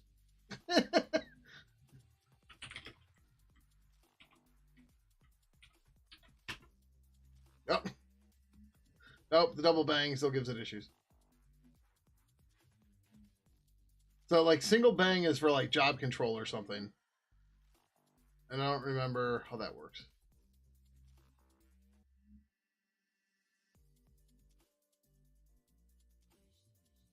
Oh,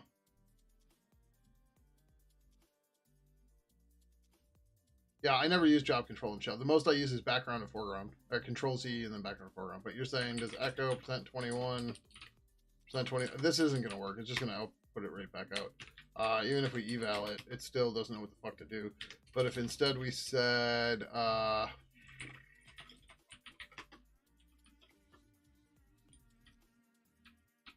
apparently you can't search for a bang either. That hex 2133. Oh, not 33. That's not what I wanted. I wanted 41. Like,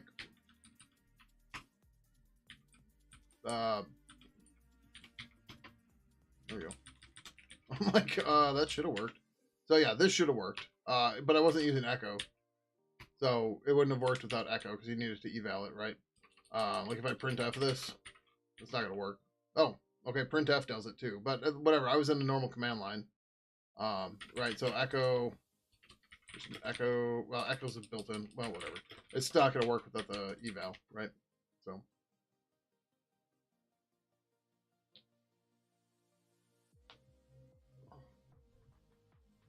Yeah, printf worked. Already did that. But again, it was an argument to a program I was running, so I would have had to subshelled it or something.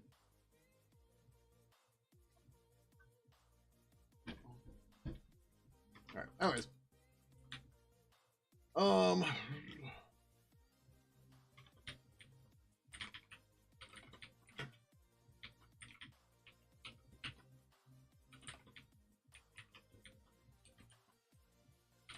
as equals Quux.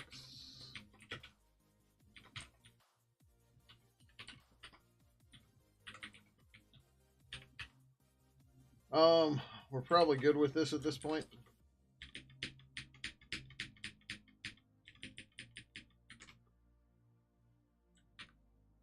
We can add more to this later if we want. I'm not super worried about it right now. But then we have to do the same thing for decode.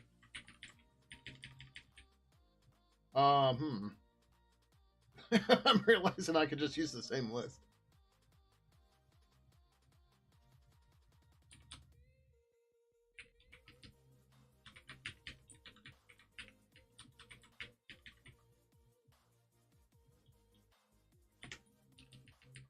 I like just make it a constant instead of have it everywhere or have it in the function.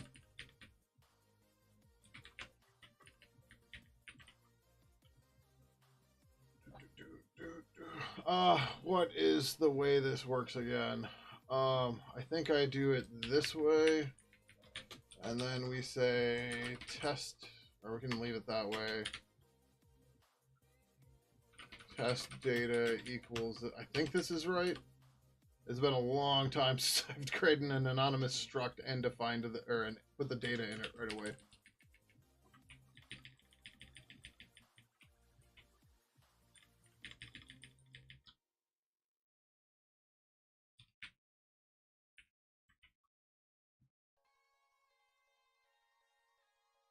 You know I'm not going to remember any of this, right? And the problem is, like, I don't keep track of jobs because I generally don't need to run them multiple times.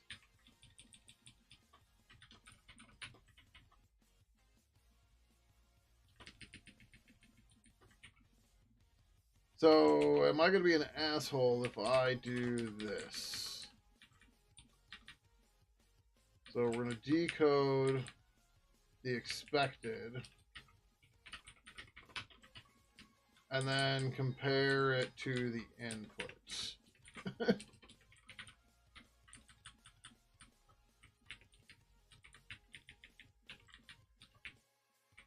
Oh, you know what? Let's rename them.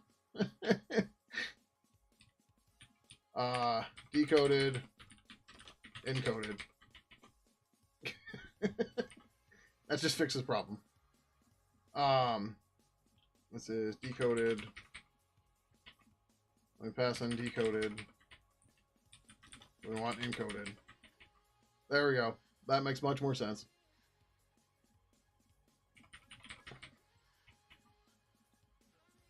Encoded. Decoded. Okay. Alright, well I pissed something off there. When testing build, I mean, like, I just have to hit up, right? I'm running just the one test I want to run.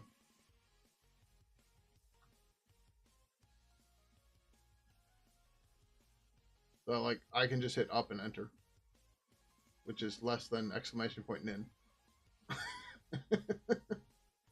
Although, I guess maybe, no, because it's still shift exclamation point and enter versus up enter. But who's micro optimizing now? All right, yeah, so I got this part wrong. Does not allow extra semicolon outside of a function. Oh, right. That's... Fuck, I'm running Go.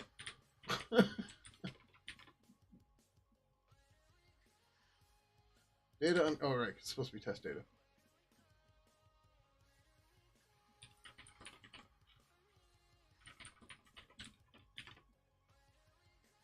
Data undeclared, 47. Yep. Test data, which means I missed it here too. Yep. Yay! And just to verify, we can say the message checking %s decoded. Yep. Cool. Yay! We built unit tests, and we built them in a much smarter way than I was doing. We've got to reuse stuff. But yeah, so this is an anonymous data types in C. It's weird, it's funky, it works. Oh, I don't think that's where that goes, but oh, okay, maybe that is where that goes. No.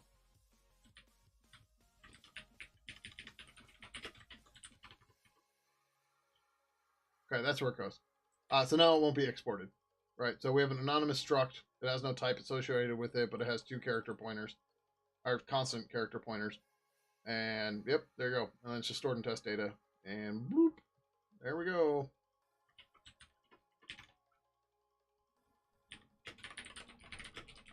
Make sure I didn't kill any memory. No memory oopses. Or, you know, I could rewrite it in Rust. But I lost no bytes. And there's no errors. The stuff that's still in use is libraries that I can't do anything about. Last command is just bang bang enter versus up enter. So yeah, one character worse. Yeah. But no, up is one like one motion. Bang bang is two motions, right? Shift one, shift one. But yeah.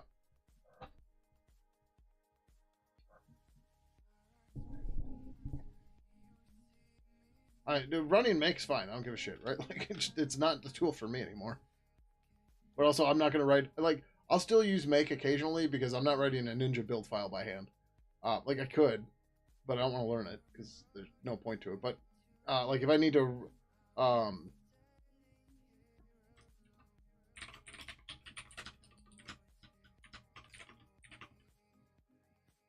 nope, don't have a make file here. But like I would probably still do this with a make file, right? So all right, there's not much here to see, but right. This is the kind of stuff that makes great for, right? I'll put in a bunch of files. I've got rules and commands to run them that are based on dependencies and stuff. Sure, makes great for this. Which are yeah, exactly. Yep, yeah. Like if I need to start building software that has dependencies on package config, yeah, no, I'm Mason. But yeah, I've got, you know, I'm sure just like you, we both have tons of time and experience in the make. So, you know, we know how it works. We know how to use it. So, you know, use it while we can, because that would make sense. All right.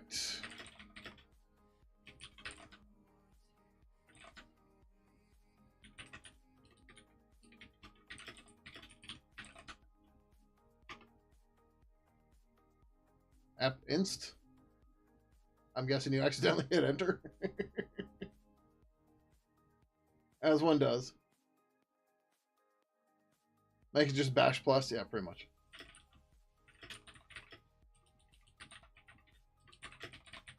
That's the name.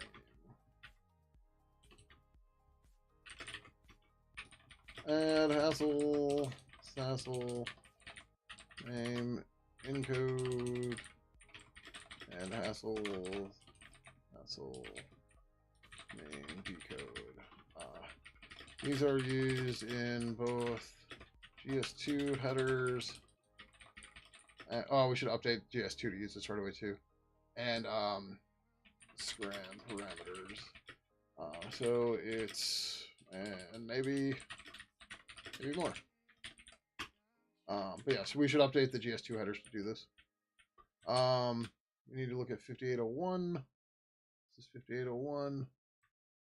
So authzid is supposed to be Sassel name. It does not say Sassel prep.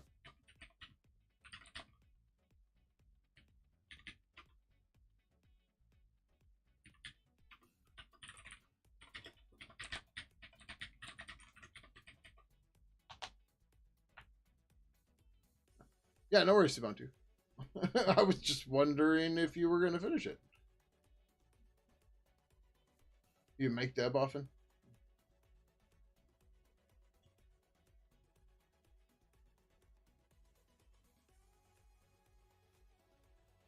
Are you saying you like hit Control R to do search or tab or what?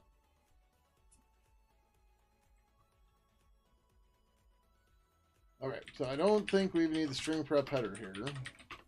Oh no, no, there is a different spot where we use string prep, right?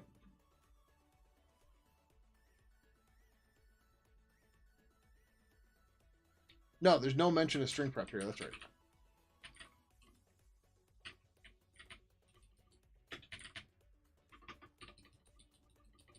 Right, this is just, yeah, okay.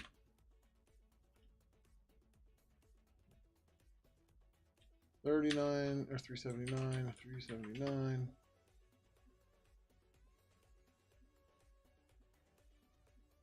Oh boy.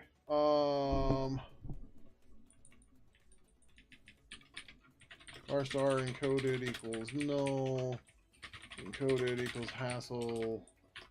Hassle name. Encode, right? Right, because we're going down the wire. Header, authzid.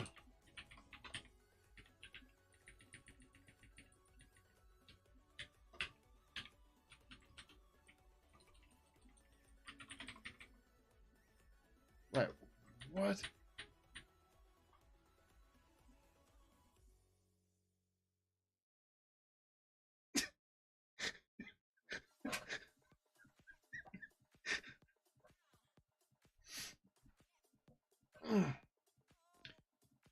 Yep, this made it past review too.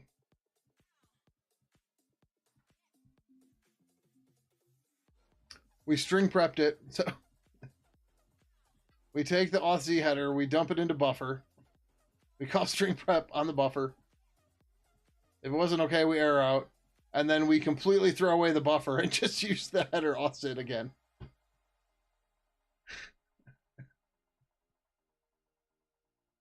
Whoops. This is why there are security issues.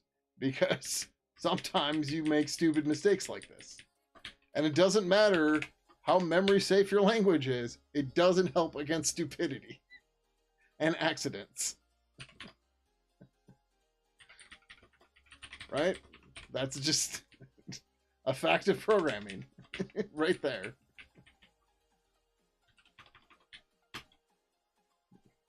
God.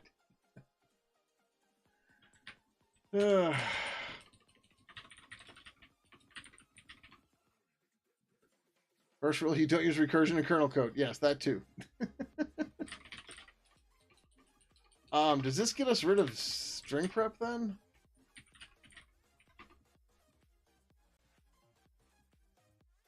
Okay, no. Anonymous looks like it still uses it. Yeah, that definitely uses string prep.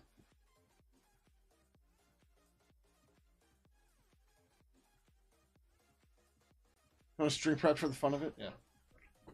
So, string prep, for those of you who are like, what the hell is it? It's a way to convert strings to, like, with known rules, right? So, like, there's a bunch of weird capitalization rules and other, like, I can't think of the right word for it, but, like, Unicode has a bunch of stuff where, like, you can define a character in multiple ways. What string prep will do is it'll get those to their normalized form so that you can actually compare them, right? Without having to compare every single instance. But yeah. Use space like C++ sometimes with its all new smart pointers, people pushing to advanced C++. Huh?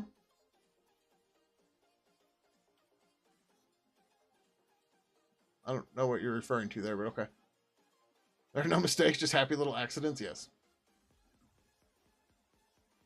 But okay, string prep's definitely used in the anonymous thing. It should be used in plain as well.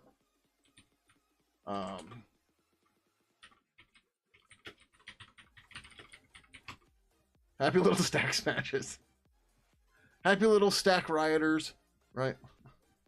Stack looters. Let's go with stack looters. Mostly because it's fun to say. Stack looter.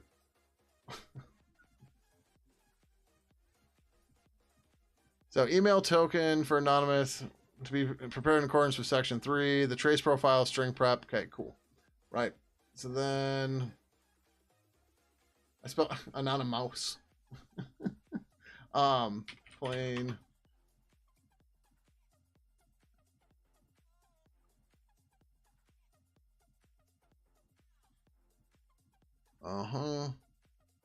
Safe. There's no string prep here?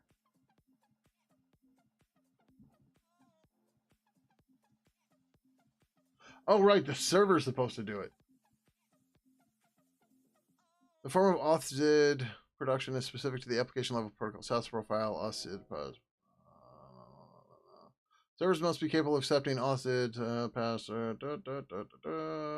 The server will verify the presented in the message authentication identity and password with a system authentication database. It will verify the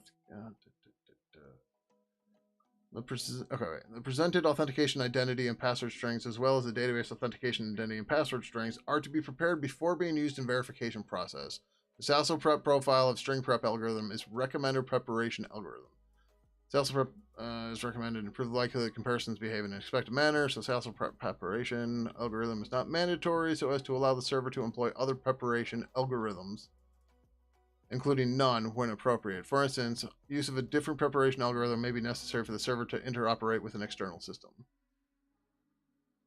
Presented strings should be treated as query strings, and hence unassigned code points are allowed to appear in the prepared output when preparing the data. Okay, so yeah, that plane we don't actually do it.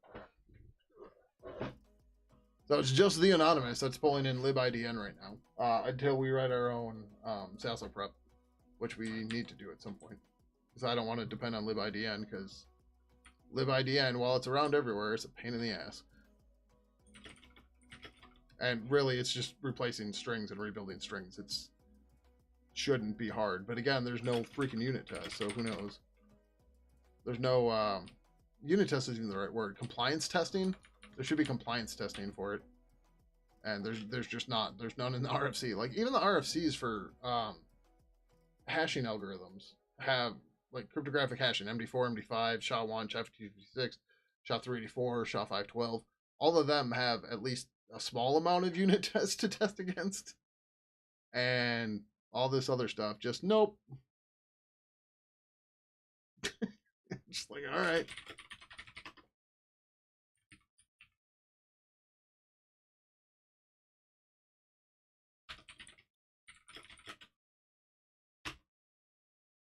just silly. Yeah, so this is what keeps happening as I'm trying to implement Scram. I'm like, oh, I need to reuse this in multiple places. So I guess I'm going to make it a function and do a separate pull request for it. We're almost at 4,000. I haven't actually called the turtles yet.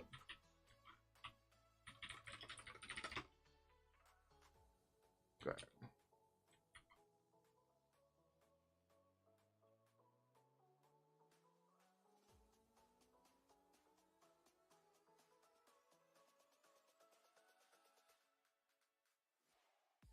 I think I'm good with that. I probably have typos or something, but I'm going to be completely blind to them right now. And what the fuck?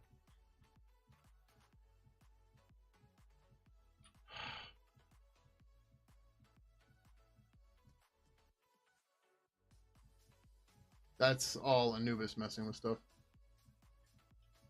because of freaking AI bots. There it is. Yep, I have to prove my identity again. Yay!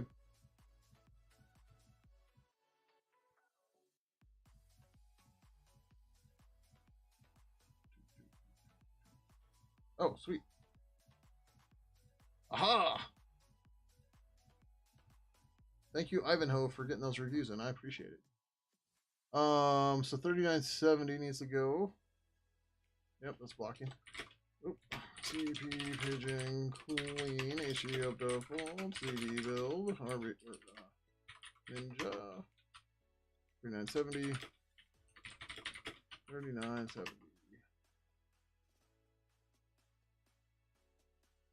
We're getting preferences. We're getting preferences. It's only taken 10 years, but we're getting preferences. We just mostly haven't used them. And this will break links, which, sorry, it's on my short list, but they're broken now. It's okay. Again, if anybody has any algorithms for detecting links, please let me know.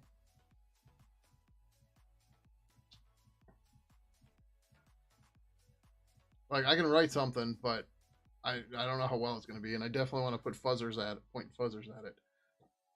That's what I really need to do. Does anybody know if there's any good setup for like running fuzzers in containers that I could do via Kubernetes or something and have it like spit out errors to me somehow?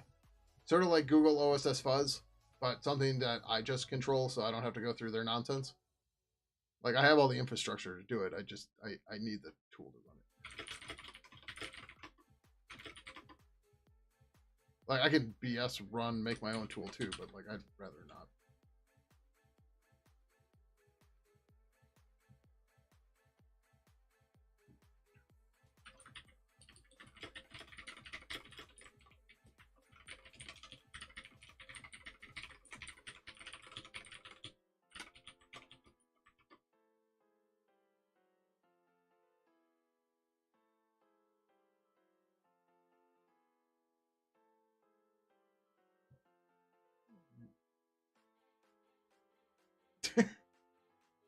See, that requires the schema, though, right?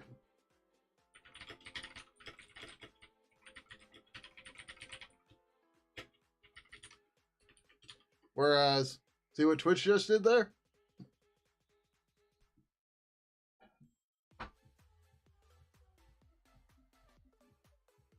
And also, schemas are supposed to always be lowercase. So your regex is bad.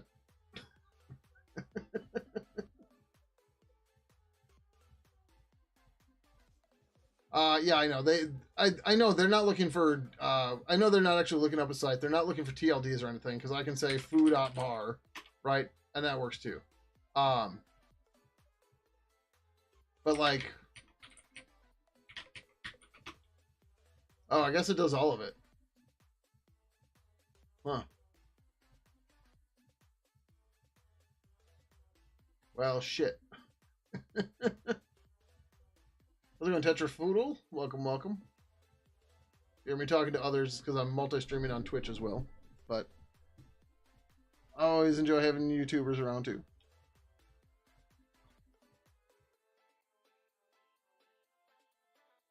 Are they doing that?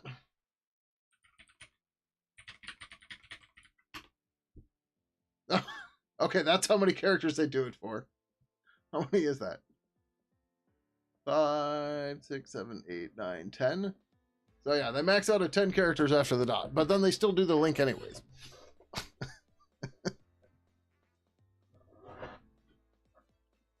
This is a very long string before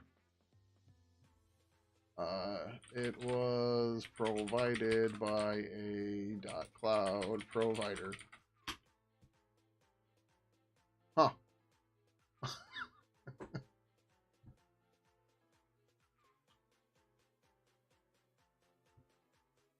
Well, there's that. All right, 39.96. We're gonna have to rebase the conversation stuff. But that's okay. That's what we're doing it this way. RBT land minus R 39.96. Probably something still like that. Yeah. Oh, what's weird is like, great. I'm probably getting blocked by Anubis. Let's go. Whatever.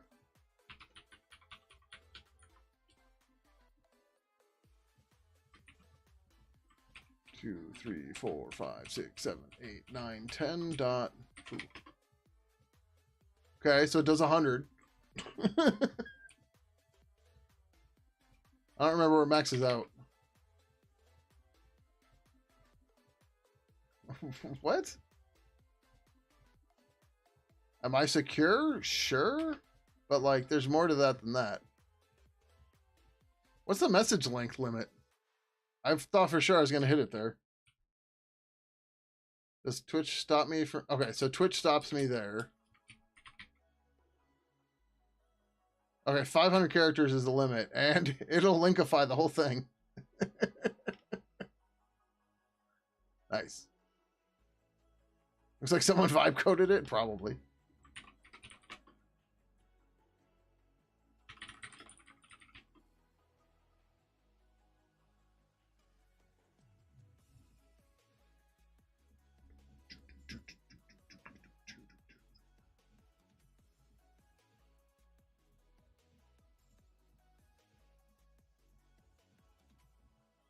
Builds are looking like they're okay. Oh, the Windows builds are failing. I don't know why.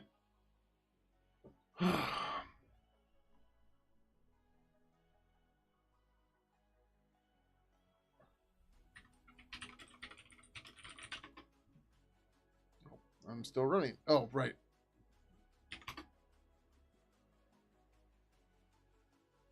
Woo! We have an appearance page. Yay!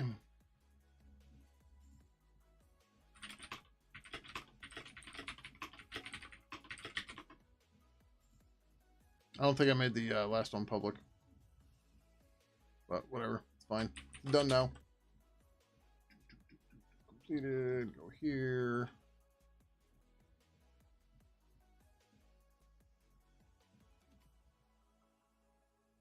Oh, the double dots break it? Oh, yeah, that is interesting.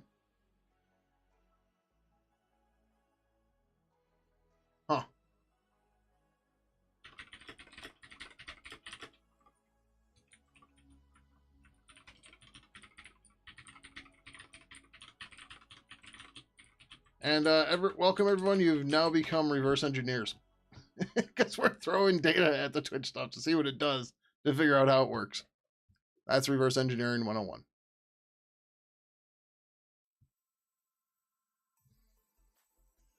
Throw data at it and to determine how it works. Congratulations. All right, I'm gonna have to rebase this. We fuzz testing? Yes, we're fuzzing. Oh, I didn't clean up either of my branches. Son of a bitch.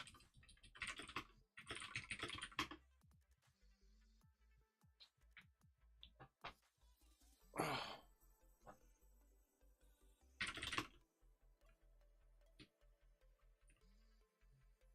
I remember the branch name for this.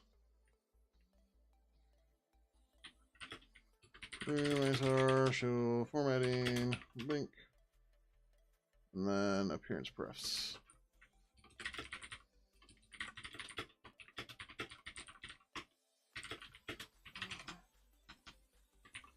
Not conf prompts. What are the name? Old conf prompts. Old conf prefs. Rebase minus D default. Keep branches. Yep.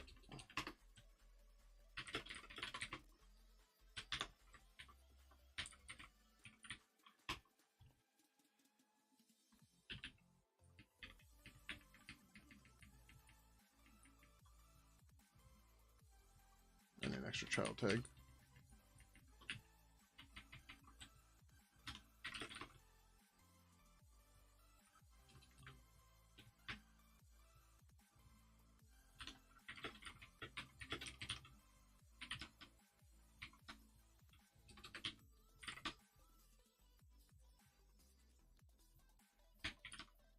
Is this going to tab complete at all? What the fuck?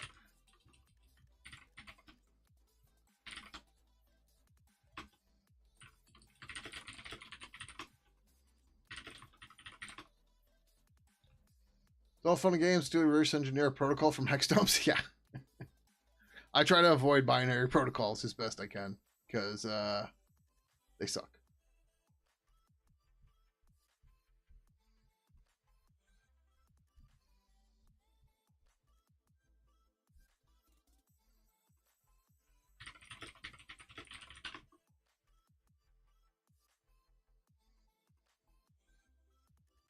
Okay, cool. Conversation preferences is gone. Oh, we did get rid of the voice and video preferences here. Okay, that's fine.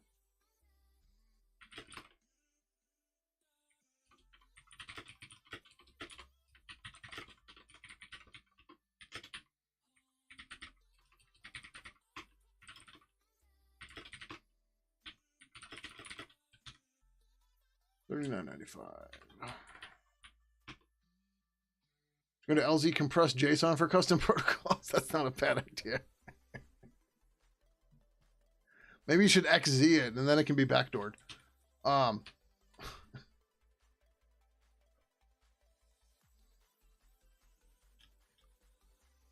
right. I think I'm not going to wait for another approval on this because it's fucking shit. All right. We need to figure out how to make Anubis not destroy review board.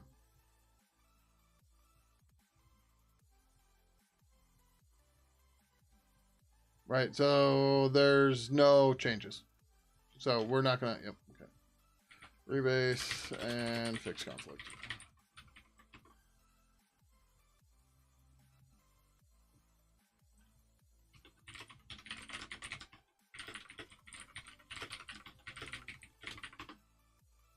LZ4 is that fast uncompressible detection? Huh. I don't remember hearing about that or not.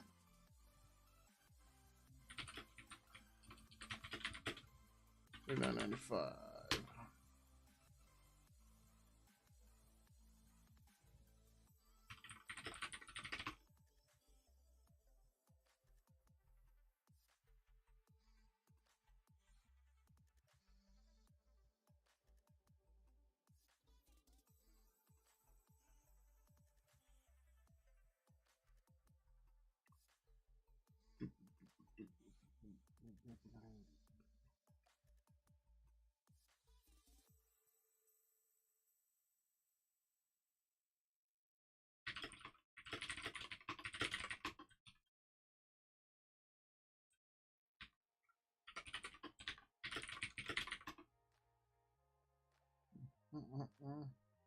For use for stuff like file system. Yeah, I can. That makes sense. Big blocks of data. Yeah. Which reminds me, I finally have my home directory backing up to another NAS. Woo! My encrypted home directory, and it's encrypted in transit and at rest. Well, whatever. When it ships out, it's encrypted. The data that's being transmitted is encrypted already. Because my ZFS data set for my home directory is encrypted. And I'm doing a ZFS raw send, so the raw encrypted blocks are what get sent. And that's working good. So now all I have to do is move that NAS to somewhere that's not this house. I might keep one here. I'm not sure yet. Yeah. So, yep. There's my home directory. Snapshot it every hour, and then I keep days for 7 days or something. Yeah. So I'm using ZNAP Zend for better or worse. But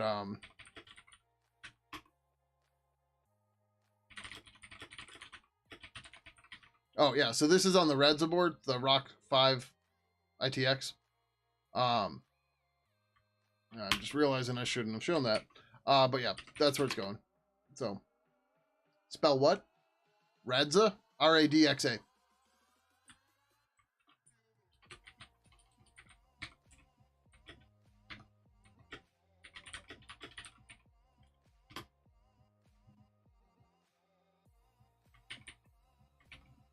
Oh. Replace all, so ZNAP Zend replaces all S's with Z's. ZNAP Zend. And just go to the GitHub page. They don't provide a Debian or actually, do they provide a Debian package now? Maybe they do. Yeah, so they do provide a Debian package now. They didn't used to. So like somebody else is doing it and blah blah blah. But yeah, they haven't updated since June of last year. But it's a bunch of Perl. I mean, it's Debian, so it's Perl, right? Well, whatever. You're on Debian, you have Perl because so much of D packages in Perl and Deb Helper. So whatever. Like, would I prefer it not in Perl? Yeah, but whatever. You're not getting around Perl on Debian systems.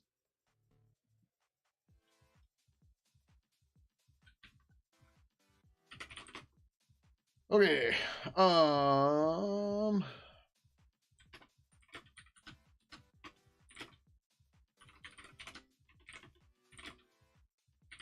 View board. I don't have any of the tunables in here, I don't think. Nope.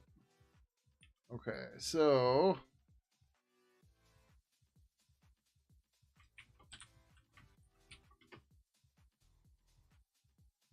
you're not doing it by hand, are you? There's also Sanoid and Syncoid, which are similar but slightly different. There's another one too. Z-Send or something? Or ZFS Send?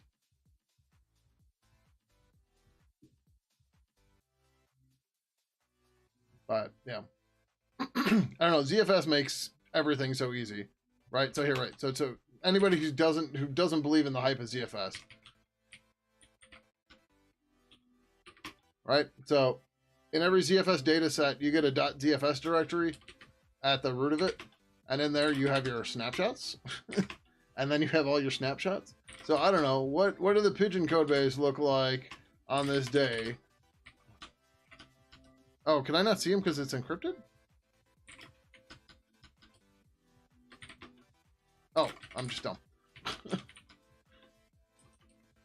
Okay, yep, ENVs, blocks, whatever, right? So, okay. What was my discrete PRP or protocol plugins, right? This is what my file system looked like on this day at the snapshot. It's just there. You can just go look at it. Like, oh, I deleted the file. Go grab it. Right? It's literally right at your fingertips. It's just magic. ZFS is amazing.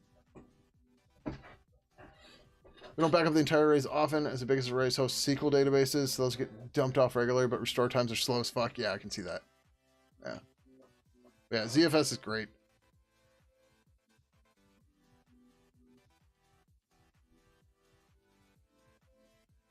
Contrib.rocks? Interesting.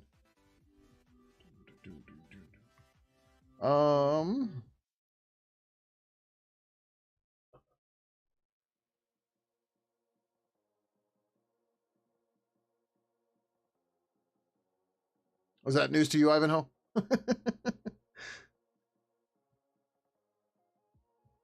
You used to use other large RAID 5 technologies. Now, yeah, it's like, so way back in the day, I bought an Eureka 1220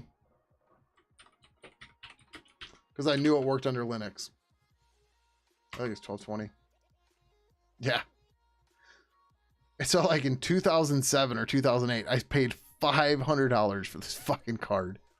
And I never actually and like the drive sizes were 500 gigs. It's still $285. Jesus. It's sitting in my basement. And yeah, I mean, it's 8-port SATA 2 or SATA 3. Yep. Drivers are great, but like, I don't know. Now my NAS is all SAS drives. And the SAS controller was like $150. And the SAS controller handles 8 drives. So, yeah. You're still using extended 4 because that's what I'm used to. So, I use ext4 for the host because I don't really give a shit about the host OS. Like the OS install doesn't really mean anything to me. I don't even back up my package list. I'll just, if I lose the host drive, whatever, I'll reinstall. But my home directory, that's what's important. I also have a separate drive for containers just to get that workload off of everything else. But then, so SDD is a 500 gig SSD. It's got to be, right? So that's my boot EFI, my root file system and swap. And then SDB and SDC are the ZFS mirror.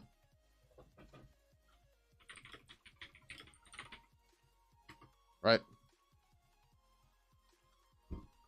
So I've got 2 drives that mirror my home directory. My home directory gets snapshotted hourly and sent off to another NAS. It'll soon be 2 NASs it goes to. Just ZFS snapshots get sent that way, increasing my redundancy. And then you've got all that. But the OS, like I said, I don't care about the OS. Like if the OS breaks, I'll boot off of something else. I'll do another install. I don't care, right? The important thing to me is the data. And the big reason why my home directory is encrypted is my SSH keys, my GPG key or PGP keys, all that stuff is in this mirror, right? So I need to protect this because if somebody gets my key, then they're releasing Pidgin. Does ZFS degrade SSD NVM quicker? I'm not sure. Maybe, but I know it supports trim, but I'm not great with that hardware part of it. Does ZFS-based storage server take a surge that smoked a drive, a backplane, and HBA 0 data loss? Yeah. Use ZFS to mirror the host OS on NVMe 2. Nice. Yeah. Like you can do ZFS on root under Debian. It's a little weird stuff like that. I don't care. Right. Like the amount of time I'm going to take to like bulletproof protect the operating system when it takes 10 minutes to install it, I just don't care. Right. It's one of those things where it's like I could spend all this time dealing with this, or when it happens I can just spend 10 minutes and reinstall. Right. That's, I don't know.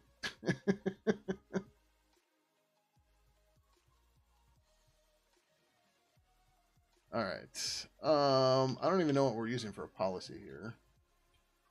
I might have to ping them. Oh.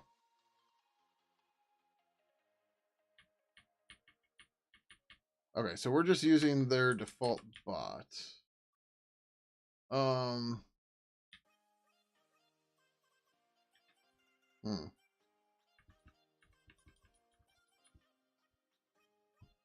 All right, I'll ping them off stream. I'm not even on their Discord yet, but I am a Patreon. All right, I might be on there. Yeah.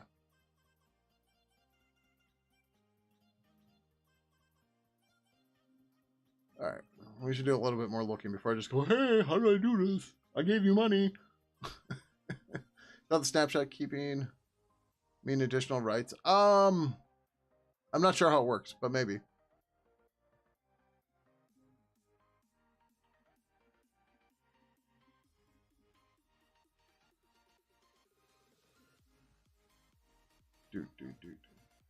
Some additional rights to the way it keeps a snapshot, but it's not that big of a deal. Yeah.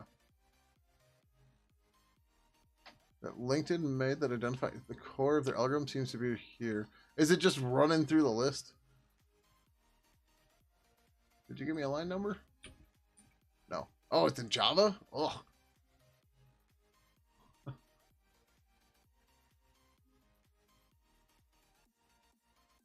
You're talking about read default? Is that the function you're looking at?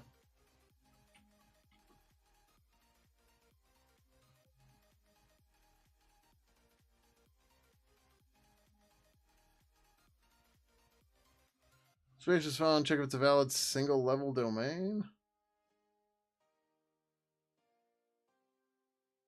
This already seems like it's probably silly.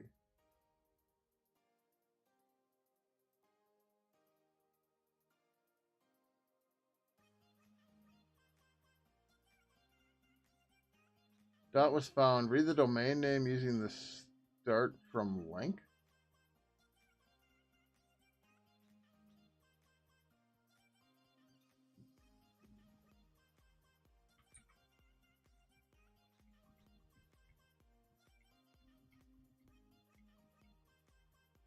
Try to read the current string as a domain name. The current string used. Return whether the domain is valid or not. That's, yeah. Yeah, this looks... Huh. What does Twitch do for this?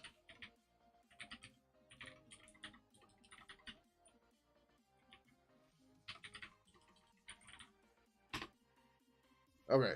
Twitch does not handle ports when it automatically links it. What does Discord do in this case? Where's my testy test server?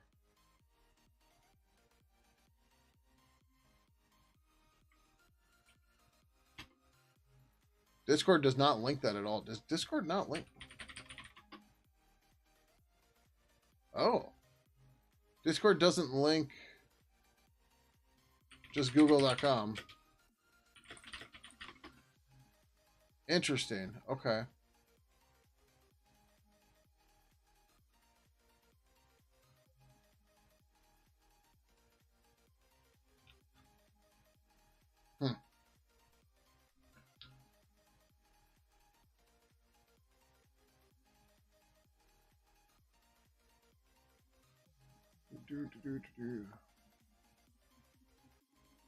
Yeah, so like one of the things you can do with ZFS is you can, a lot of people will make your slogs NVMEs or SSDs in front of spinning Rust. And your read cache typically goes to RAM. So you'll see that a lot. Which actually, htop. Yeah, so my ARC is 23.7 gigs right now, 10 gigs compressed. I don't know what that is.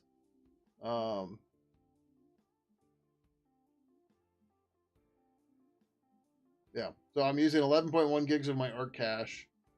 Yeah. Oh, you can make L2 ARC on NVMe and S. Oh, okay, interesting. But yeah, most of the time, this is stuff you don't have to care about unless you're going for like super duper performance, right? But, and yes, this machine has 64 gigs of RAM. Because why not? You just, yeah, in your case, by all means. Me on my dev machine, whatever. Who cares? All right. We'll look at this a bit more. Either way, thanks for that CSB6. Appreciate it. We'll maybe look through this. I don't know. It's a bit to break down. Oh, it's actually only 700 lines? Okay.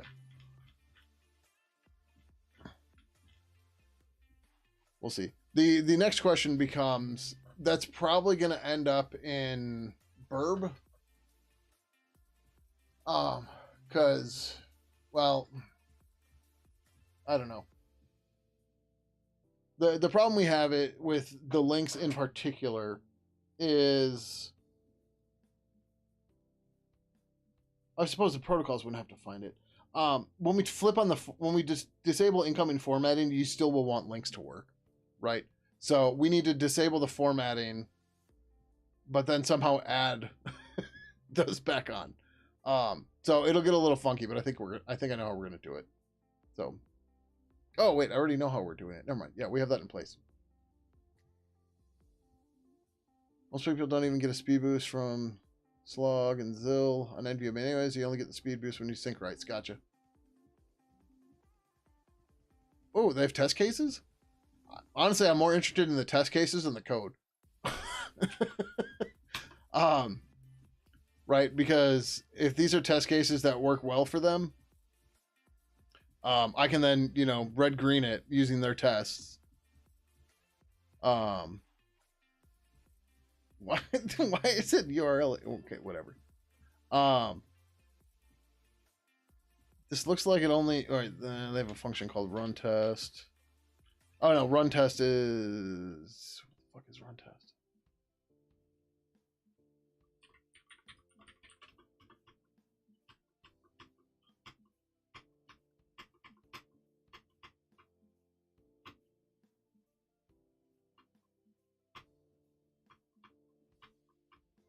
Is this a Java thing? I haven't looked at Java in almost 20 years. So it's very possible this is like something. Well, I was like, oh, it's not public though, because I'm thinking Go, but this is Java where they use lower camel case for everything. Lower camel means the first character. It's camel case, but the first character is lower. Or upper camel is also known as Pascal case.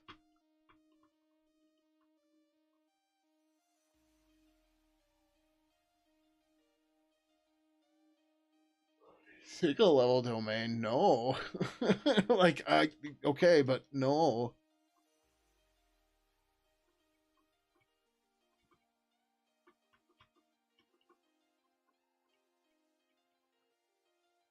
Like, this is cool, but, like, can it detect multiples?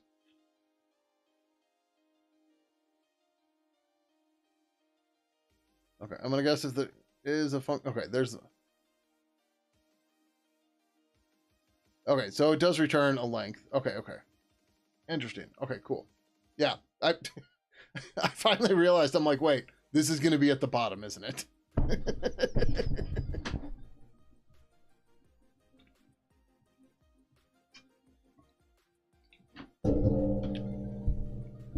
All right.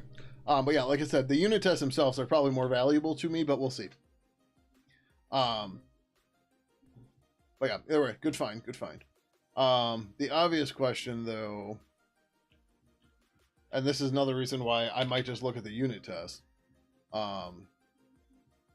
is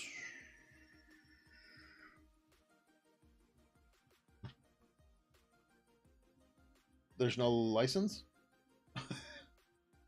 So yeah, that's a problem. So I probably shouldn't look at the code. Oh, it's Apache 2.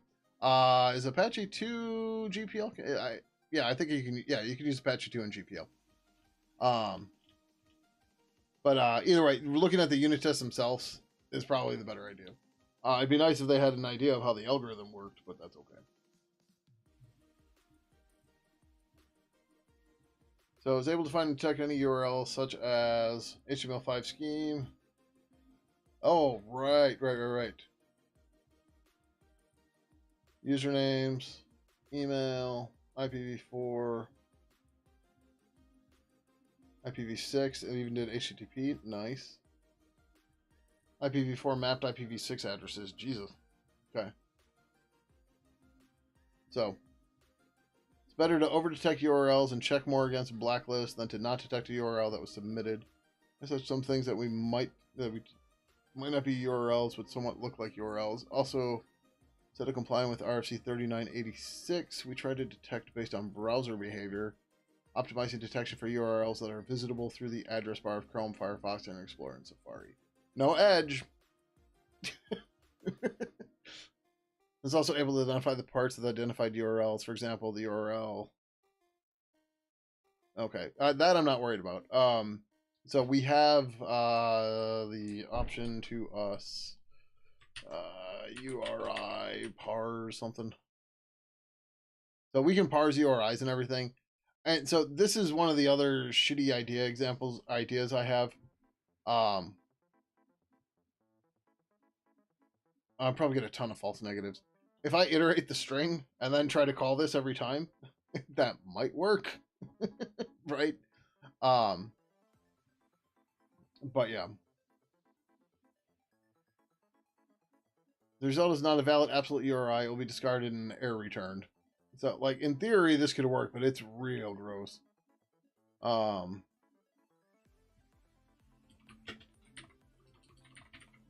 it's real gross to go that way.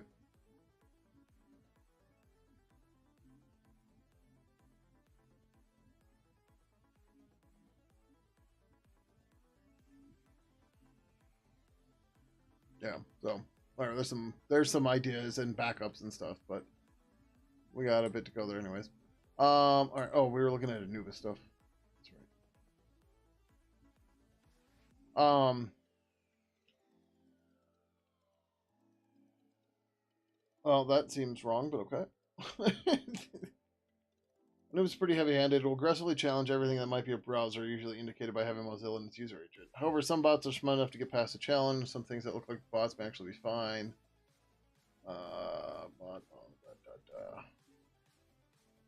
Yeah, I don't think policy is what I want to look at though.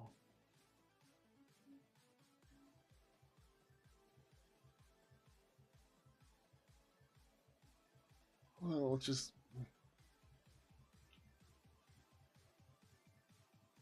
Yep. Where's the base bind prefix cookie domain expiration partition difficulty private key metrics bind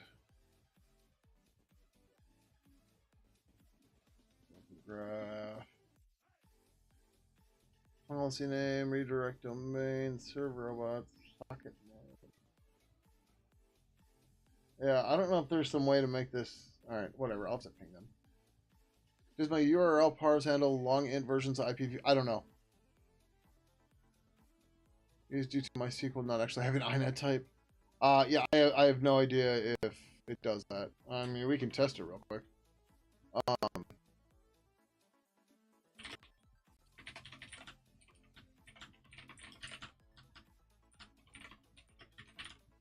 Oh, I thought this had a Mason file, but it doesn't.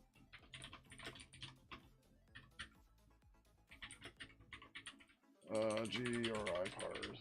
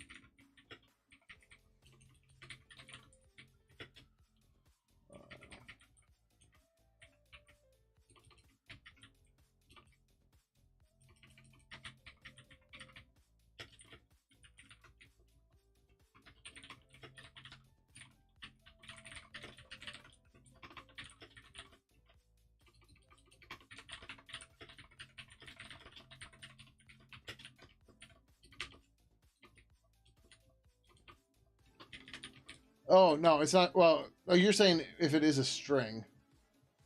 But let's find out.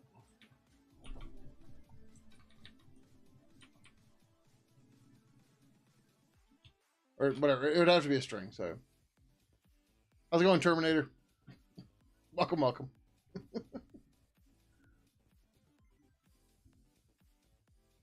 Oh, you store it as an int. Okay, yeah, then it's not going to matter, right? Because it wants it as a string. right?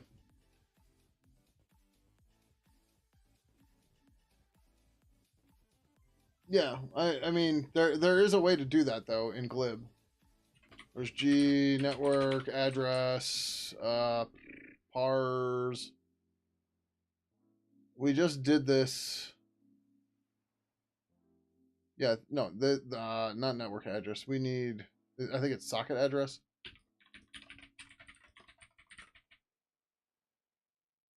So we can do new from native, and there's two native that are here. We were using these in Haya, I think.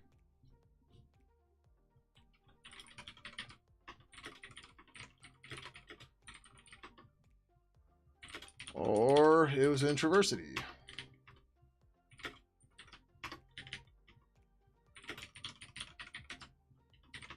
No, it had to be Haya. It's got to be on a branch.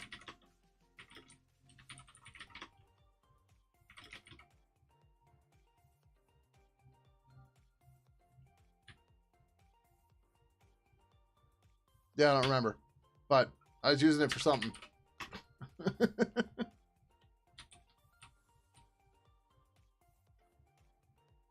Alright, can't do shit with Anubis right now, that's fine. I guess we can do the privacy, yeah, the privacy page. Get that started real quick. Yeah.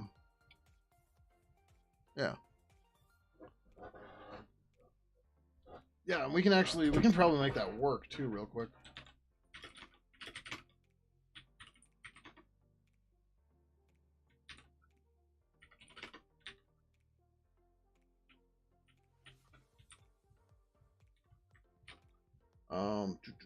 Pidgin conversation.c.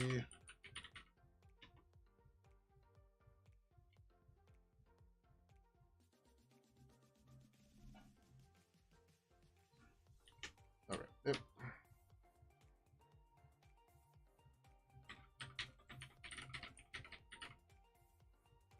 Nope. I don't know how I lost it. Prefs.g schema. Enter.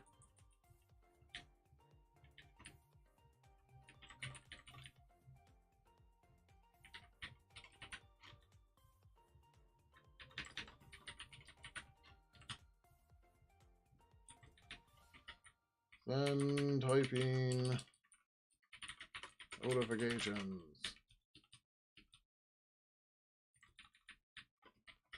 Then typing notifications.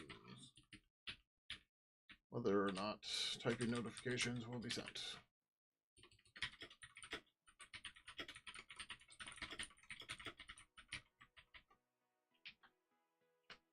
All right, we have the preference. Woo! Yeah, we don't have the preference, but it'll end up in the thing now. Yeah, we can test this real easily too. So in conversation, there's no. Oh, okay. Yep. We need to. Yeah, this gets a little involved, but it's okay.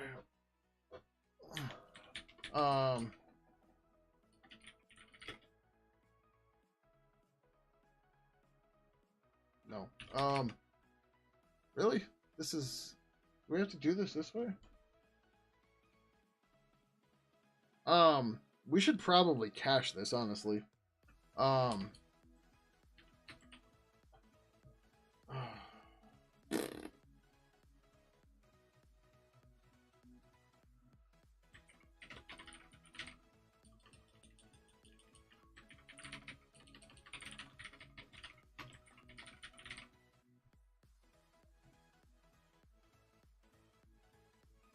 Oh, we keep one for. Oh, God. Okay.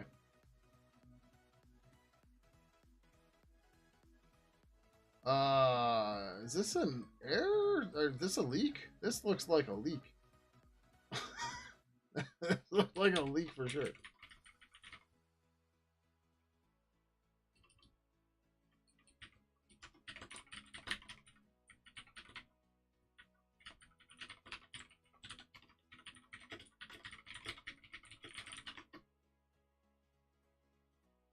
Oh, we got a good test for this now too. Because now that I have the message of the day set up on Ergo with the formatting in it, it'll I just don't have to do anything. I just when it connects, it'll be there. Right. Okay,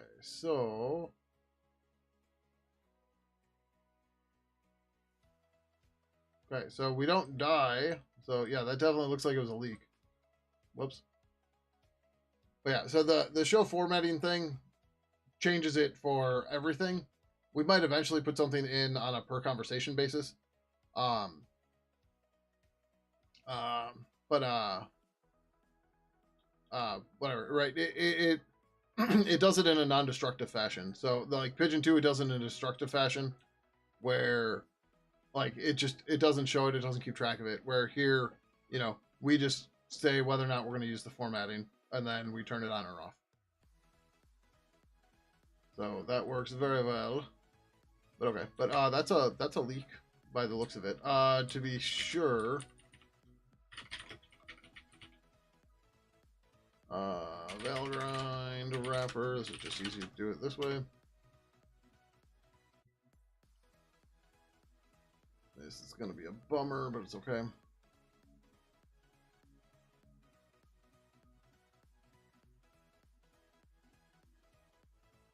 Oh, Valgrind.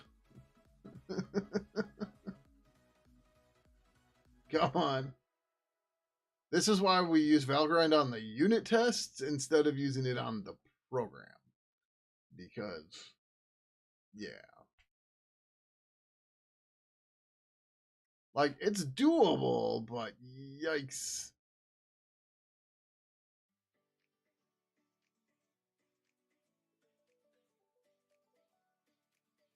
I think I double clicked.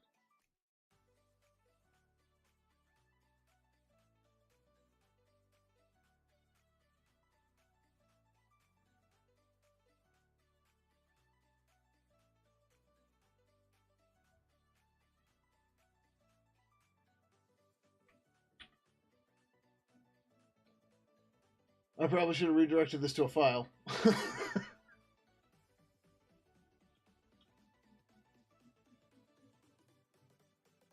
Accessible stuff.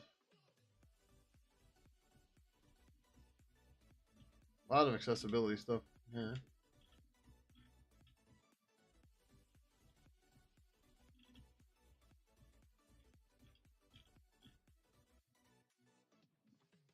Conversation member in it.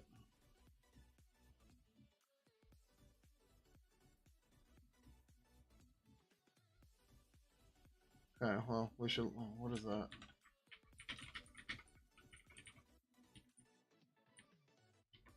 Let's say 191. No, 147.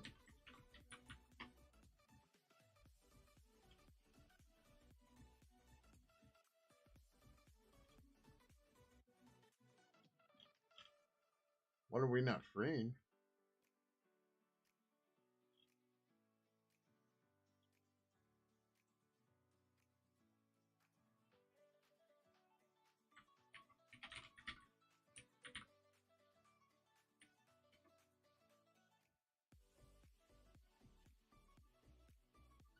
Huh. Alright, well, that looks like fun. Find that one later. We are working on Pidgin Instant Messenger. Right now, we're trying to see if I just plugged a memory leak, which I think we did, but I really don't want to go and reproduce it again.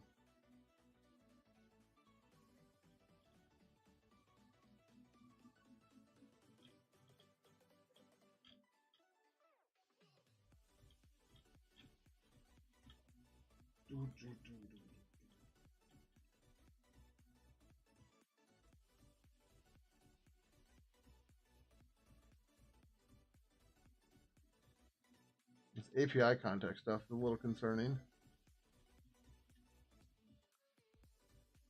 We should be able to search for G settings new with backend, but I didn't redirect any of this output is the problem.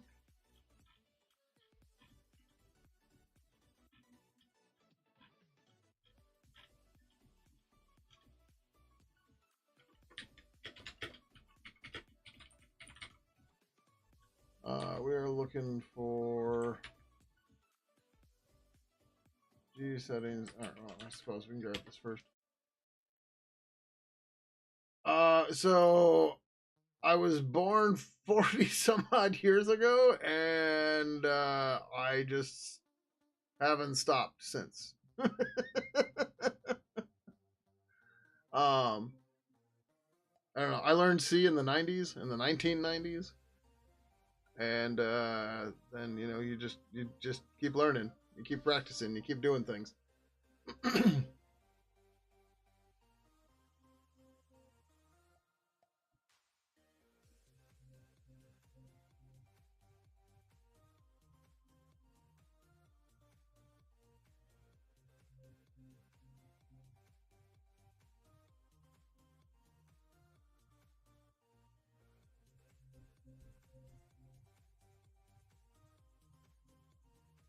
I just realized I could be doing this outside of the program. Oh well. Okay, it's got my control Q. All right, grab blah from Valgrind. Okay, it doesn't see a leak starting from there at all. All right, so if we get rid of this and we rerun the test, we should see it. Oh, we have to build though.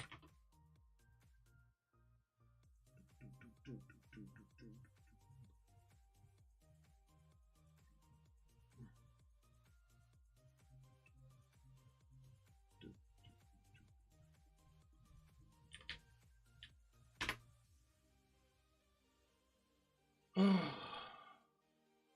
on, Valgrind. I still don't understand why Valgrind is so slow. Maybe they should rewrite Valgrind in Rust, right? That'll make it faster. So I was self-taught in the 90s. I eventually went to school to get a piece of paper so I could get a job, but then I got a job before I finished getting the degree. I still finished. It was an associate's degree, so I still finished it. But yeah, the thing is, there's lots of different ways to get into this stuff, to learn this stuff. There's no one true way, right? Find what works for you. I started tinkering because I was interested and I was passionate, right? I was reading stuff out of books, learning on my own, blah, blah, blah. Then I took some classes. Even my high school had some programming classes. They weren't great, but they were okay, right? College, we did data structures and stuff. But, it's just everybody learns in their own way. Some people learn better by boot camp. Some people learn better on their own. Some people learn better in a university setting. There's all sorts of different ways to do it. Huh. Neither one of these come up in the thing. So, yeah, I've got. Do I have the GIO stuff? I don't have libgallium, whatever the hell that is. All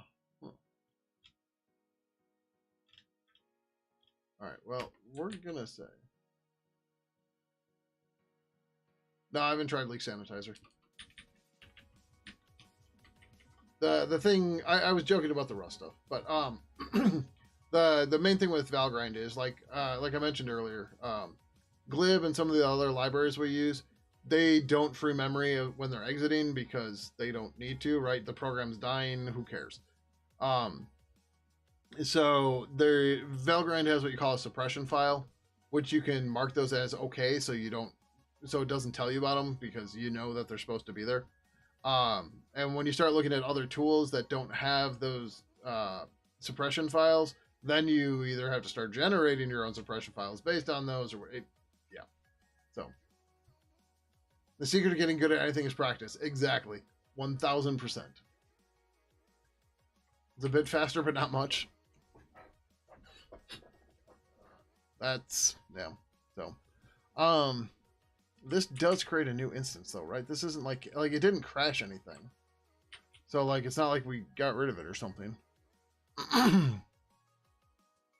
Yeah, we're supposed to be freeing it, but it's not showing up as a leak. So I don't know.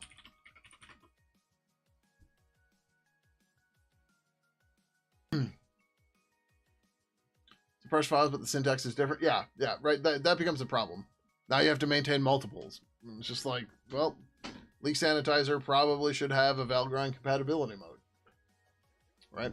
I'm not saying they need to use Valgrind's format, but being able to read Valgrind's format would be very nice. You think practicing something is a chore? Maybe it's your subconscious telling you don't actually like that thing. Yeah, yeah. Case in point, I enjoy playing guitar. I don't fucking practice anymore because it feels like a chore. Like I've tried to learn a few new songs within the past couple of years, and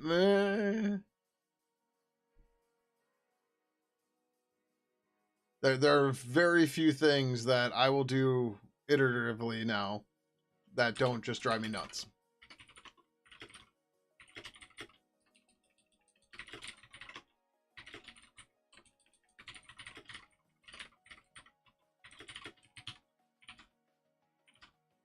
All right, working on Pidgin? Fine. Playing guitar gets real boring real quick. At least when I'm learning a new song. And maybe it's fun trying to remember how to play something I haven't played in a decade, but then it's like, I don't remember. I'll look it up later, and then I never look it up later.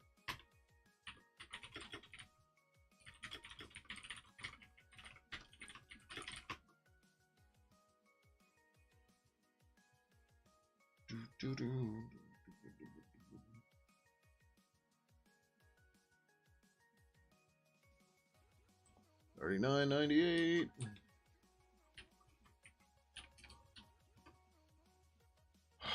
You're killing me here.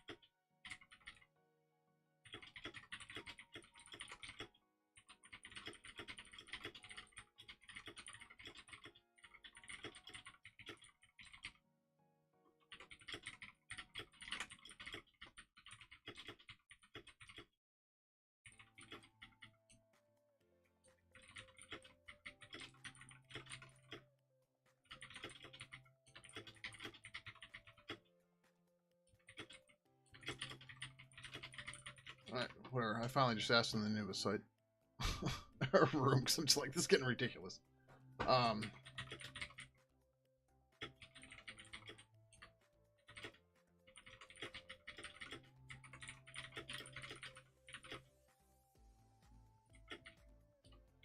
on. I just want to make sure I didn't dumb here.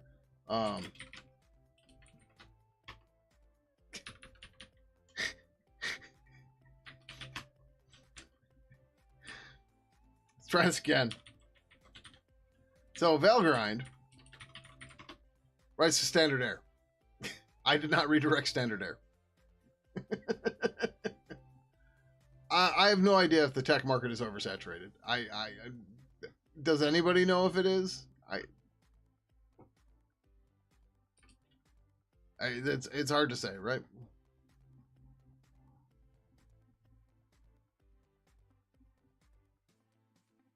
I don't know if I'd say easily. There's a lot of places that don't want juniors, right? And that's on them, but that's definitely something else you have to deal with. Even if you're good, it's still like if you don't have past experience, yeah. The number one thing I will say to anybody trying to find a job: meet people, build a network. I know there's a lot of people that are in tech and stuff that are introverts. Go to meetups, hang out, slowly get to know these people, right? And find out what they're doing, what they're working on, because they can help push your resume through the process, and that is way easier than trying to come in through HR with like a cold application.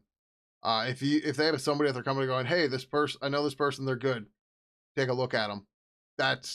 You'll get a call way faster than you do just blanketing resumes. All right, let's do this the right way. Valgrind, wrapper, Pidgin 3, pipe ampersand, T Valgrind. Now the Valgrind file should have data. There you go. Much better. Son of a bitch.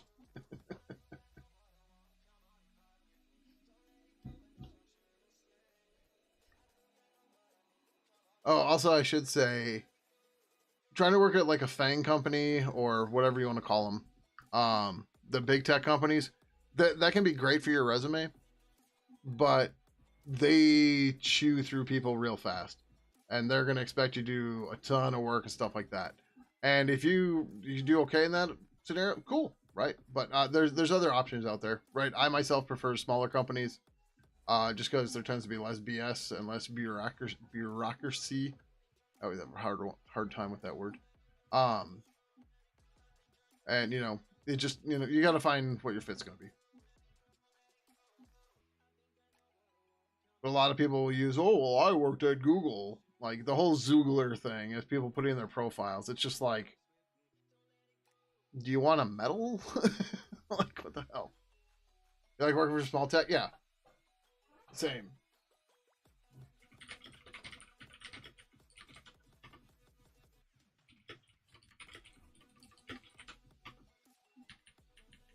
Okay, so I did not see a G settings leak in here, which is weird.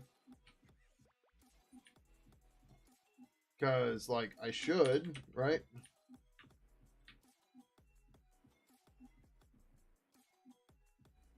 Like, we don't have a finalize for it. Unless does the bind, hold on. The bind might take a sync a floating reference. But that would be weird.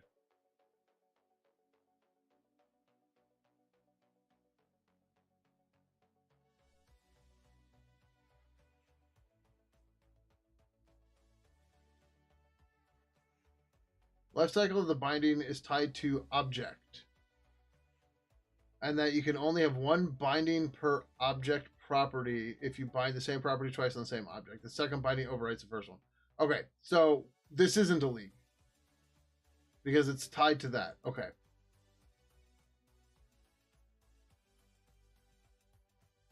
So even though we get a new instance, it gets tied to the other guy. Okay, that's fine. Shit, I already started posting this and everything. There was a new... No. Should have read the docs more.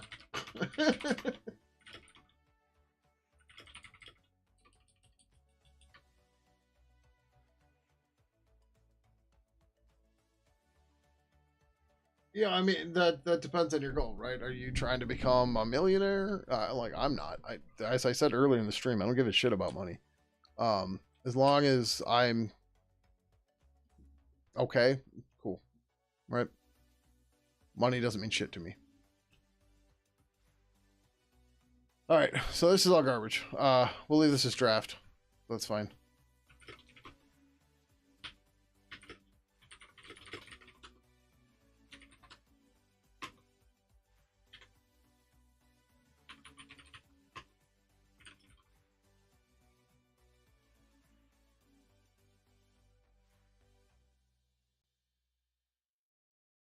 What? Didn't it? Oh, commit or update clean. Okay.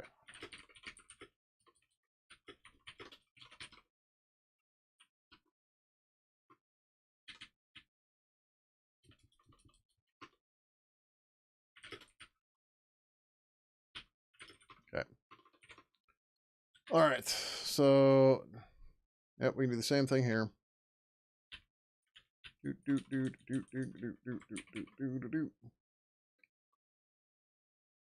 Oh, but do we want? Oh, we're not doing a bind though. All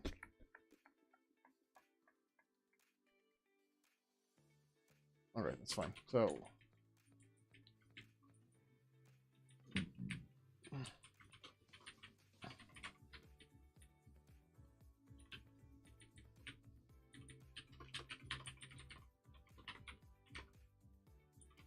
We might want to cache this, and we might not.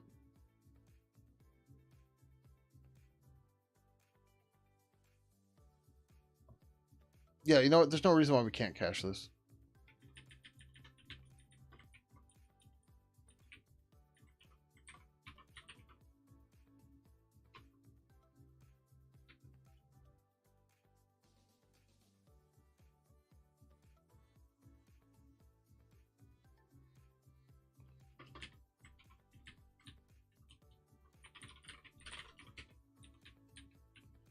Oh, this would have to be privacy settings.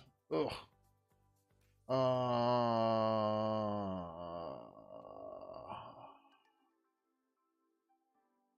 You take the fake work culture and round the clock meetings. Corporate employment is rewarding in the sense that if you have plenty of time to work on your side projects. So yeah. So like I personally right now, I've been doing independent contracting for a couple of years now. And I have one client at the moment, and I work about 20 hours a week for them, and that covers my stuff. And I'm only working 20 hours a week. So, right.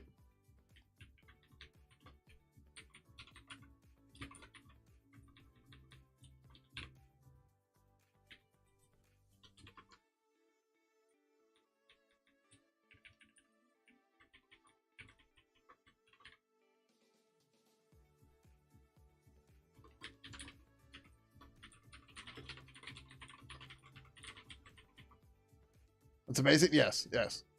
It's taken a long time to get to this point, but it's yeah. I obviously don't want to do much more than that. And the better part too is, so the contracting work I'm doing, it's not programming either, right? So there's the old adage that's if you, oh, I'm gonna butcher it because I can't think what it is. If you love the work you do, you'll never work a day in your life or something. It's something to that extent, right? Um, the thing is, like,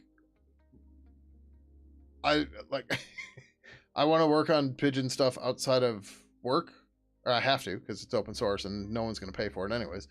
Um, but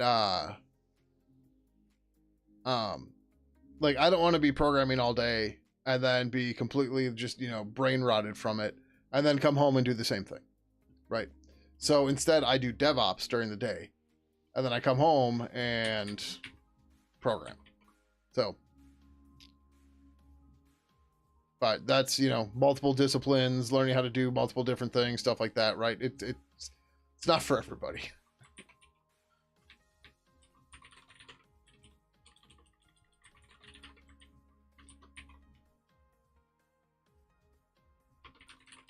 Oh no, finalize should be up top.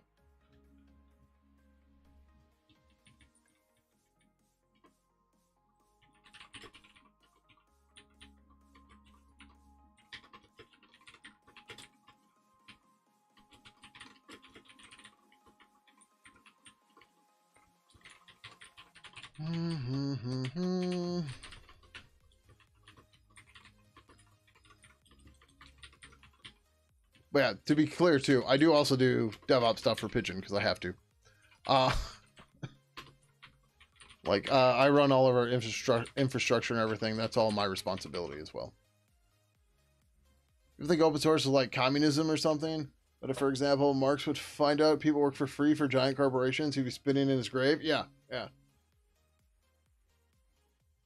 I keep threatening to write an essay titled "Open Source Might Have Won, but Everybody Lost in the Process" or something along those lines.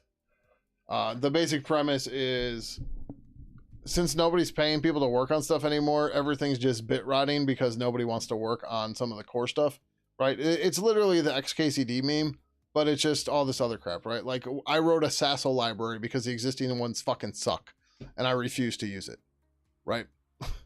Nobody else has decided to do that until I did it, right? And just there's all sorts of other shit like that. Like I'm running into this problem with SIP. And SWK thinks I'm a madman for still considering writing my own SIP parser. Like I haven't done it yet, but I'm still considering it.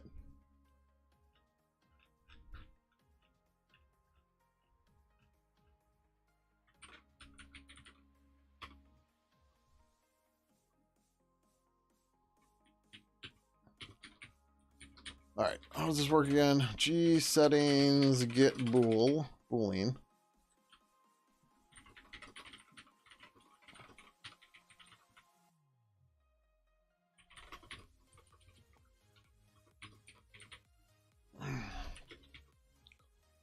What do we name this thing?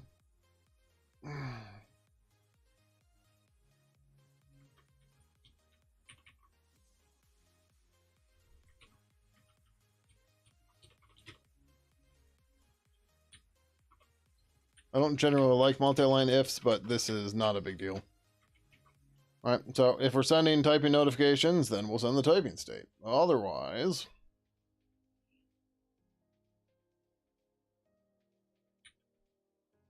same deal here. But yeah, open source, like, people think it's easy and there's all this stuff and blah, blah, blah. And it's just people's misconceptions about, you could write a book about people's misconceptions about open source. It's pretty bad.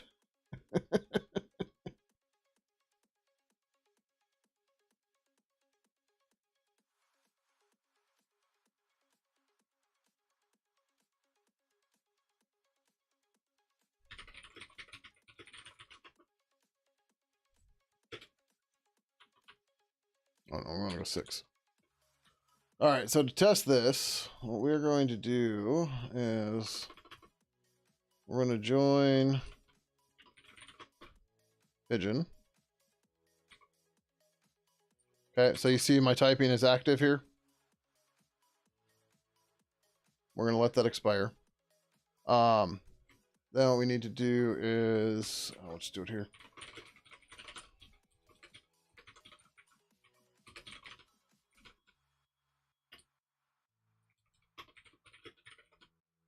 Not Mason.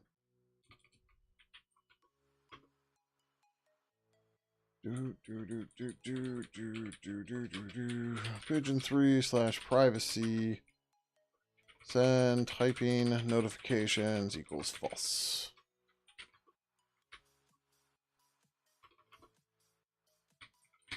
Cool. All right, so yep, so no typing notifications now. We're gonna go put this back to true. Right, so there's my typing active. And when we delete everything, you'll see it'll say done. So we're gonna type some text. I got about 30 seconds or so to do this.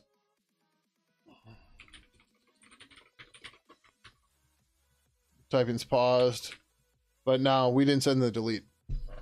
Cool.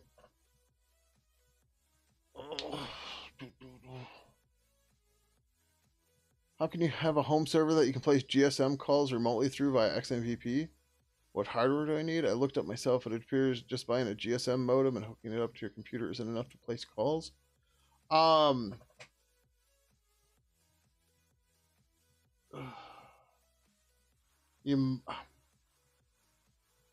know. You would have to have something to proxy through the GSM. The person to ask about that would be SWK. But you want to do it through XMPP? Oh, fuck, I don't even know. But like, you're trying to do voice calls and get them translated through GSM? Or is XMPP the requirement, or do you just want to make calls through it from your computer? Because if that's the case, part of this might already be done for you.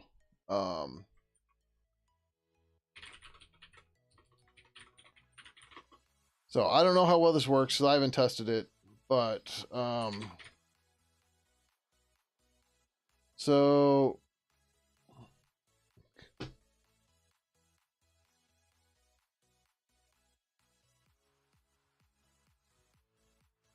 did this end up on GitHub or something? Or is this gone? But anyways, as you said, you could use Pidgin to do. So there's a modem manager plugin. So, well, if you're on Linux, I don't know how it works on Windows or Mac. But if you can get the modem and then expose it and set it up so it's talking on the GSM network, in theory, you could have a protocol plugin that would do that. But I think the MSS, or whatever this thing is, only does SMS right now. Yeah, what's in there. But there's no reason why it couldn't be expanded for voice. Do they have a new upstream for this? Because that's dead. Not surprised. They still owe me money too, fuckers. Well, they're linking to here. Does this work for anybody else, or is like Pi-hole and stuff getting in the way here for me? without looking around for your phone. Gotcha. So the modem manager stuff might do it, but it, like I said, right now this is just SMS.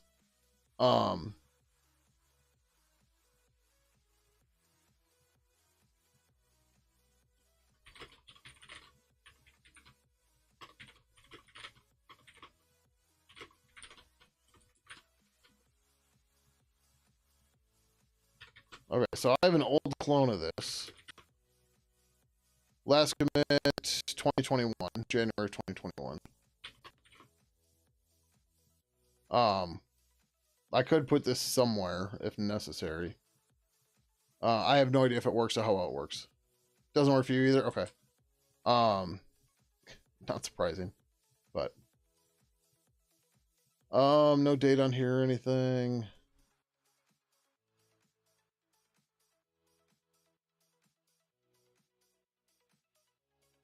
Okay, so Debian had it too.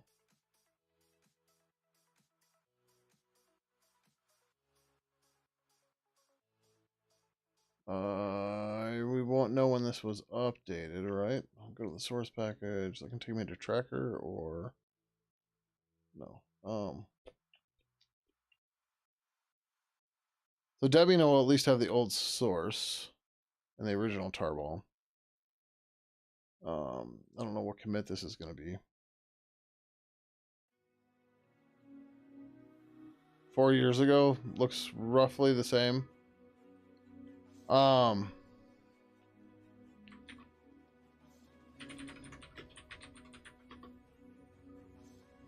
So no, not that chatty.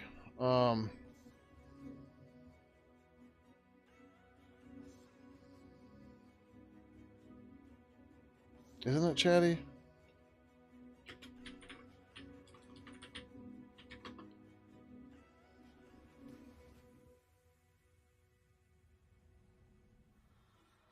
Oh, sure. What is this?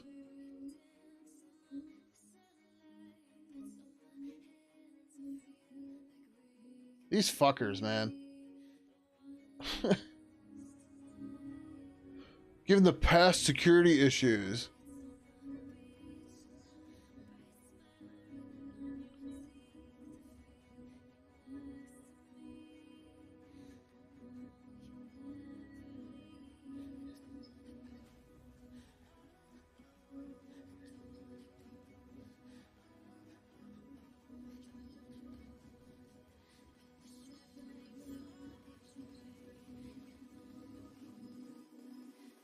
Which one was this?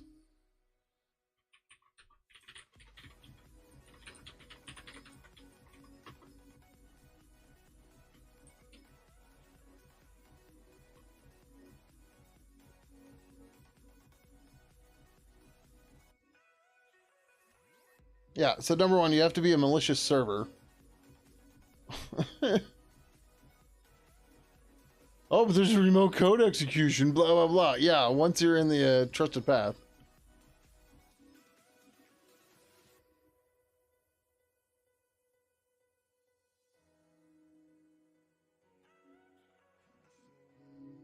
Whatever.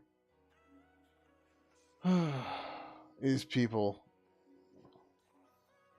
Like, yep, this was a problem. It got fixed. Shit happens. Do you know how many remote code executions there are in your fucking browser? Oh, but Pidgin, blah, blah, blah, blah, blah.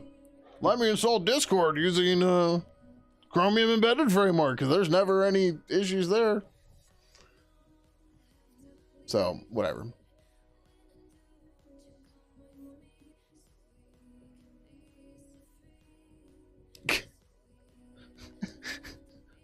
Really? Based on what?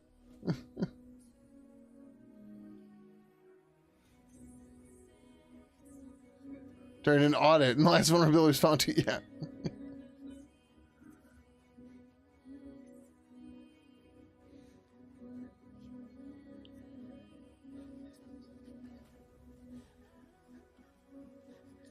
Oh, I'm sure you could, yeah, these fucking people, man.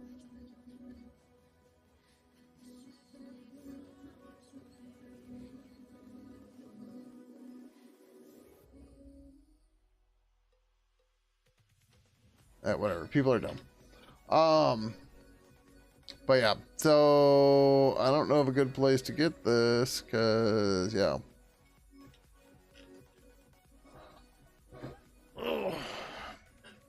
Well, the purple M&M came up, though. Oh, that's right. We were looking for... I thought it was Chatty. All right. Beta support MMS on modem manager. This is 2020.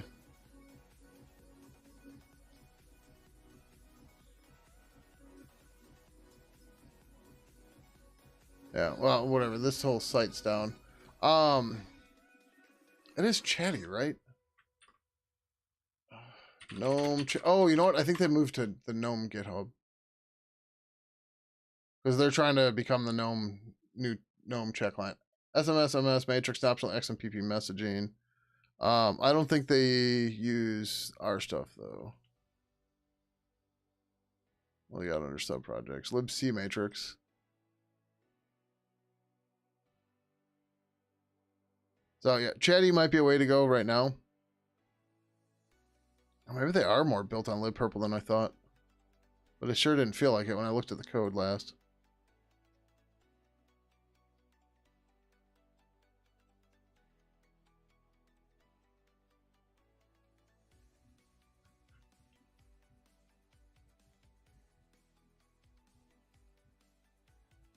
Yeah, I don't know. So Chatty might be a way to go to. I don't know.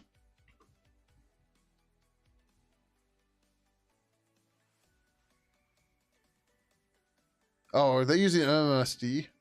Okay, so there's this thing out there called MMSD. What is mmglib?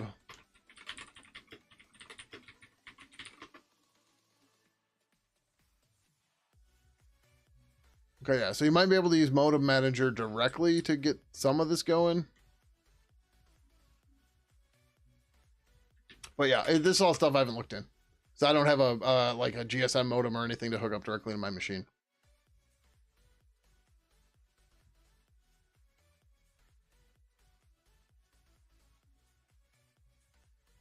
Oh shit, I don't mean to close those last two.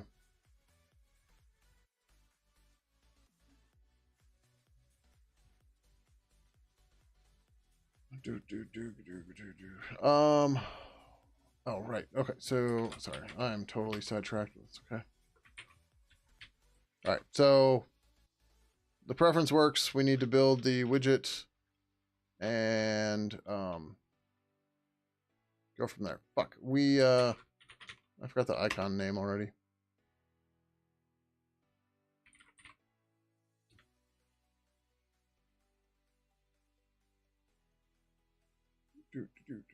We'll keep this here for a second. So we want to grab appearance.ui, copy this, new, save as privacy.ui.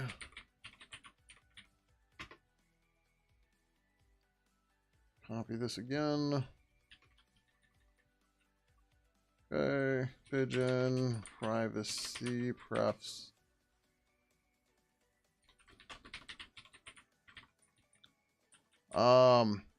Fuck, what would this even fall under?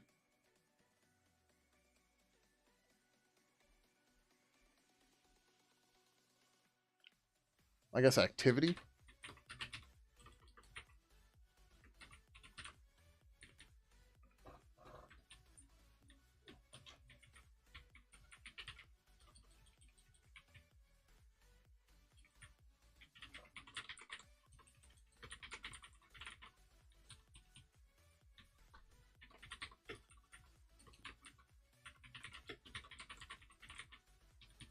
Okay.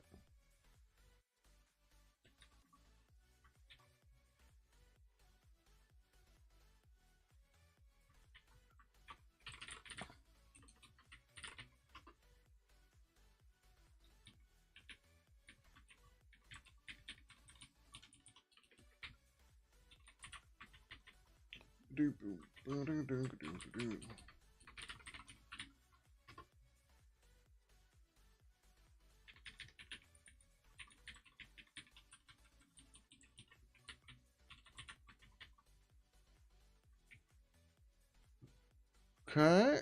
Now we just actually have to build the rest of the widget, which should be straightforward.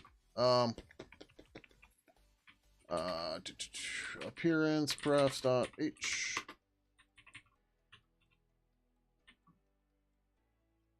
Pidgin, whatever, just grab one. Dot h.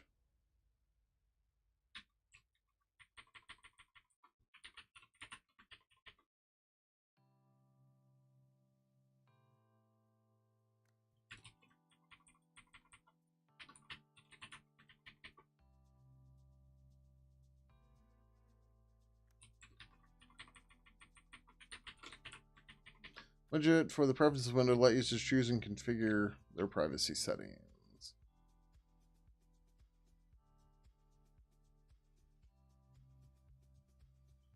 Okay, that looks fine.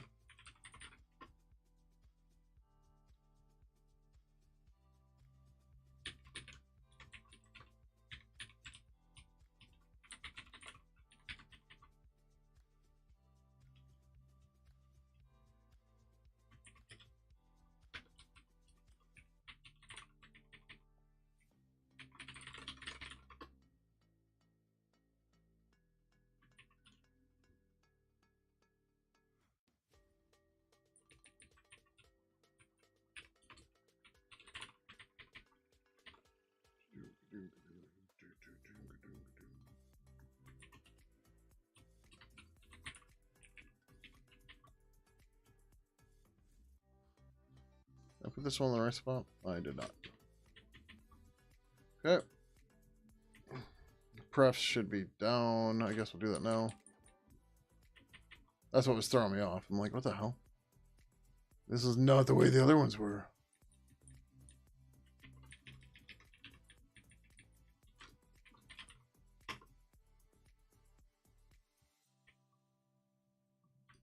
We're gonna do that. Okay, whatever, the rest is fine. All right. Appearance prefs dot c.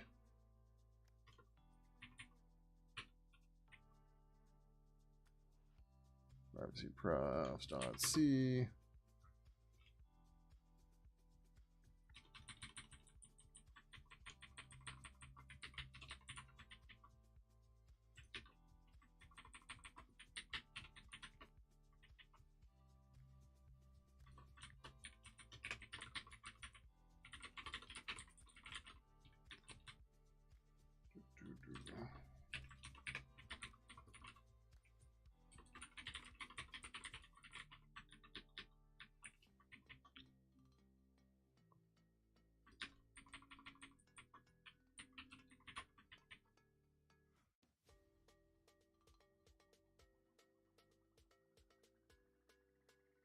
I think that we need to.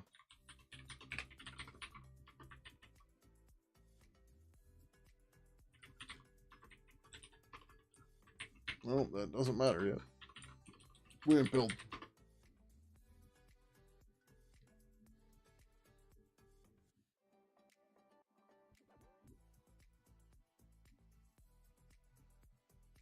Did I get everything right the first try? What the fuck?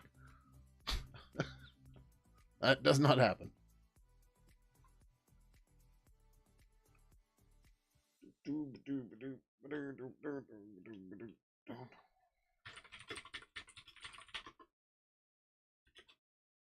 So, that one won't matter. Join. So first things first, preferences. We've got privacy there. Send typing notifications is off. That's okay. Like off Pidgin 3 press no Pidgin 3.ini still open on 6.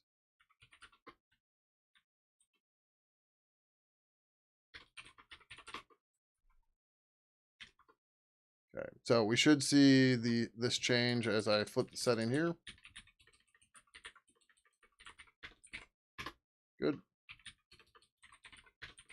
Good. Likewise. Yep. Yep. Okay, grab this, take this to 6, take this to 6.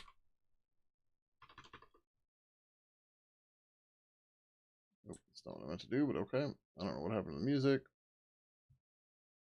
Pretzel is having a baby again. Okay, so we're sending typing notifications. Okay, I don't know why we're stuck on this window, but okay.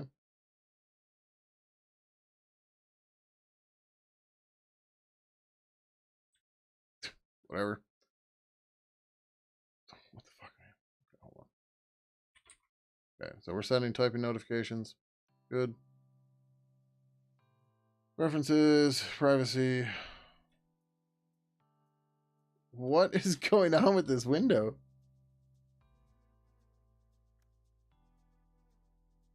Like, this didn't happen before.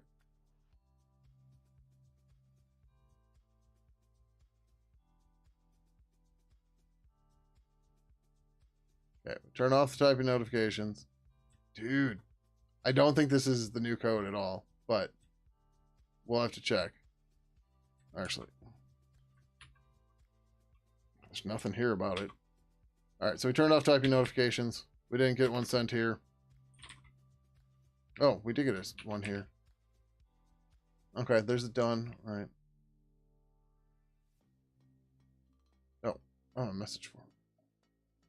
Turn off typing notifications. Nothing. Nothing. Cool. All right, we have to see if we can reproduce that bug without this code, though.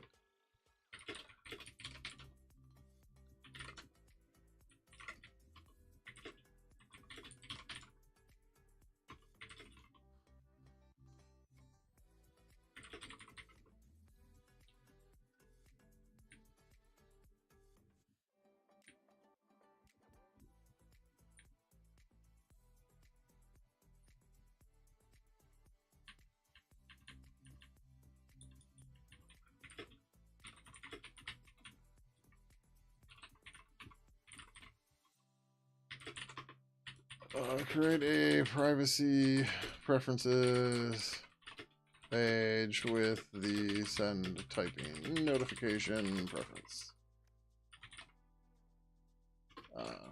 This only controls whether or not the conversation window will send typing notifications. Plugins can still do this on their own.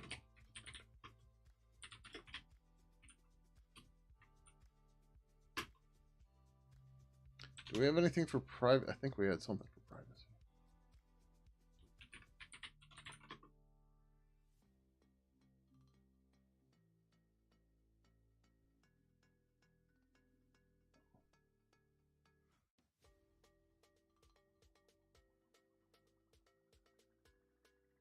We can mention it here.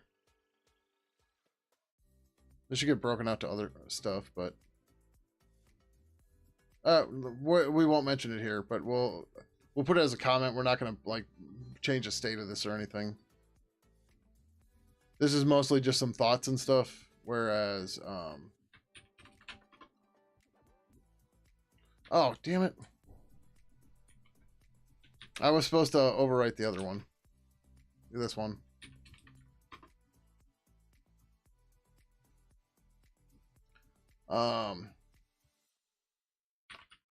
Used ngraph to verify if the settings or if the RC typing messages were being sent or not. Also manually modified the settings file and verified the UI updated and vice versa.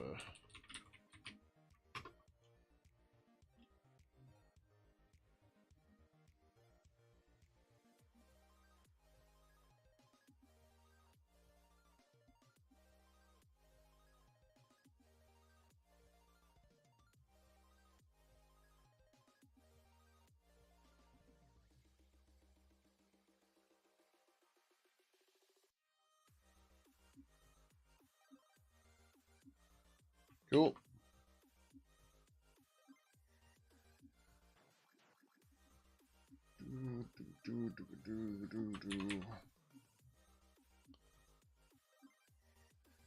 R/39.99. has been created to create the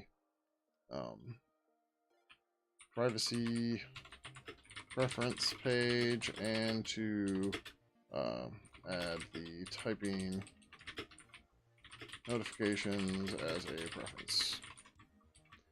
It's nice to actually like do some of this stuff. You know, like have stuff that's going. And I guess we'll put this as a bug here too. Fine.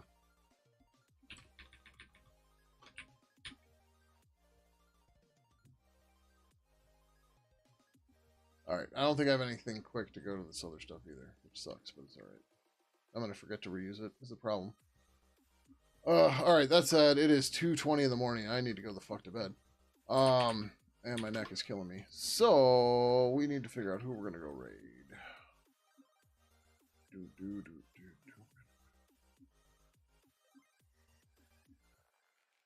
Oh. Well, I think we're going to go there.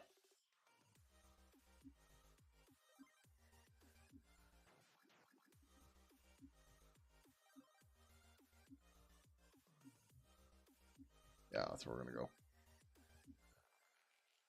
He's not programming right now, but that's fine. We're going to go raid Mr. Togglebit. If you don't want to join the raid, there's nothing you need to do. YouTube, I'll give you a link in a second. I think he multi-streams. I don't know his YouTube handle off the top of my head. But if you don't want to join the raid, you can go ahead and hit cancel up above the chat. In the meantime, be sure to follow on Twitch and subscribe on YouTube. And if you'd like to follow me on social media, you can find links to all that right over here. I do announce on my Mastodon when I'm going to go live.